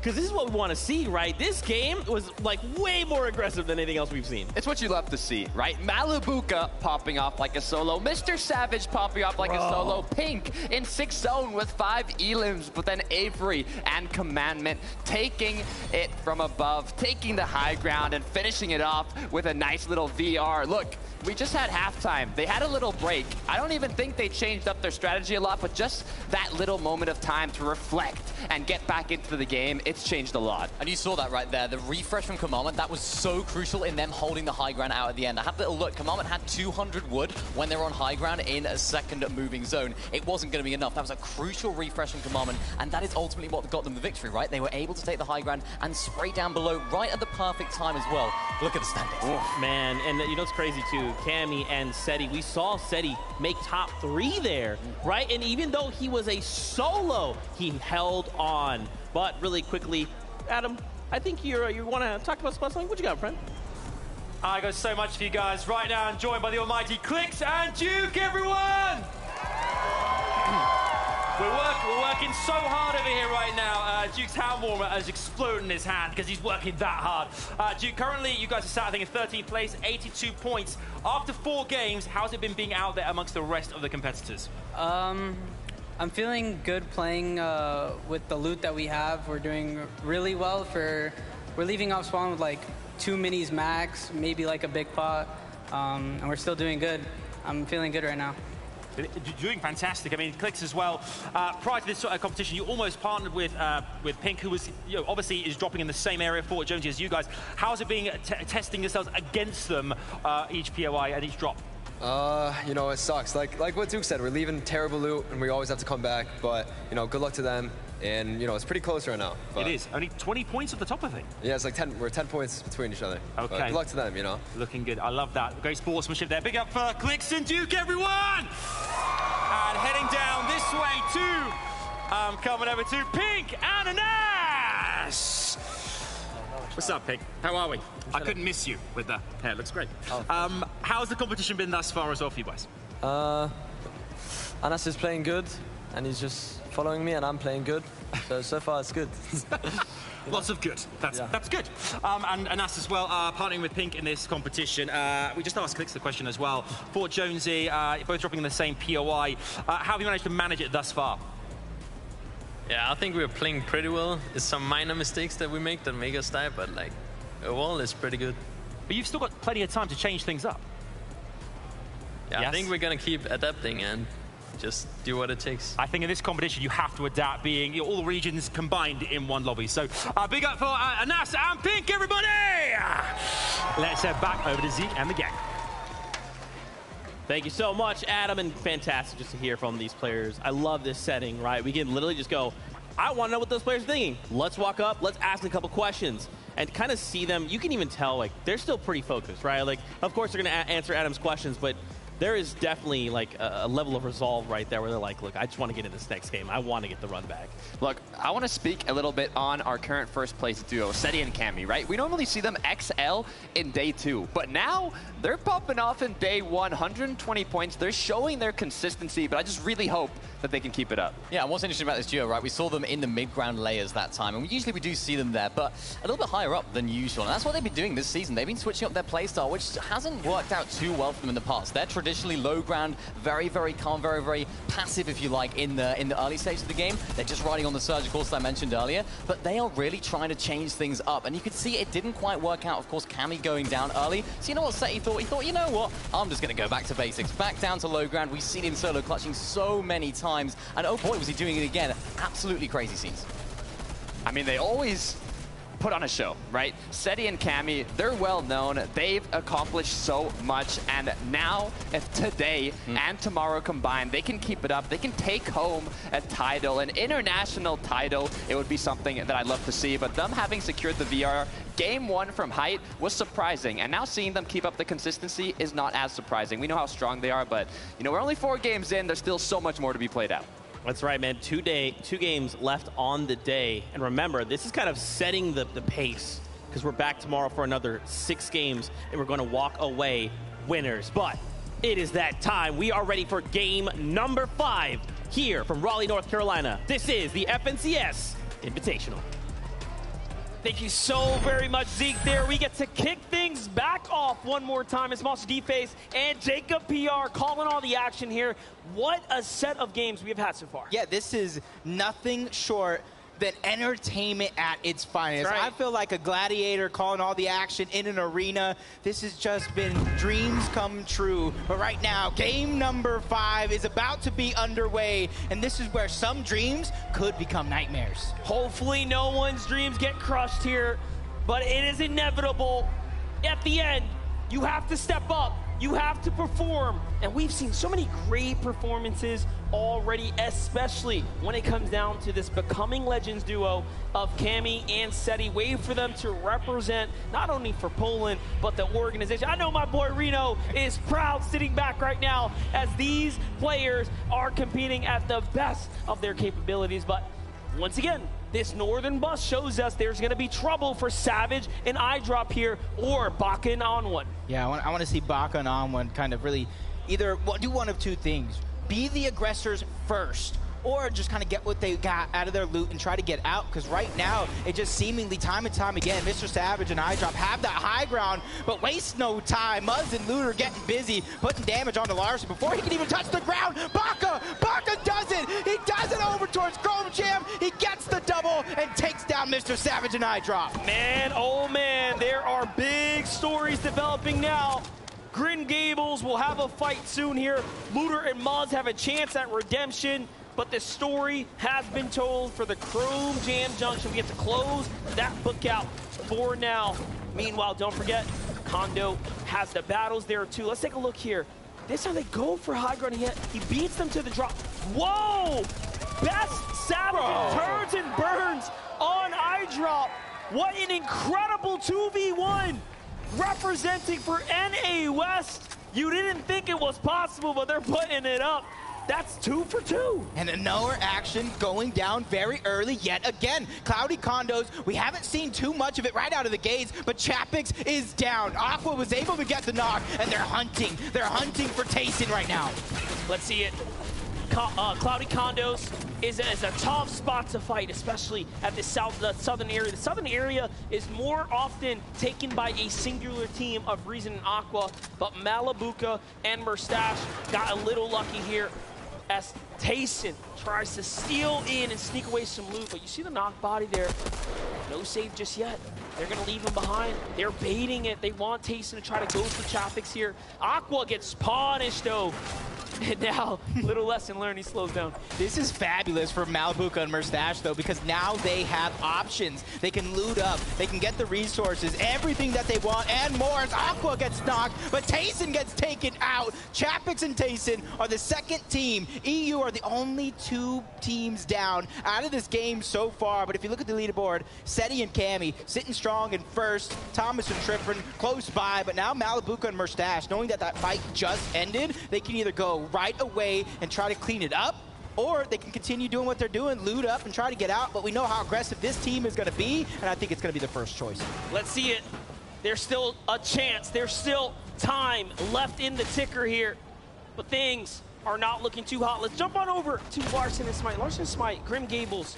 This is now, again, the second time we get to catch it real early where they have this slight advantage. The last time it was Looter who fell first and then left it all up to Muzz. It's looking like this might be the same story once again. Looter and Muzz notably not that successful in early game battles versus Larson and Smite as a comparison who have such better odds just historically.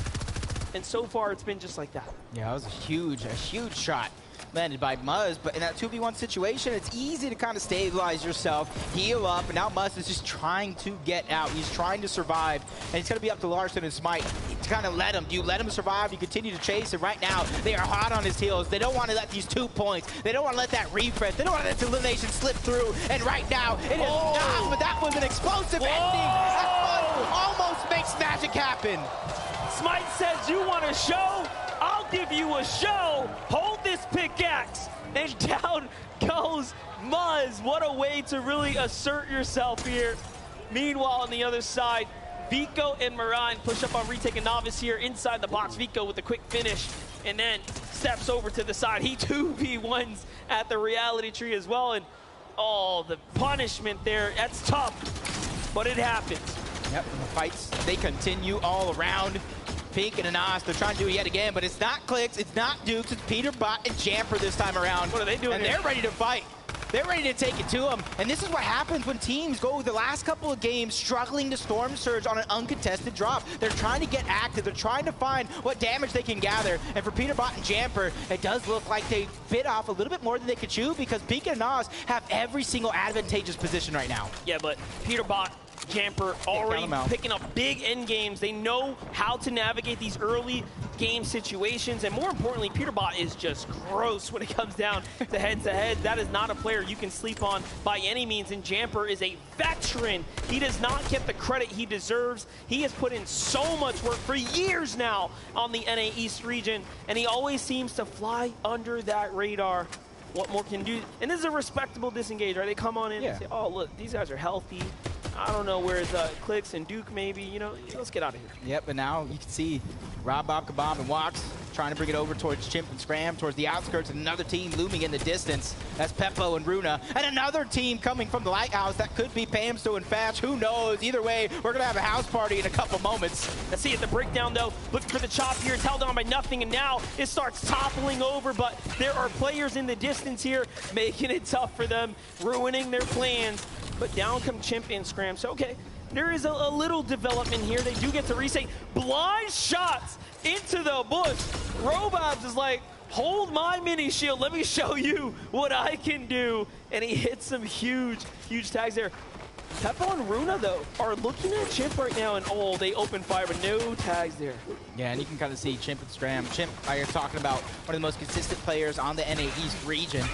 He knows exactly what to do in a lot of these different situations. He's just trying to get out. He realized so many teams are here. So many teams are trying to disrupt and kind of put their hand into the mix, and that's not something they want to be a part of. But that piece control and the peaks, the shots on the defensive end are huge for Chimp and Scram because now that put that fear into Peppa and Runa. Do we continue to fight this off? Do we continue to lose health? As it looks like they're even trying to keep their distance. Yeah, Chimp doing an excellent job defending here, but you know, a refresh would be even better in this instance, but the pressure comes in, he loses his shield, and they are starting to run out of gas here.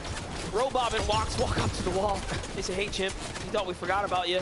But no, too much pressure from Runa and Peppo, and they leave the damage to them. And they go ahead and take this as a small W. The Scram really left to defend himself here, and he's doing an excellent job. going to be interesting right now because everybody tried to disengage in a moment. But at the same time, they're so close together. There's only so much you can do. But Runa, he takes a huge amount of damage. They got to figure out a way to stabilize right here. But Chimp and Scram, they know so many teams are around. They don't want to bite off more than they can chew. They don't want to put themselves in a position they might later regret as the shots are still coming in. Scram goes down. Chimp under siege. He's trying to figure out a way to survive. He has no fields left to his name. Rabab Kebab as well. Every single one of these players are now going to be stuck in zone. This is crazy. Runa and Peppo start to fight back. They have the shield chug there, and it's going to allow them to go ahead and heal back up. And now they run in to the zone, hunting for Robot. Peppo's like, no, I want this fight. Robot plays the low ground. Runa comes to support, and all of a sudden he is trapped like a mouse chasing cheese, and it might just be all over here. 10 HP, moments are ticking. Runa's down, he's hurt, but Watch falls first, and Peppo gets the first elimination there for his duo. 1 HP for Runa. Whoa. He got the med miss to stay alive. Can they? Okay, there's another rift there. I was going to say, I thought they were going to get the rift in time, but there's another rift there. Not too much to worry about for them. But every one of those teams that were fighting there that might not be the most healthiest are still going to have to go through Pamstu and Fetch. But on board, Belusi and Hyjo, they're feeling good. They got themselves a spot in the zone. Yeah, and you know what? This is a perfect time to catch up with Vivid with a mid-game analysis. Guys, the action is popping off so much so that we missed the fight over here at Chrome Crossroads. Alex and Billy haven't had the best of starts to the day, but game 5 here, they find these 2 early eliminations, and we know that they love to play the high ground. We want to show you guys these reactions. They're so happy to find this as well. The dances come out. We'll have to see what type of momentum this uses for them. Excellent. And now we jump over with PH, Zen, and Kitos, who are sitting up on high ground, you know, hands off the desk, relaxing right now, just soaking in what an exceptional day it has been for them. They have played so well, and the zone is now going their way. So for the first time, we have this zone pulling far northwest. This is the backyard of King, Ed, Merim, of course, and Zagu here. Excellent players up top. This could be actually a recipe for success for the Asian powerhouse, the Japanese team, to kind of take a big game and take up that first place spot right back. They're right now in center zone. They have the highest elevation in the lobby, and a couple teams all around in case Storm Surge does become a problem. As Commandment and Avery over still towards Rave Cave. They have Launchpad to use. They have enough rotation. So they're going to be one of the last teams to leave the spot altogether. And again, just excellent. Commandment and Avery coming off of Victory Royale, zone pulling their way. This is a perfect recipe to take that momentum and bring it on home. So we are watching several teams now literally catch a little bit of that favor in the feed. Hellfire finds Booga, and down he goes. Trouble in Chonkers down south. That's that late zone rotate, and that is what happens when the zone pulls far north. You could do your little dead side western rotates, but at the end of the day, there are players waiting there too. It's just textbook reads. Oh, I saw on the feed there just a few seconds ago, Queasy and Vino, they were able to get a knock on to, I think it was Merim or Zagu there for a moment. Are they going to be able to kind of run up and clean it up? I think they got the elimination altogether. Now keep in mind, Marine coming into that last game, they were in first and second tie beating, and they have fallen to 5th. So this is a huge opportunity here. That's where you take it into your own hands, take full control of that one. And you can see he was just out of position. You cannot be out of position in a lobby like this. That is what is going to be a decision you regret for the rest of your life. But Merim, we see Zagu pick up a ton of points as a solo last game. Now it's Merim's turn to return the favor. And you see what he does here. He recognizes, hey, wait a second. That's scary. Vino and Queasy might know I am the solo. I think I've been outed. Let me defend myself to the west and put all of my focus on Vino and Queasy so they do not sneak up. Excellent plays right there. Just smart play. We're seeing what Asia is capable of. Meanwhile, Seti, Cammy, inside the Storm. This is their home territory. Dead center, more or less on the split. And now they get to hit that rotate. PH and Kitos from Brazil. We talked about them, 186 below the damage threshold, but They're a team that can pop off at a moment's notice. They have the most eliminations on players in the top 10 on 6. Look at that stat, flies up right when I'm going to read it right there. But the 189 below the damage threshold, that is so concerning for me. But it looks like Mixon and Arthur are closing the distance. They might be below as well. This is between two teams, two powerhouses trying to land big shots. BHSin loses his teammate. 2v1 situation. Arthur and Mixon trying to get into the box. This is the first time we see PHZin lose his teammate this early in the game. This is a huge development for him. And notice the problem is he didn't quite get to the zone early enough. And Z, Andy, and Joe capitalize on that solo opportunity. And PHZin falls. And now they have a chance to fall down the standings here quite substantially. This is really beginning to open up and become much more interesting. And let's not forget, 5th place again is Mareem, left by himself as well. So this is the second game now too where the Japan duo is struggling here. Yeah, and you can see outside of zone, 270 above damage threshold, and this is exactly the plays that you have to make, especially on a team that's looming into the distance. Basil in a 1v2 situation, he tries to peek and take a shot, but 2 prime shotguns are better than 1. They take him down in a blink of an eye. Baka trying to carry that momentum from the early game, but only 62 above the damage threshold. That's something that is looming in the back of their mind, and they haven't even left Chrome Jam Junction all game long. That is true. And they have King and Ed, some of the regional dangerous fighters right there. We saw what Ed can do. He took out 2 of EU's finest by himself inside the storm while being pressured. Snacky returns a huge favor onto Duke there, so down he goes as Clicks managed to find a trade too. So for them, it's still a tough situation, an even worse story unfolding here as Merstash and Malibuka are being lobby focused by Clicks on the rotate now. So all around, tough spot to be in here. Merstash barely holds on and survives in, so no knock there. That could be the difference maker. Thomas got 2 on the Hen and Vortex, not just 1. You see Fabs trying to reunite with Snacky. Malibuka and Merstash also in the distance. For them, that shield keg was absolutely needed, especially since they're only 67 above the damage threshold. Oh, but I was just going to say, soon we might have to turn our focus to Peppo and Runa. They find Clicks right above Snacky and through. Cammy and Seti put the shield bubble on the boat, and they are gone with a clean rotate right up the river. That is just a 500 head play. Look at the play right here. We absolutely love to see these crazy strategies play out, and there's a reason they are up at the top. This is just outside of the box thinking at its finest. That is the freest rotation I think we'll see all weekend long. And they're only 85 below the damage threshold. That's not much at all. No, they're below. They don't have heals. This is a very tough spot to be in for Cammy and Seti as they have a true chance to once again break away with a big lead here. But they are, you know, fighting with one hand tied behind their back. Peterbot, shields get dropped. Clown finally goes down. Huge siphon for Peterbot. Like I just said, his shield just got dropped. Now you're looking at a short pad from Revsguard trying to make it into zone. As soon as Peterbot hears that, he might try to recycle it, but nobody wants to leave this one just yet. 195 above. Peterbot ready for any challenge. Revsguard goes up and over around each other, and it does look like this might be the moment. They got blessed. Now they're going to try and disengage. Now, when it comes down to N8 East players that know how to fight, Peterbot is one of the few that represent by doing the work, not the talking. He is one of our most leading elimination leaders on the NA East region in general. So for Revsguard to make the rotate out is an excellent decision there, but he is met with Pamsu and Fatch firing directly inside. But we jump on over to Cammy and Seti. The story continues here. They need a tag. They need more than that. Kanata opens the box. They look to fire back. Nothing comes out of it.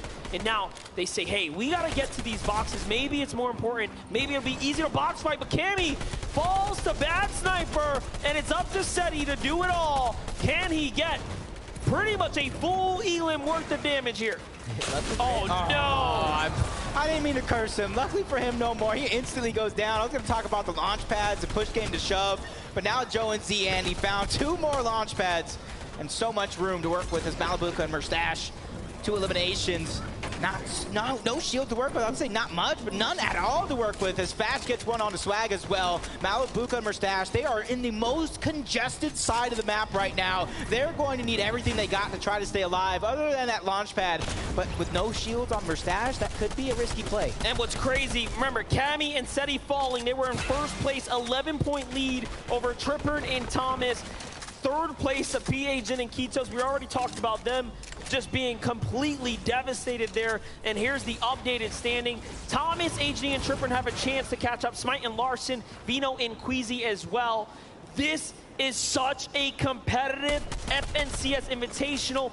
If we've ever seen one, especially after just 4 games, and now the 5th is unfolding before our eyes. Top of the leaderboard, stacked like pancakes in a Waffle House right now.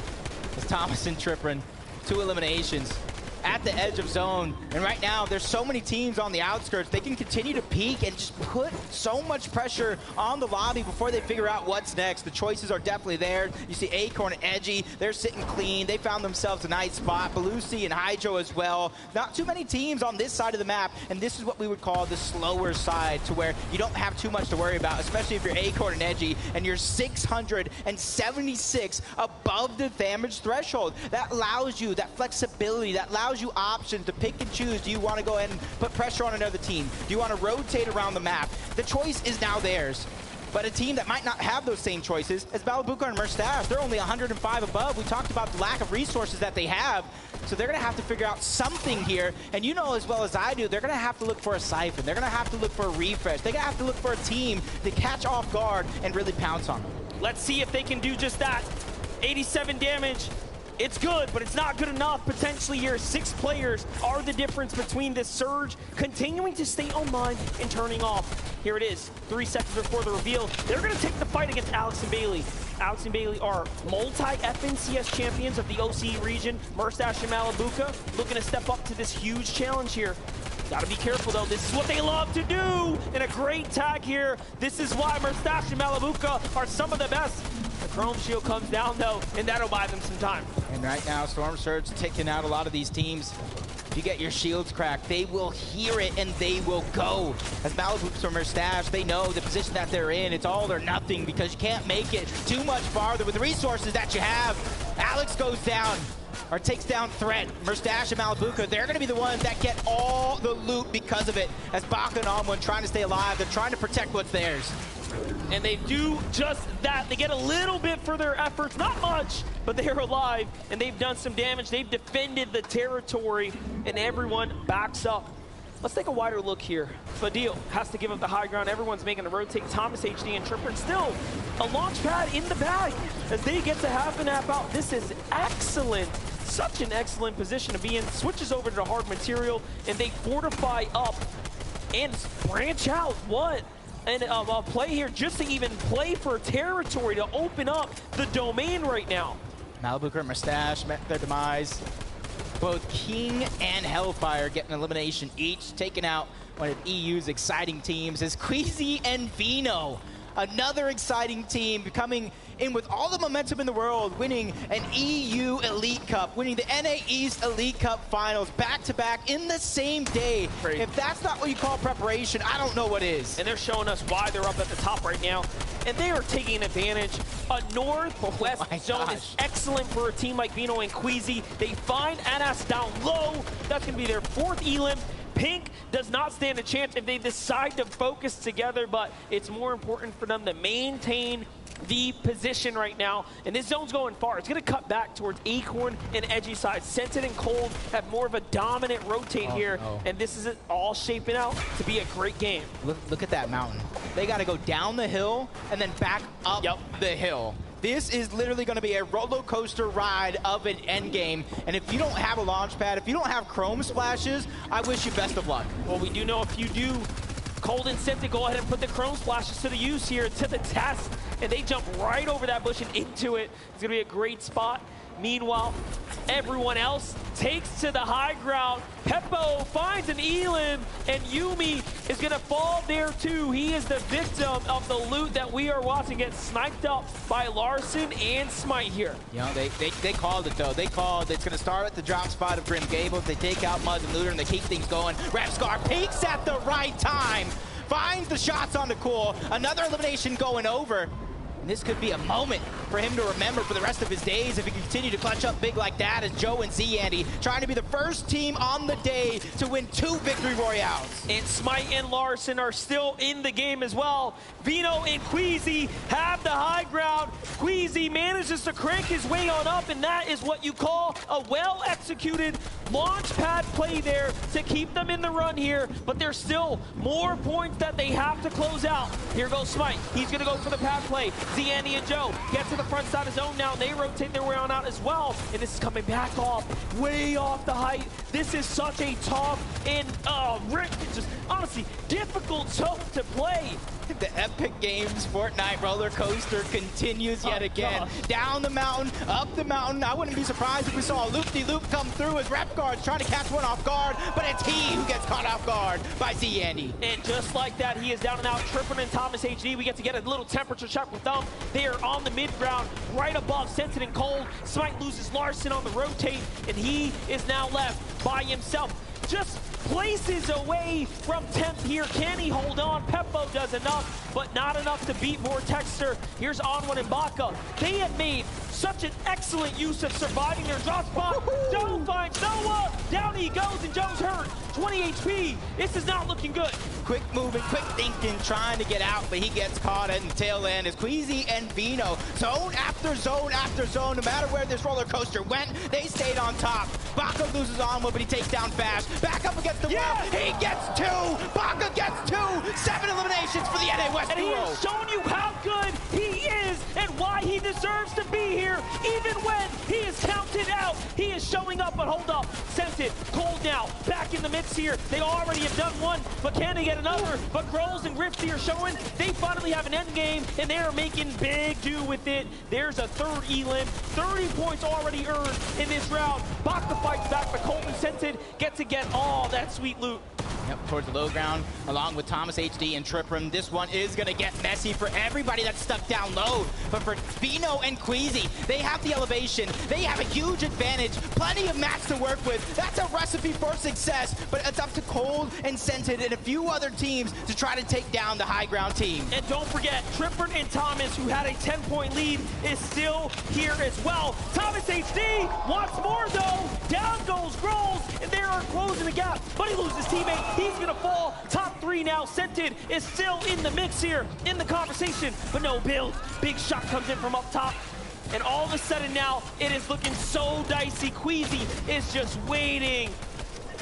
Waiting for that perfect opportunity. They have the high ground. They drop down low. The game is theirs after they take down Bevy. That is game number 5, sealed up by Vino and Queasy.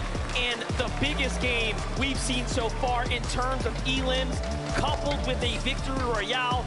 Huge 11-piece pickup right there for Vino and Queasy. Now think back to that interview when they sat there. Vino, very nonchalantly, hands behind his back. He said, "We are the best, undoubtedly." As EU takes yet another game. And honestly, this was the hottest team coming in to the FNCS Invitational. NA East, EU wins. And in that reign as well, they won about like 5 games in a row, I think. That's impressive. That is right. Vino and Queasy are coming off some of the hottest streaks we have ever seen, and they managed to maintain that momentum. Let's just go ahead and tune in and see what's going on in their minds. Yes, that's right. I'm here with your Game 5 winners, Queasy and Vino! Queasy, fantastic work there. Eliminations, an extraordinary end to game number 5. Yeah. What else is there to say? What else is there to say? I mean, the competition has been great to you guys today. You've had unbelievable work thus far. Scored a lot of points in this competition. How much are you enjoying your time here as well? A lot, to be fair. It's amazing. Like, the atmosphere and everything is just sick to be here. Yeah, and we saw as well, Evino, we saw that obviously the storm moved up mountains, down again. How integral is resource material management in situations like that? It's very important, but it's also great getting refreshes. Me and Queasy got good refreshes. We kept our mats alive. We used our splashes well. We played that game really well. Now you've got one game left today before we kind of pull the curtain down on day number 1. You seem to be feeling confident. You seem very laid back. Has it been a competition you expected, or has there been other things at work here that you didn't expect coming into this? The Asia team surprised me. Yeah. They've been doing really good. Brazil's been doing good. NE's not so good. But I think everyone's doing good, you know. And the competition's been good. No one's really been on high ground. And it's going well for us. And you guys delivered the goods. One more time, give it up for Queasy and Vino, your Game 5 winners. Let's head back to Zeke. Cool, calm, collected, and memes. That is also how I live my life sometimes, occasionally. Queasy and Vino, we've watched them come so close to the top several times now, right? Almost making it, taking high grounds at those pivotal moments, but it hasn't quite lined up perfectly. And now that it does, it's not even just the victory royale. It's also the 11 eliminations they put on the board.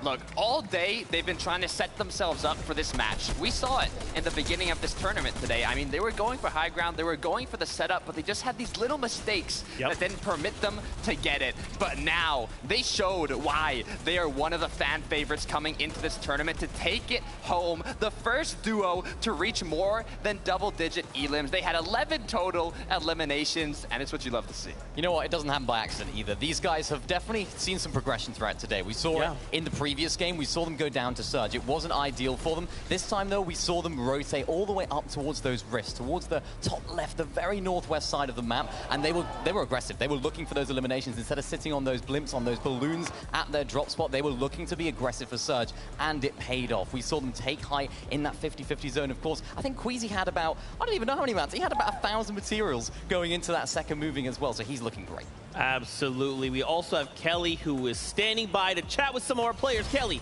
over to you. Joining me right now, I am with Thomas and Tripper, and the team that is currently in second place on our leaderboard right now. How are you feeling about that? Yeah, I'm feeling really good. We just need to keep on going, being consistent, and we'll make it. Yeah, obviously consistency is the name of the game right now. You guys had a great Game 5, but how do you make that into a VR? I don't know, like, we played mid ground most of the game. I think we should like either like commit it to high ground or low ground to like win the game, but like we're just playing for consistency, so it doesn't really matter. Yeah, and obviously consistency is working for you guys. You're doing a great job on the leaderboard. Good luck in the Game 6. Guys, let's head on back to the desk.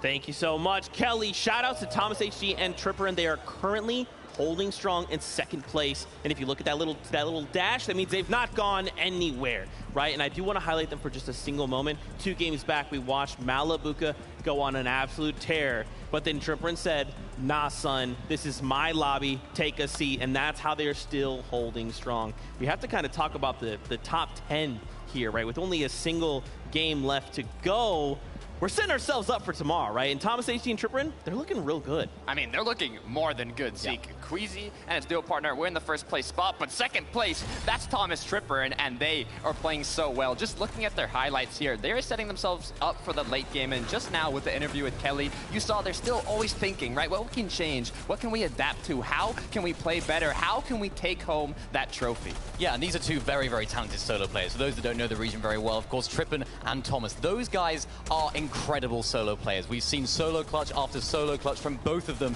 in the Elite Cups, in the Cash Cups leading before that, and they are just a dynamic duo when things go well. Sometimes things can be a little bit difficult for them when they do get split up. You know, they have to rely on the other person. We've seen that a little bit throughout the Elite Cups this season, but they're bringing it all together now, and oh boy, is it looking good. I also want to talk about Smite and Larson. This is a duo coming from NA East, right? And they have 5 total FNCS Finals appearances together. Now, it's a lot, but it's also the fewest out of any NA East duo competing here today, but that is not showing because even though they have the fewest FNCS Finals appearances, they're in the top 3 right now in this event.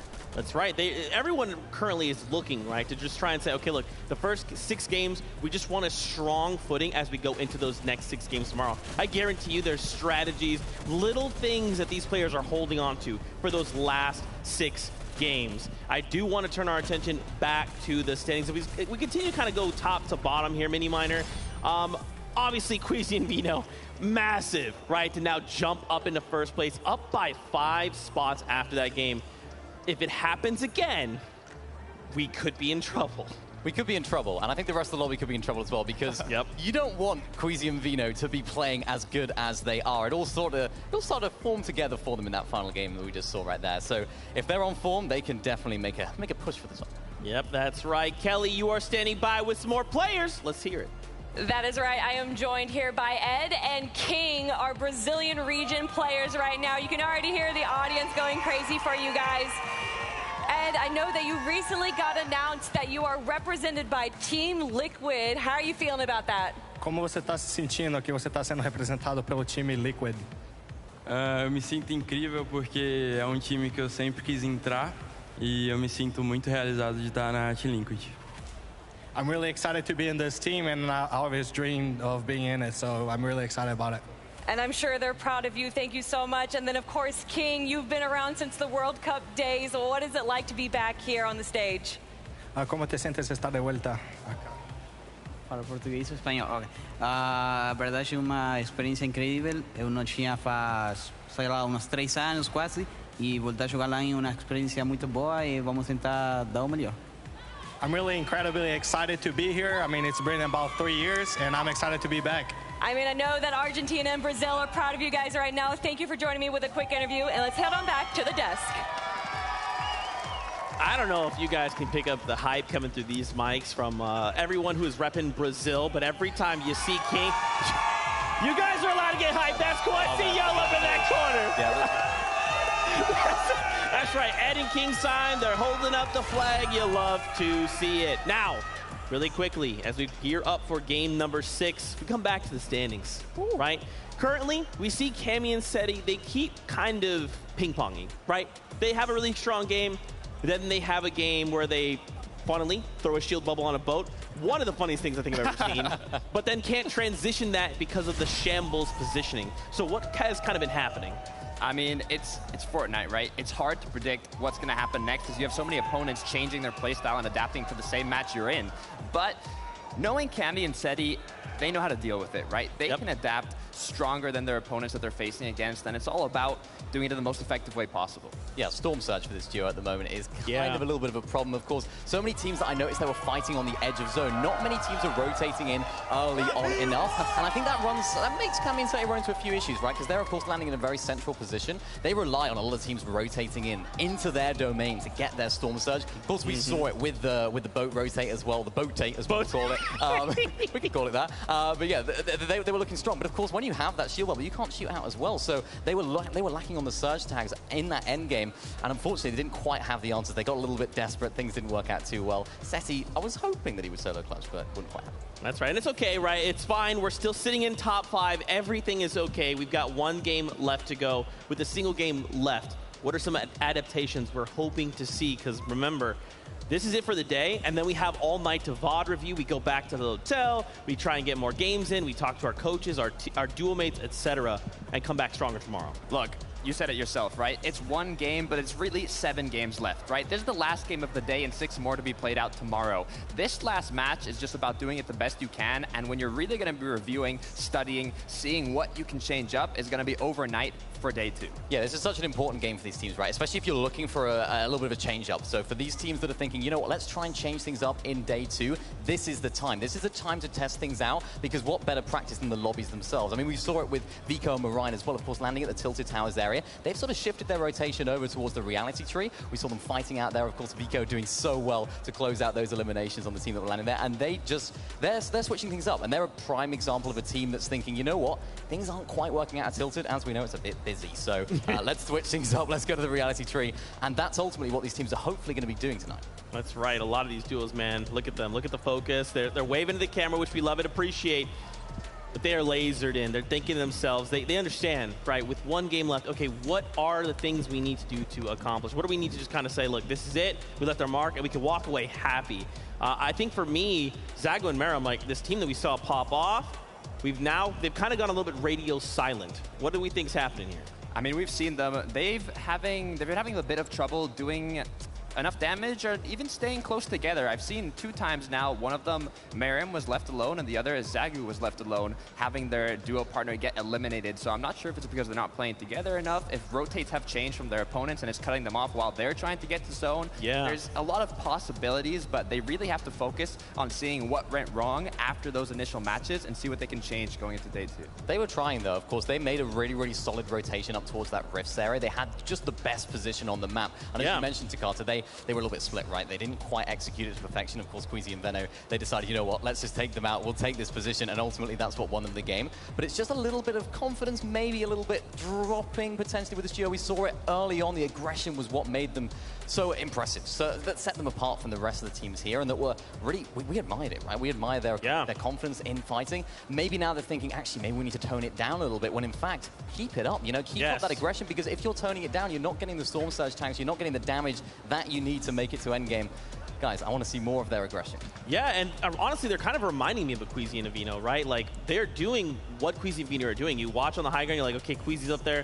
If there's one person up there, they're tarping, they're not doing anything, and then suddenly there's someone knocking on your wall like, hi, it's me, Vino. I'm just going to pick up both of you. Thanks. Like, they are capable of this, so I'm not ready to count them out. I think, like you're saying, there's maybe just a couple things they need to shore up, and then they're going to get right back to it, right? Is there anybody else you guys are seeing that you're like, maybe I want to see more of this duo. I want to see more of that duo? Look, I was looking at the birthday boy, right? Mr. Savage, who had an incredible solo clutch in a late game, but directly after got taken off out of the spawn, right? Baka and On1 eliminated both players there, but I kind of saw the flames in his eyes, right? Mr. Savage was getting ready. He was feeling good, and I'm hoping that he can come out on top in one of these next early games and show what he's really made of. Yeah, he's got that experience, right, of in-person events, and you can sort of see it in the swagger, the way he plays. Like, you know what? I've been here before. I mean, look at Quick Flex. Cool. Yeah, I want to be like him. I don't know what it is. He's just so cool. And it's reflecting his gameplay as well. He is really taking the game to Storm. He is really popping off in the endgame. He's performing, and he's not showing any signs of nerves. He's really just 2v1ing. We're seeing 2v1s. We're seeing some crazy clutches, and that's what you need. At this level, you need to have those individual pop-offs, because without it, you can't make your way to the top of the leaderboard. And on screen right now, we've got Reet and Epic Whale. In case you didn't know, Epic Whale, a 6-time FNCS champion, paired up with Reet, who's on controller, representing the controller gang. This duo has actually been pretty quiet, right? Over in NA West, we've seen it's a much slower game overall and a slower meta. And now when we're trying to get way more aggressive, it feels like Reet and Epic Whale maybe need to kick it up too, slow. I mean, I'm wondering what's happening, because I was watching this duo practice, right? In the player lounge, they were prepping themselves, getting ready for this tournament. And in the scrims, right, in the practice matches, they were 3, 4, even 5 elims in the mid game before the late game even started. They were playing aggressive, and they were doing it right against the opponents they're competing against today. So I'm wondering what happened, but we'll have to see if they adapt for day 2. That's right. Really quickly, hanging out in the player lounge, we've got Adam Savage standing by. You have indeed here, Zeke, but I am joined by the one and only Cease, everybody! Cease, we've talked so much about you in the past. You know, it's great to see you here at the competition. How has it been for you? One of our backup players this weekend. How great has it been to be around the crowd, the players? How much have you enjoyed this? It's been a pleasure, man. I mean, being here back at another international LAN event, it's amazing. I mean, everyone said it so far. You've heard it on repeat all day, but it's such a great experience and feeling to be here. What's it been like, the vibe with the players as well? Obviously, you had a chance to kind of spend some time with them. The player lounge is right behind us as well. What's on the DL? What's been the kind of vibes amongst the players from your perspective? Cold-blooded. Man, these guys are locked in, especially some of these EU players. Headphones on, listening to music. Yeah. They don't play around. No, they are focused. What does this mean for the community as well? A competition like this, like FNCS Invitational, it seems it's been massively well received. Dude, I mean, we've been waiting for this to happen. I mean, obviously COVID delayed things so much since World Cup, but it's such a great time to experience, like, see all the fans and see the whole community, the whole competitive scene all together in one area. It's awesome. It's really awesome. And you're awesome too. Thank you. Thanks so much. One more time, give it up for Cease, everybody! What legend. Let's go back. Cease, one of just the coolest people I think I've ever met. Got to hang out with him a couple times over Media Day. Legitimately one of the coolest people, so thankful that he could be here. I want to set the stage here for us. Once again, we take a look at the top 10 coming into this game. Now, please don't try to freak out. Your Brazilian team in 10th place. PH Zid, Kitos right now sitting on a tiebreaker. Vortexers and Bevies. Look, I want to talk about this duo, Bejatin Kitos. They have 25 FNCS Finals appearances. PHZin alone has 4 FNCS championships, and Kitos with 1 for a total of 5 together. This is a duo that dominates their region, and seeing them in top 10 internationally on the stage, it's really something you love to see. Yeah, they're no slouches as well. I've been doing a little bit of voting, having a little look at how they play, and oh boy, are they aggressive. They're very, very confident in the way they go about things, and of course, in endgame as well, they're looking strong. What they often do is they rotate towards the front side of the first moving zone just to get ahead of all the other players, and that's why we're seeing them really making the most of their materials, right? They don't have to build, they don't have to make those tarps into the front side because they're already there. It just shows that there's different strategies that maybe we haven't seen too much of that are really on show today. That's right. We saw him in 8th place there, Scented and Edgy. Once again, Edgy always hitting that 2nd place. Now, of course, 2nd place is still absolutely incredible, but he wants that 1st place, and he wants to do it on a stage like this. Look, but if he's able to keep getting 2nd places, and it's able to get them that trophy, I think it's okay, right? As long as you're able to consistently get those points, make your way up the leaderboard, it's what you want to see. That's right. Ladies and gentlemen, here in Raleigh, North Carolina, y'all need to make some noise because this is the last game here of the day. This is game number 6 of the FNCS Invitational. Let's run it one more time. Here we go. Game number 6 is just moments away, and we get to close out this crazy day 1. Yeah, and you're already seeing from game number 1 all the way till here, it is action-packed, and that action continues to improve, and it continues to get better each and every game that we watch. That's right, and listen, Fortnite is at its best when we get to see everyone go head-to-head from all of our favorite regions, but listen up. There is only one more round in front of us, which means there's no time to lose out now if you want to be set up for day 2. Yeah, and honestly, if you didn't necessarily have the best day, don't worry, because game number 6 is about to start. And if you are at the bottom half of that leaderboard, it's not always how you finish, or it's not always how you start, it's how you finish. And a lot of these teams, they can finish strong. Well, listen up. Let's give it up one more time for Game 6 here for our players as we start to load onto this battle bus. Here we go. Different bus path this time around, and a good chance for an off-spawn Cloudy Condos. 5 games we didn't see too much.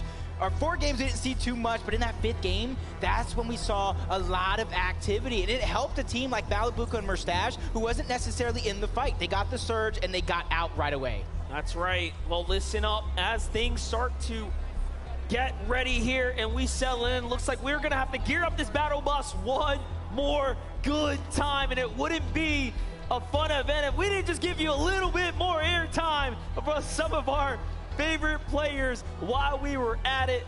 So give us a moment here.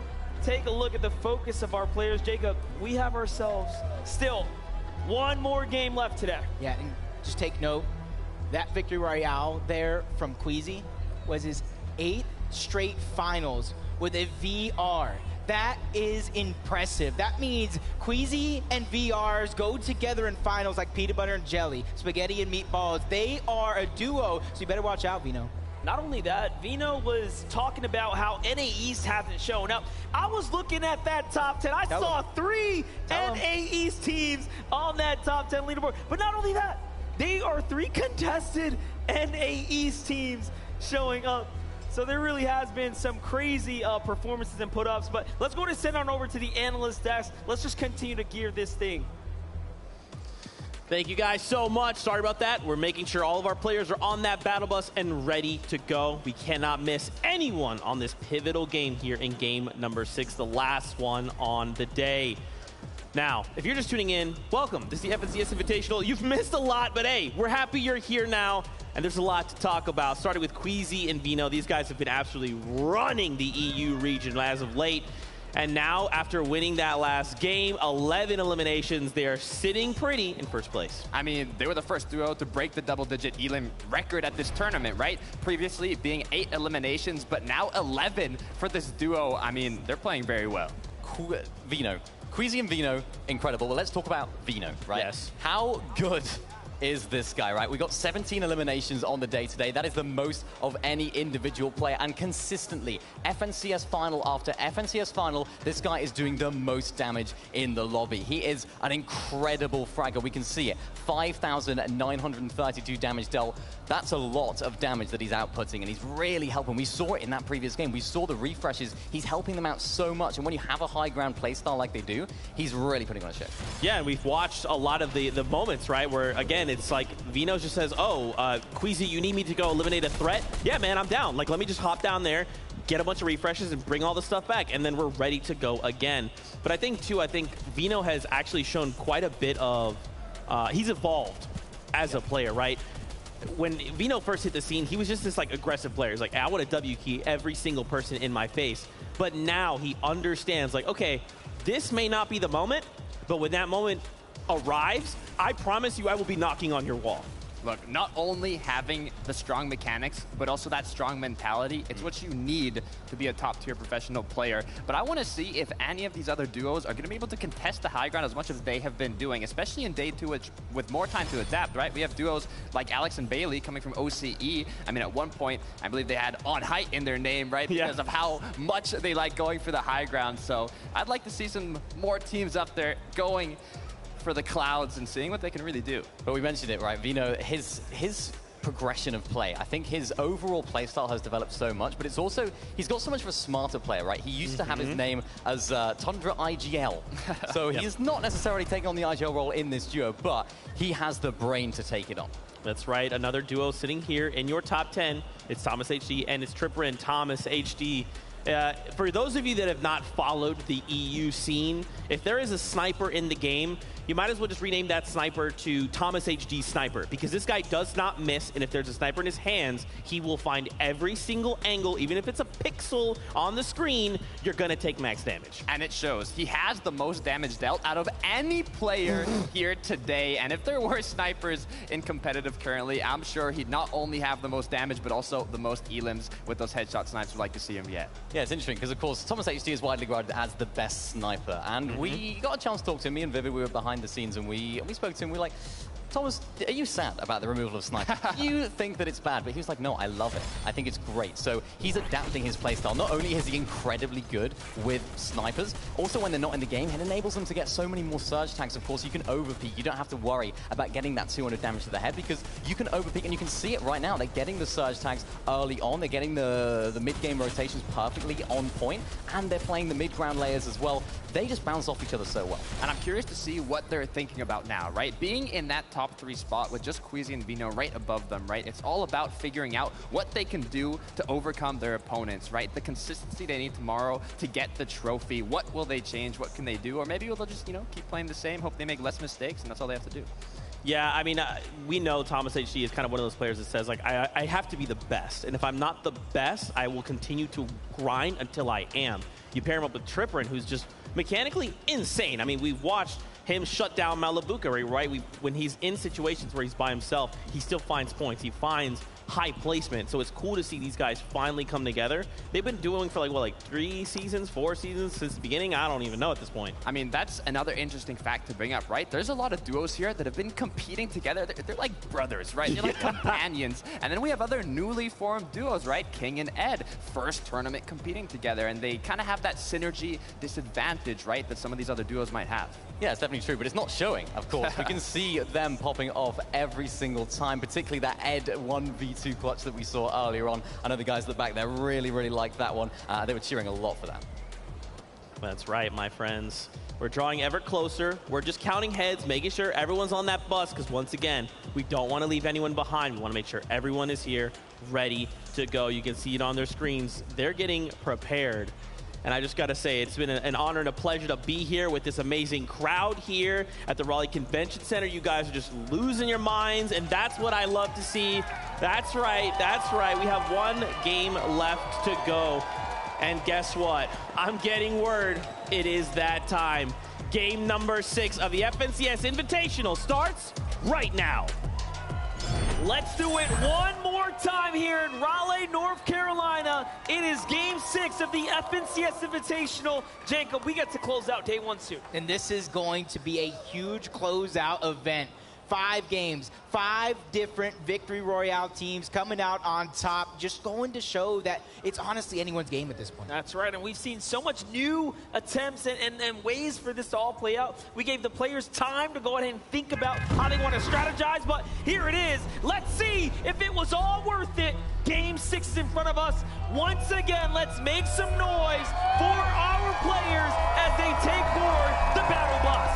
And that time that you were talking about for preparation has run out. Everybody now taking their position on the map. We've seen wonders over towards Chrome Jam Junction. We've seen so many fights go down towards Fort Jonesy as well, but honestly, interesting enough, neither of them involved these 2 teams going at it off spawn. Not only that, the coast has 2 teams as well, so there's so much going on in this area, and we've seen it play out a few times now, round after round, but this is a first take at Clix and Duke not necessarily being right on top of their opponents, pinking and off there. They've given each other some space, and this is, you know, honestly, last game vibes are here. It just makes sense. Everyone wants to take it slow and try to play this one out. Yeah, that's respect to them, too, because they know the position that each of them are in. You know what I mean? If you go ahead and take that fight and it doesn't go well for either one of you, that's kind of throwing away that game. So they want to split the loot and try to get more on their path to the center of the zone. But just like very many games before, we're going to have a little bit of a northern zone, which looks like it bode well for Queasy and Vino yet again. Can you believe Smite and Larson are in 3rd place being contested at the Grim Gables? What a way to play some Fortnite today for them. It looked like it was all over when you viewed the paper and you crunched the numbers, but they have really turned all that lemon into lemonade. Yeah, I believe they lost game number 1, but I think that was the game 1 jitters of an international stage. That's the first in-person Fortnite event in quite a long time. They shake those off, and they're rising to the occasion. NA East, best hope right now to close out day number 1 with a top spot. You can see Vico over towards Reality Tree. Lost Bride pretty early, and that was Retake and Novice who also land over here. Hey, listen, I'm from the Bronx. I know all about being scrappy. Vico and Moran are clawing their way up out of the mud here, officially breaking back into top 20 with those 2 elims right there. That's a big point swing for them. It's going to mean all the difference. What's wild about these 2-day formats is anything can happen right now. We have seen teams just in this bubble area range jump all the way back up. You have to stay consistent. Larson and Smite get defended off of their drop effectively. They're pushed out by Muzz and Looter. So that fight will continue. We jump on over to Savage and iDrop versus Bakken on 1.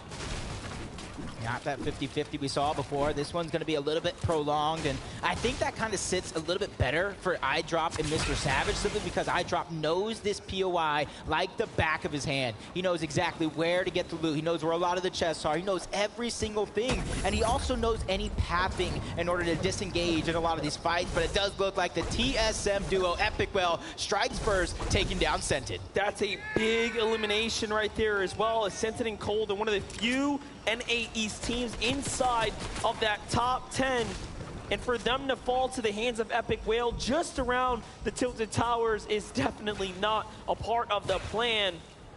Marine finds Falconer in the feed there, but Peterbot and Jamper looking to continue their battle here. We talked about these contested coastal battles, and now we get to see it unfold for the first time from the beginning. Going up against Jace and Basil. So this is going to be an interesting one, because sooner or later, you cannot continue to go down. The chest is down there, and that's where Basil's at, and he's actually just trying to get out. He's trying to escape. You already know that he lost his teammate, trying to do wonders as a solo, and finish off the day strong, because that's the thing. FNCS NA East Chapter 3 Season 3. After day 1, Commandment and Avery were in 9th place. Day number 2, they had the comeback for the age to take the top spot, as Peterbot takes the elimination, but flies high to the sky, just a little too high. The shots are coming in. He's finally able to land on his 2 feet and try to stabilize. That's what Peterbot is known for. R1 and Baka, though, fight back here. The last time they won their drop, they turned that into a monstrous endgame, and now they're clawing back in. Savage already down. iDrop. Can they do it? Baka in the mix here. Actually, Savage is on the run right now.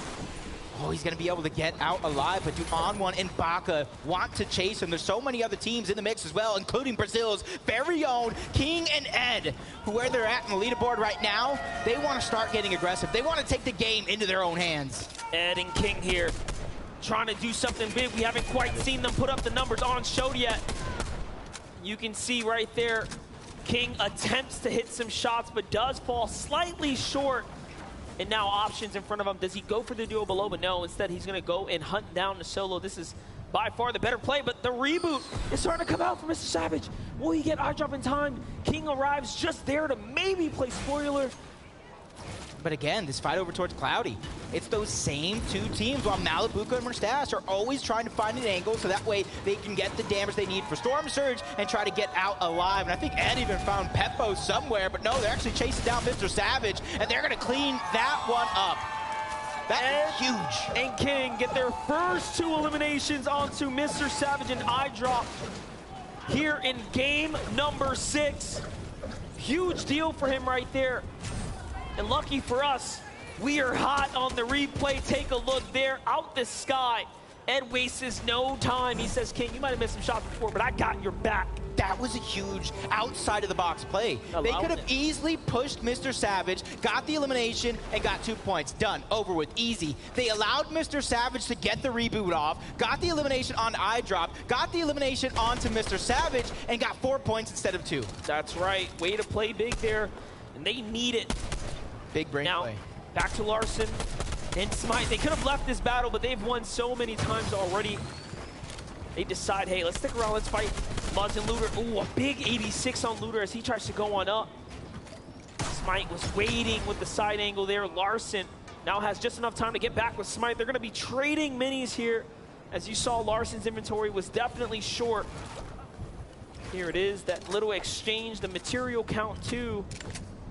And honestly, if you're Smite and Larson, though, winning every single one of these fights except for game number 1, you have no reason to leave. It's up to Muzz and Looter to try to change up their plan while you have a hot Larson and Smite on their heels. Zagu is going one-on-one with Hellfire. This is for a huge finish for Zagu because right now they've skid just a little bit down low on the leaderboard, more than they would like. And what's crazy about this is how the region plays. This is how Asia gets down.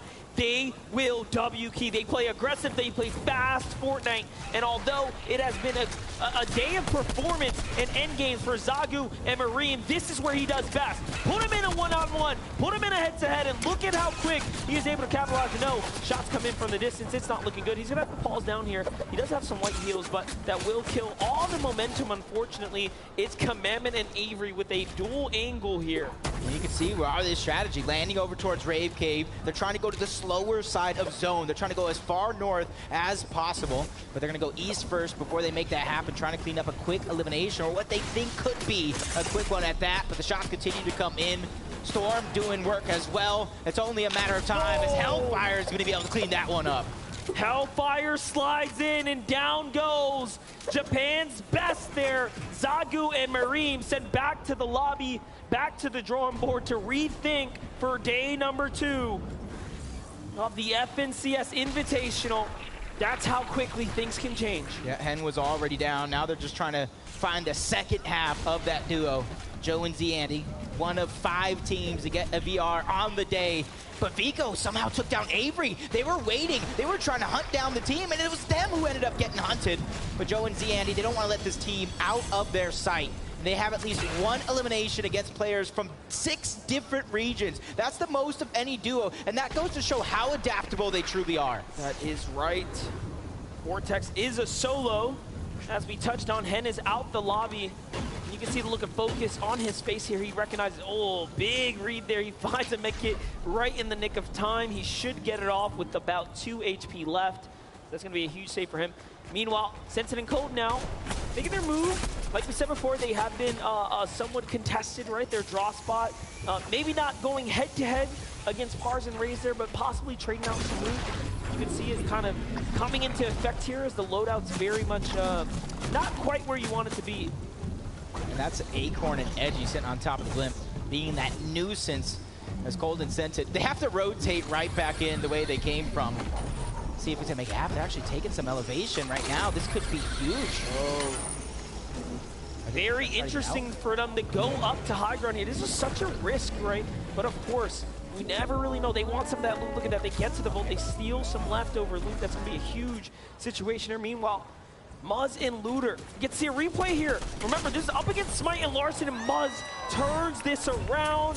Third place, Smite and Larson now effectively dropped. Yeah, for them, though, you got to give them credit. 128 points on the day. They've done wonders. And now they get to sit back, relax, collect their thoughts, and plan for day number 2 while everybody else is kind of going through this minefield of chaos, which is game number 6. And like I said, from game number 1, where you have 95 players alive when Storm Surge activated, the lobby is now feeling themselves out. They're feeling a little bit more comfortable to try to attack in these moments. Tripper and Thomas sitting on top of the blimp, just trying to get the Storm Surge, so that way, when they do find another rotation, eventually, it's going to be their focus, where they don't have to go ahead and hunt the damage. They can go ahead and do exactly what they want, when they want. Let's take a look at Yumi and Cool here on the move. Some of our greats from NA West right now, they have really represented today. They did. They have found their moments. I'm proud. They caught their highlights. Panda's probably proud of the crowd, too. Oh, yeah. Cold and Sentin now changing their rotation yet again. Don't want to go to Acorn and Edgy anymore. They got the heals that they wanted out of the vault, and now they're trying to find another way around. And for them, they need scraps. They are in shambles right now, and there's another team right in front of them. They spotted them out, and that would have been a great sneak attempt coming out from Sentin and Cold, but now they have to think of plan B. It's crazy. Cole gets caught out by Thomas HD. Thomas HD, Mr. 6,000 damage coming into game 6 here and adding to the chart here. Joe FN's going to be the victim of a few shots there, but not enough for Sentin to claw out of this tough situation he is in. Now, mind you, NA's 3rd place Larson and Smite are down. Cold and Sentin were in 5th coming into this, and it's looking very, very grim now. Yep, the only other NA East team in there is going to be Acorn and Edgy, who came into this game in 8th place, but in the distance, Sentin sees Fabs and Snack. He sees Joe and Z Andy trying to get his Storm Surge damage up while being in the storm without any heals, but luckily enough, his escape plan, you can already see it. It is going to be that launch pad.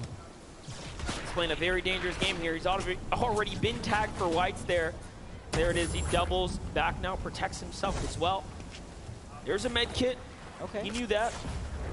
Try to get Sentin's card, likely. There it is. Okay. Time to med off.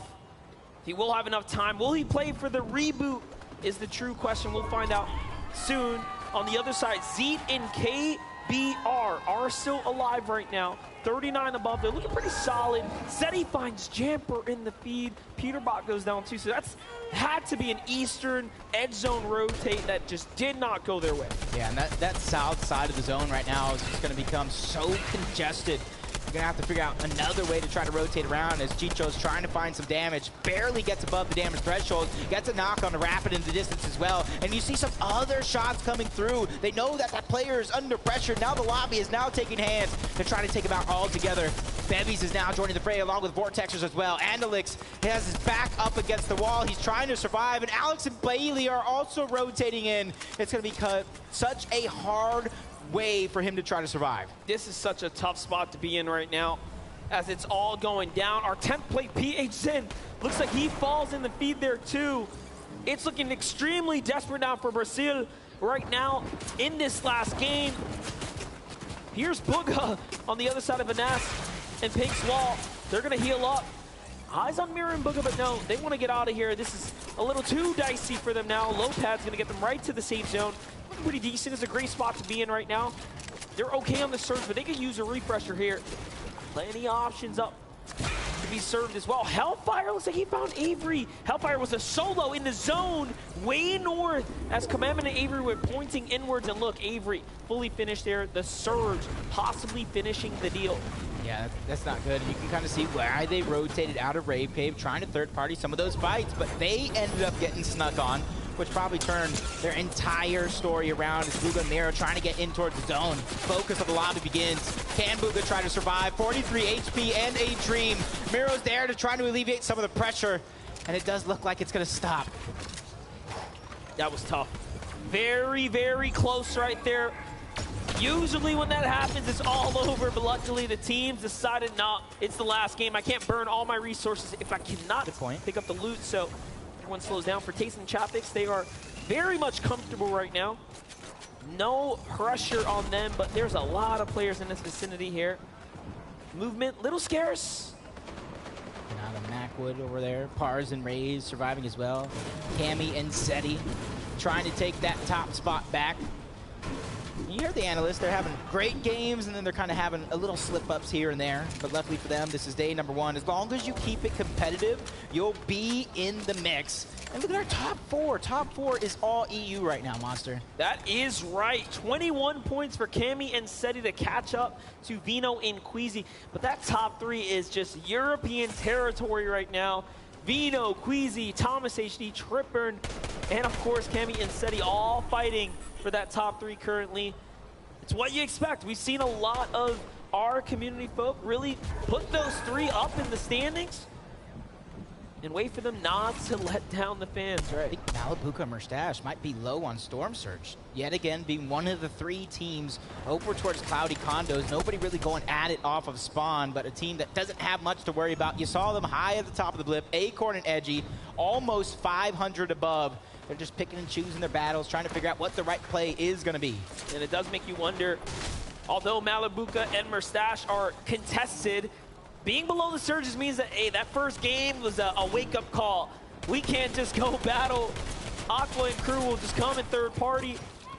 But look at this. Thatch finds Malibuca there. That's a huge one. And now we get to see Ed and FaZe King's perspective here. King from Argentina, Ed from Brazil. Right here, right now, 2 Elims already potentially going head-to-head against On1 in Baka. The young duos from NA West. No, the peak, the punishment.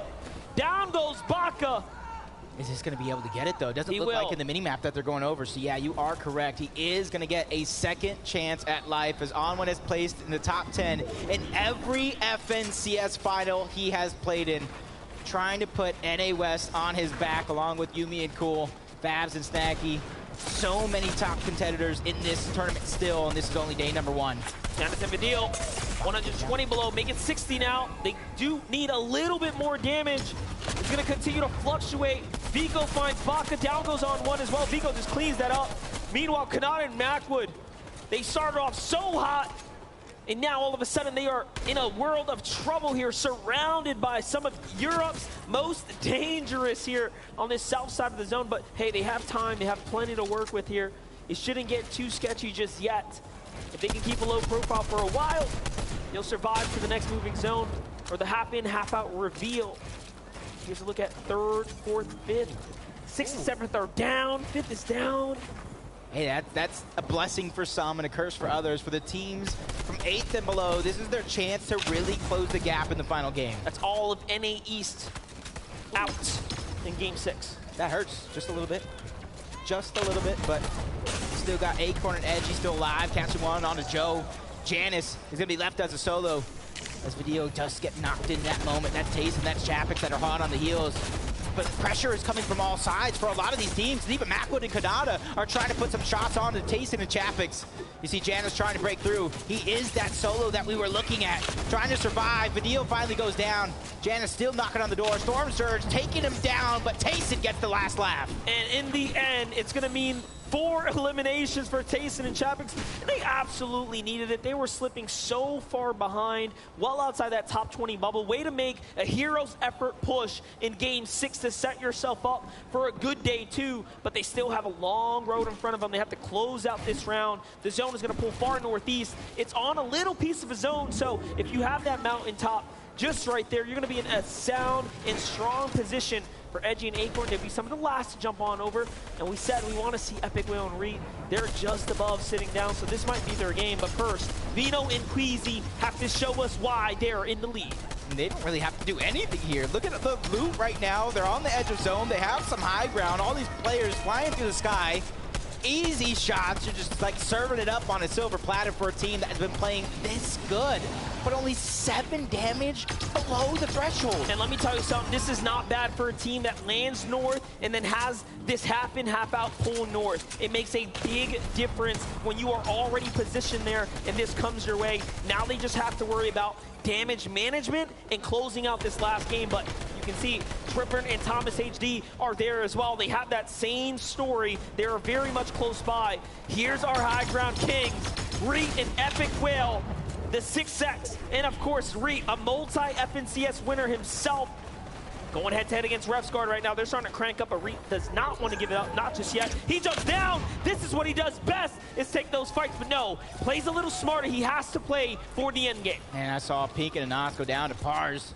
He's finally starting to heat up. Tayson gets another one. Kanata as well. Refguard as a solo stole Hideaway from the TSM duo.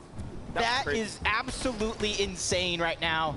But you got to take note of where they actually landed, though. They still landed at a high enough layer so they could take it back at a moment's notice. Just need to evaluate the situation. No need to burn material this early. Smart play. It's the best play. Vino, but a huge tag there. Shield crack there. That's going to go ahead and get him a little excited. But Acorn and Edgy now revealed themselves to his layer as well. He's not too happy about that one. You see him back up just a second there. Meanwhile, Refsguard on high ground by himself, just looking down here, enjoying the view. But 130 damage is what he needs. He gets 4 tags. That's great, but not enough. Here comes the big drop, and he hits it. Okay, he stays in the game. Almost seeing his life flash before his eyes, just a few centimeters in the wrong direction. He goes down, he goes out, but Queasy and Vino are trying to go up. They're trying to take the game by storm, and they get it, Monster. They got the high ground for now. But it's not for free. They do have a duo on their heels. Who is it? It's Refsguard, who tried to fight for it, but he is not going to be successful this time around. High ground can get you one thing that we know for sure, and that's amazing placement if you can ride it out when you're a solo like that. That was an excellent attempt. But now, back into the heat of things. Seti, Cammy, 2 Elims, another end game. And their biggest threat, Tripper and Thomas HD is alive. Acorn and Edgy, NA East's last hope potentially in this lobby, still in the run. Saw threats go down to the bottom half of the map. That's Trulex and Chicho take him down. Kanata falls as well. Ed's gonna get one. Queasy Vino trying to go ahead and put themselves outward so they can continue that damage. Seats a solo, stuck in the outside of zone. 4 floppers to work with. The Siphon comes through onto Ed. This is an opportunity for him to pick out placement points while being outside of the zone. Not only that, Clicks is still alive too, but here's Tayson. Tayson's gonna fall inside the storm now. It's up to Acorn and Edgy, making their way out the outskirts here. Look at the clean rotate here from Acorn. He is just exceptional, but we get to jump into Duke. 200 HP, now down to 72, make it less than that. It's not looking good. From 0 to hero, he's trying to claw his way into this. They find a player on the edge. No Elim there. Duke has to fight back, and down he goes, and it is all over. And once again, we might be seeing our first team who is setting up for a back-to-back. Back-to-back, that is going to leave them with all the confidence in the world to end day 1 and go into day 2. They have 10 eliminations on Vico from the low ground. He's trying to have a comeback for the ages to close out day number 1. Shots on the Tripper, a huge amount of damage. He drops him down as well, but goes down altogether. Valiant effort by Vico. It is a worst-case scenario for Thomas HD because his biggest threat is on high ground, but Reet is fighting back. Reet takes down Queasy on height. He is turning this around and trying to turn this into potentially a solo game. Meanwhile, Thomas finds Watts. Thomas still alive, and Reet falls there in the end. Look at Thomas holding the low ground. Chicho's right next to him. Trulix hurts him too, but Vino has the grip of height. Acorn waiting on the side. Out of builds, he's gonna have to come down too. It's all over. The gas tank is empty. Down he goes. And now, off to Seti. It's Cammy and Seti, the only duo left, and they find another one. Vino trying to put wonders. 1v2 situation. What can he do here to take home the big prize and end with back-to-back victory royales to end the day? But a team looking to take first place back. Cammy and Seti, and they try to steal it away by getting that VR to end game 6. And they get the first game. They get the last game of day 1. What a story for Cammy and Seti.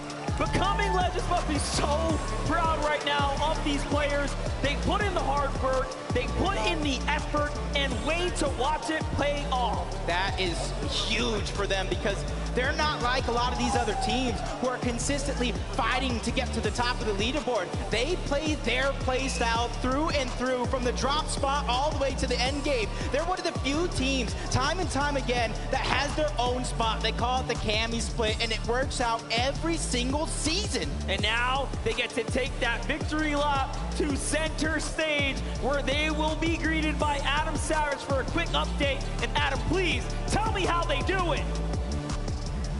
Right now, they're looking mighty fine. Give it up for Cammy and City! GG's, boys! 2 victory royales out of 6 games at FNCS Invitational. That must feel amazing. Yeah, it's really amazing. It's really amazing. Talk us through, you saw there that we had Queasy and Vino on the high ground. We saw Queasy went down, Vino was solo. When you saw that happen, was there an opportunity for you guys to get your way in and win that game? Yeah, but we didn't want to take the high ground because we wanted to get more kills on low ground. That's why we stayed low. And Gotcha. Yeah.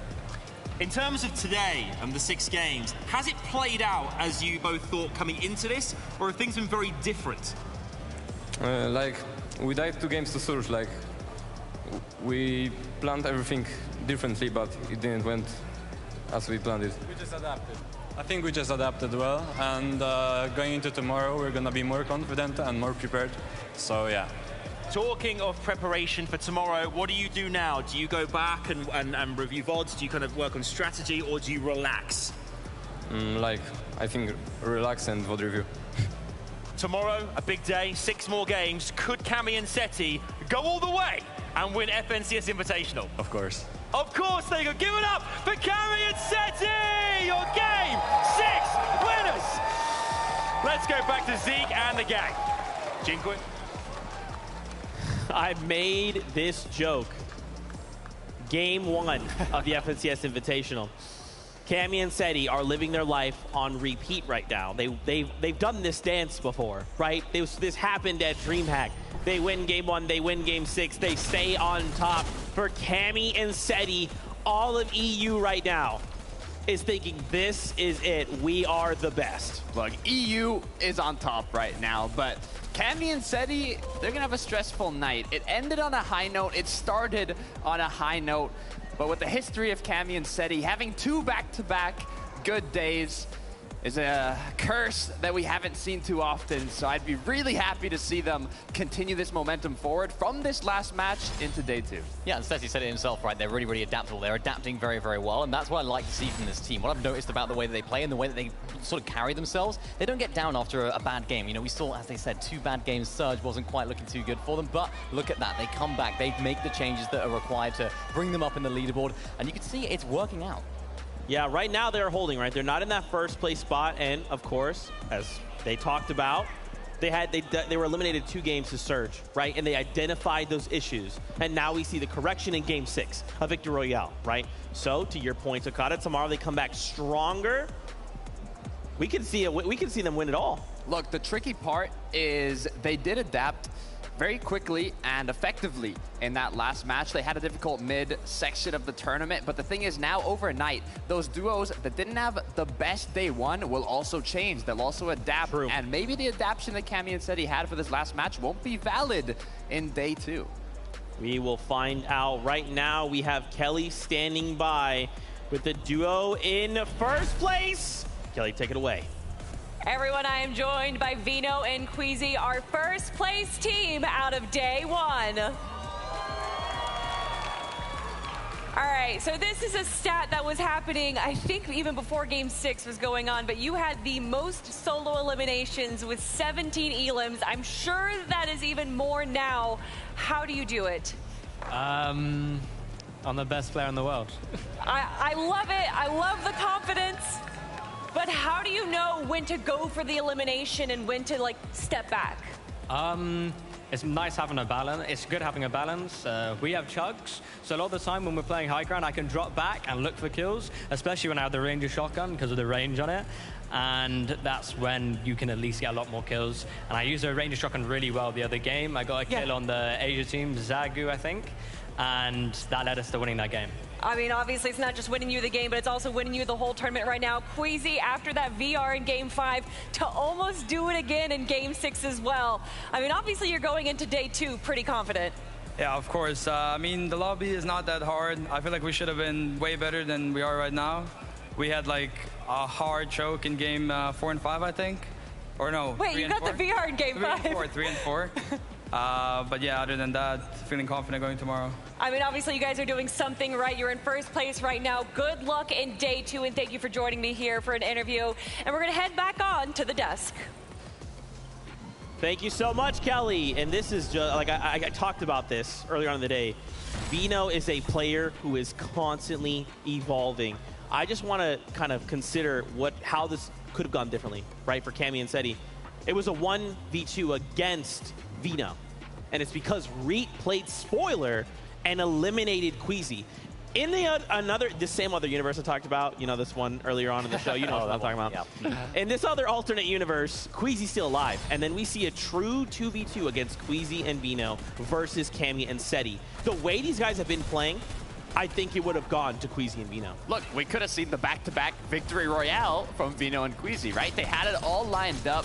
But I'm also, happy to see what we saw, right? When Cammy and Seti got the VR, it was the first VR from down in the ground, right? On the low ground. They managed to secure it. All the victory royales came from that high ground up above, so it was great to see a little change up. But that change up was because Queasy ended up going down and Vino was left in the 1v2. Yeah, we saw it, right? We saw Queasy going down, but of course it opened the floodgates for the players down below to really just rack up eliminations, rack up the placements as well. And there was a few moments here I thought, well, you know what? We talk so highly of Vino, and you could tell by the interview, he's oozing with confidence. I could feel it from over here. He could clutch this, right? He could clutch this 1v2. Couldn't quite work out for him, though, although we've seen it do him so many times. Yeah, and I don't want to take anything away from Seti and Cammy. They are phenomenal players, and they deserve that victory royale in that moment. I just want to see some good Fortnite, man. And in this alternate universe, we got to see a 2v2 against two of the greatest in the world. Now, I do want to take a moment. I'm getting word that none other than Adam Savage is sitting by with one of our duos currently in the top 10. It is Smite and Larson. That is right. Thank you very much, Zeke. Smite and Larson, everybody! Bear in mind, Smite and Larson are an average size. I'm just an anomaly. I am massive. Guys, it's been an amazing day. 7th after the first 6 games. You must be feeling great. Was there a target prior to this after day 1 that you aimed for, and did you exceed expectations? Well, we tried to end around 150. We didn't really reach that, but off spawn, we did way better than we thought we would, and it was amazing. Talking about off spawn as well, obviously Muzz and Looter, Grim Gables going head to head. Larson, how many of the 6 battles did you guys win? We won 4 out of 6, but it should have been better. It should have been 6 though, but it's all good. We saw your reaction as well. We loved seeing your reaction to some of the moments. You look like you're enjoying yourself and getting quite passive aggressive at the same time. Yeah, I had to let them know that they're trash, and we're beating them every game tomorrow. Okay, I like the fighting talk here as well. Smite, going into this evening as well, how do you guys prepare for day 2 tomorrow? Do you go and relax, or is it back to grinding this evening? We're gonna go over VOD, see what we did wrong, and fix it for tomorrow, and we're gonna hopefully win every game. Okay, everybody, Smite and Larson, thank you so much. Let's head to my man Vivid on the main stage.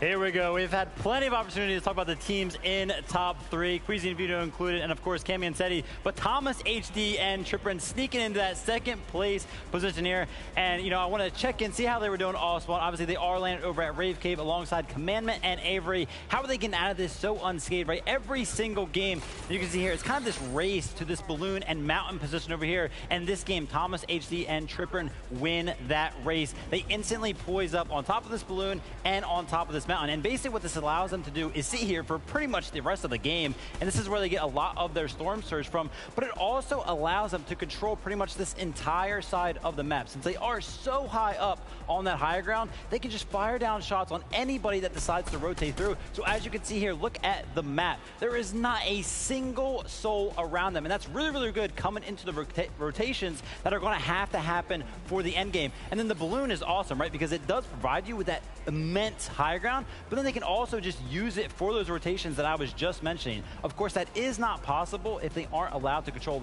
that much of an area. So well done for them. Coming into day number 2, I want to see more of that out of them. Now, Adam tosses to me. I'm going to toss it right back to him. Thank you very much, my man. I'm with right now Thomas and Trippin, everyone. The dynamic Danes here. What a great day. We talked earlier on at the beginning of the show about this being potentially third time lucky for you guys, and so far second place, Thomas, after day 1. Surely you guys are thrilled.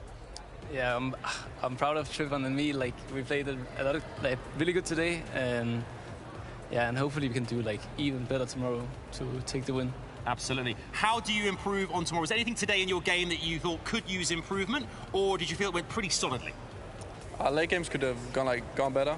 Like, we could have more kills. We had like 3 or 4 kills every game, I think. We, like, I don't know. I feel like we played pretty average today, like from what we can play. So hopefully we pop off tomorrow again.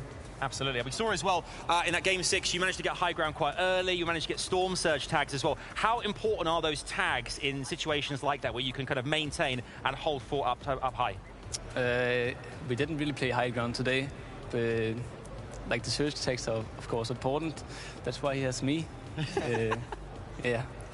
Dare I say it, I'm going to ask you guys, do you think potentially you could be the favourites? You could win FNCS Invitational tomorrow. Sat in second, Trippin, it's looking pretty good. Maybe, we'll see. Maybe we'll see. Guys, give it up for Trippin and Thomas HD! Love to see it. Let's head back to the desk. Over to you guys. Thank you so much. That's crazy. Adam did an interview with Smite Larson and said he was the anomaly. I guess there was 3 anomalies there. I'll see myself out. Don't worry about that. MDF, Jacob, before we say goodbye, we want to get your thoughts on the day. It has been a great day indeed. Listen, I enjoyed every single moment of this awesome competition. I've been entertained through and through from games 1 to game 6. It honestly exceeded my expectations. And you know what? The player that stood out the most to me, the duo that stood out the most to me. To us. To us, for sure. It has to be Mareem and Zagu, representing for the Asia region, the Japanese powerhouse, the champions of the Asia region. Let's talk about it. Yeah, and honestly, could you even believe that this is their second FNCS finals together? They played together last season. They took home the Axe of Champions, and they're looking to do it here yet again. But no story would not come without its ups and downs. They had a good start to the day, not necessarily the best start in the end, but they're still exceeding my expectations. And if they can somehow come out on top with that same fire tomorrow, it'd be amazing. And that's the interesting thing about the way this all played out. You had these first 3 games, they popped off, and they could have probably took that momentum, but then we hit that small break, right? Everyone gets to reset, reevaluate, and all of a sudden, it was a tougher back half. So tomorrow, they get the full day to reset. If they can kick things off and stay explosive, I think we'll be in for a great show. Yep, but that's going to be it from us. You guys, thank you for enjoying this great day. That's right. Take it away. Thank you so much, Jacob and MDF. Joining me right now, I have Mareem and Zago, the FNCS Chapter 3 Season 3 title winners right now. And I have to ask, how exactly did they achieve that Chapter 3 Season 3 win? シーズン3の勝ちはどうやってできたんですか？ビクトリーロイヤル、ハイグラウンドを取ってビクトリーロイヤルを4回したんで勝てました。はい。We were able to do that because we were able to capture the high ground about 4 times, and that's why we were able to win it. High ground always wins games, and I do want to ask, obviously the Invitational is a very big deal. What has your preparation and practice been like? この大会はもう本当に貴重な機会でどのような練習をしてきたのかっていうのが聞きたいんです。アジアとアジアサーバーとそのレベルが違うのでリプレイとか見ながら。Zago, Mareem, I really appreciate it. And obviously, you guys started the day off. You want me to translate that? Oh, I'm so sorry.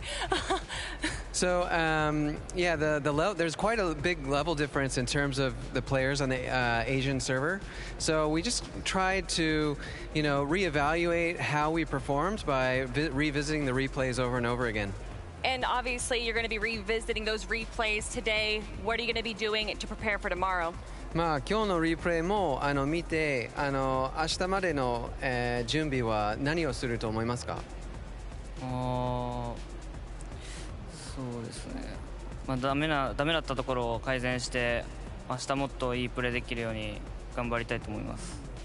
So we're going to try and reevaluate what we did wrong so we can improve upon that and do our best to win tomorrow. I would love to see it. Thank you guys so much again for joining me here for an interview, and we're going to head back on to the desk. A fantastic interview there. And I just got to say, before we kind of wrap up the day, the thing that's impressed me the most is just how humble a lot of these players have been. Obviously, there's been quite a bit of smack talk, you know. Sure, this is competition. That's going to happen. But you can tell for a lot of these players when they are kind of talking about their gameplay, what they want to improve on, there is that level of respect. Like, look, I am trying to be the best at this, and I'm aware that I'm not yet. I got to do a couple things, and then I'll be there. And I think that's kind of my key takeaway. It's an understandable reserve celebration, though, from the players, because you have to keep in mind, this is only day one. The first 6 games, we might have found a conclusion for our top 10 leaderboard today, but tomorrow could be a different story altogether. A lot of these players have already talked about the fact they want to basically run it back with the VOD reviews, see where they can try and correct some of the mistakes or just moments that didn't necessarily go their way earlier on. But I do have to give it to EU. They kind of ruined the pattern for today, because we had, for every single game today, EU, NA, EU, NA, and then EU, EU for the Victory Royale finishes. Look, they did a great job, but I'm also impressed on how every region performed, right? 7 regions competing today, and we saw some nice showings from Asia, from Middle East, from Brazil, and just looking at the top 20 of that leaderboard there, I saw multiple regions scattered all over, and with 6 more matches to be played out tomorrow, anything is still possible. It really is, and we saw a few of our Titan teams as well, a little bit lower down than we would have expected. Maybe Malibuca and Mustache, one of them, Tayson and Champix, of course, as well, not quite having the best day. And I think it just shows that although we've seen these teams popping off in their own regions, when we're on an international stage like this, anything can happen. Although Tayson and Champix, they're so decorated in the EU region, when you throw a few spanners in the works from different regions with different playstyles, different metas, things can really go south. And you know, it's okay, right? We have tonight to reset, come back even stronger tomorrow. Now, Kelly is standing by with one of our more wholesome duos. It's Pamsto and Fatch. Hey guys, I am indeed joined by Pamsto and Fatch, and you know, I just wanted you to talk a little bit about your drop spot. What was the decision behind it? We got pretty lucky with zones. We were really a lot of node zones today, and it's kind of hard for search for us because everybody just like they go away from Bugle, and that's where we sit usually. So we had to find like new strategies, but we managed to work our way around it pretty well. Yeah, obviously adaptation is the name of the game after day one. How are you feeling? I'm feeling pretty good. 10, I think it's a really good place if we keep going tomorrow. So any changes that you're going to be making in your playstyle for tomorrow, and how are you going to be preparing tonight? Probably just voting with our coach, just watching the game, seeing how teams play, and maybe be a bit more aggressive tomorrow. So aggressive obviously is a double-edged sword. You can get those eliminations, but you can also be taken down. How do you know when the right time is to strike? It's very hard, but the more you play the game, the more you're going to have a good mindset on when to kill someone. But yeah. Thank you guys so much for this quick interview, and obviously good luck tomorrow, guys. Let's head on back to the desk. Shoutouts once again to the players for just giving us a moment of their time, right? Hearing that insight from them. But that's pretty much it for us from today. Now, don't forget, we have another 6 games tomorrow. So before we say goodbye, any last words, Mini Miner? So many, but so little time, right? But we've had an incredible day today. We've had day number 1 of the FNCS Invitational. It has been so much fun to see all of these different teams popping off. We've seen high eliminations. Vico in that final game, 10 eliminations on his own, just to highlight one. It's just been crazy, and I'm excited to see what changes in day 2. There's really nothing like it, right? An international event to this caliber, we haven't had it in years. The emotion from the crowd, the expressions of the players, the excitement from the solo clutches, and the roaring you hear from the audience. It's really something that's unique, and it's got a special place in my heart, and it feels amazing to live it once again. I'm just ready for day 2 already. Like, I kind of wish it could just be tomorrow already. Well, we don't have to wait all that much longer. Fortnite fans, we love y'all so much. Remember, tomorrow, coming back at you, 6 games, 1 incredible trophy, all live from Raleigh, North Carolina. We love you. Keep yourselves safe. And as always, we'll see you on that battle bus. Beep, beep.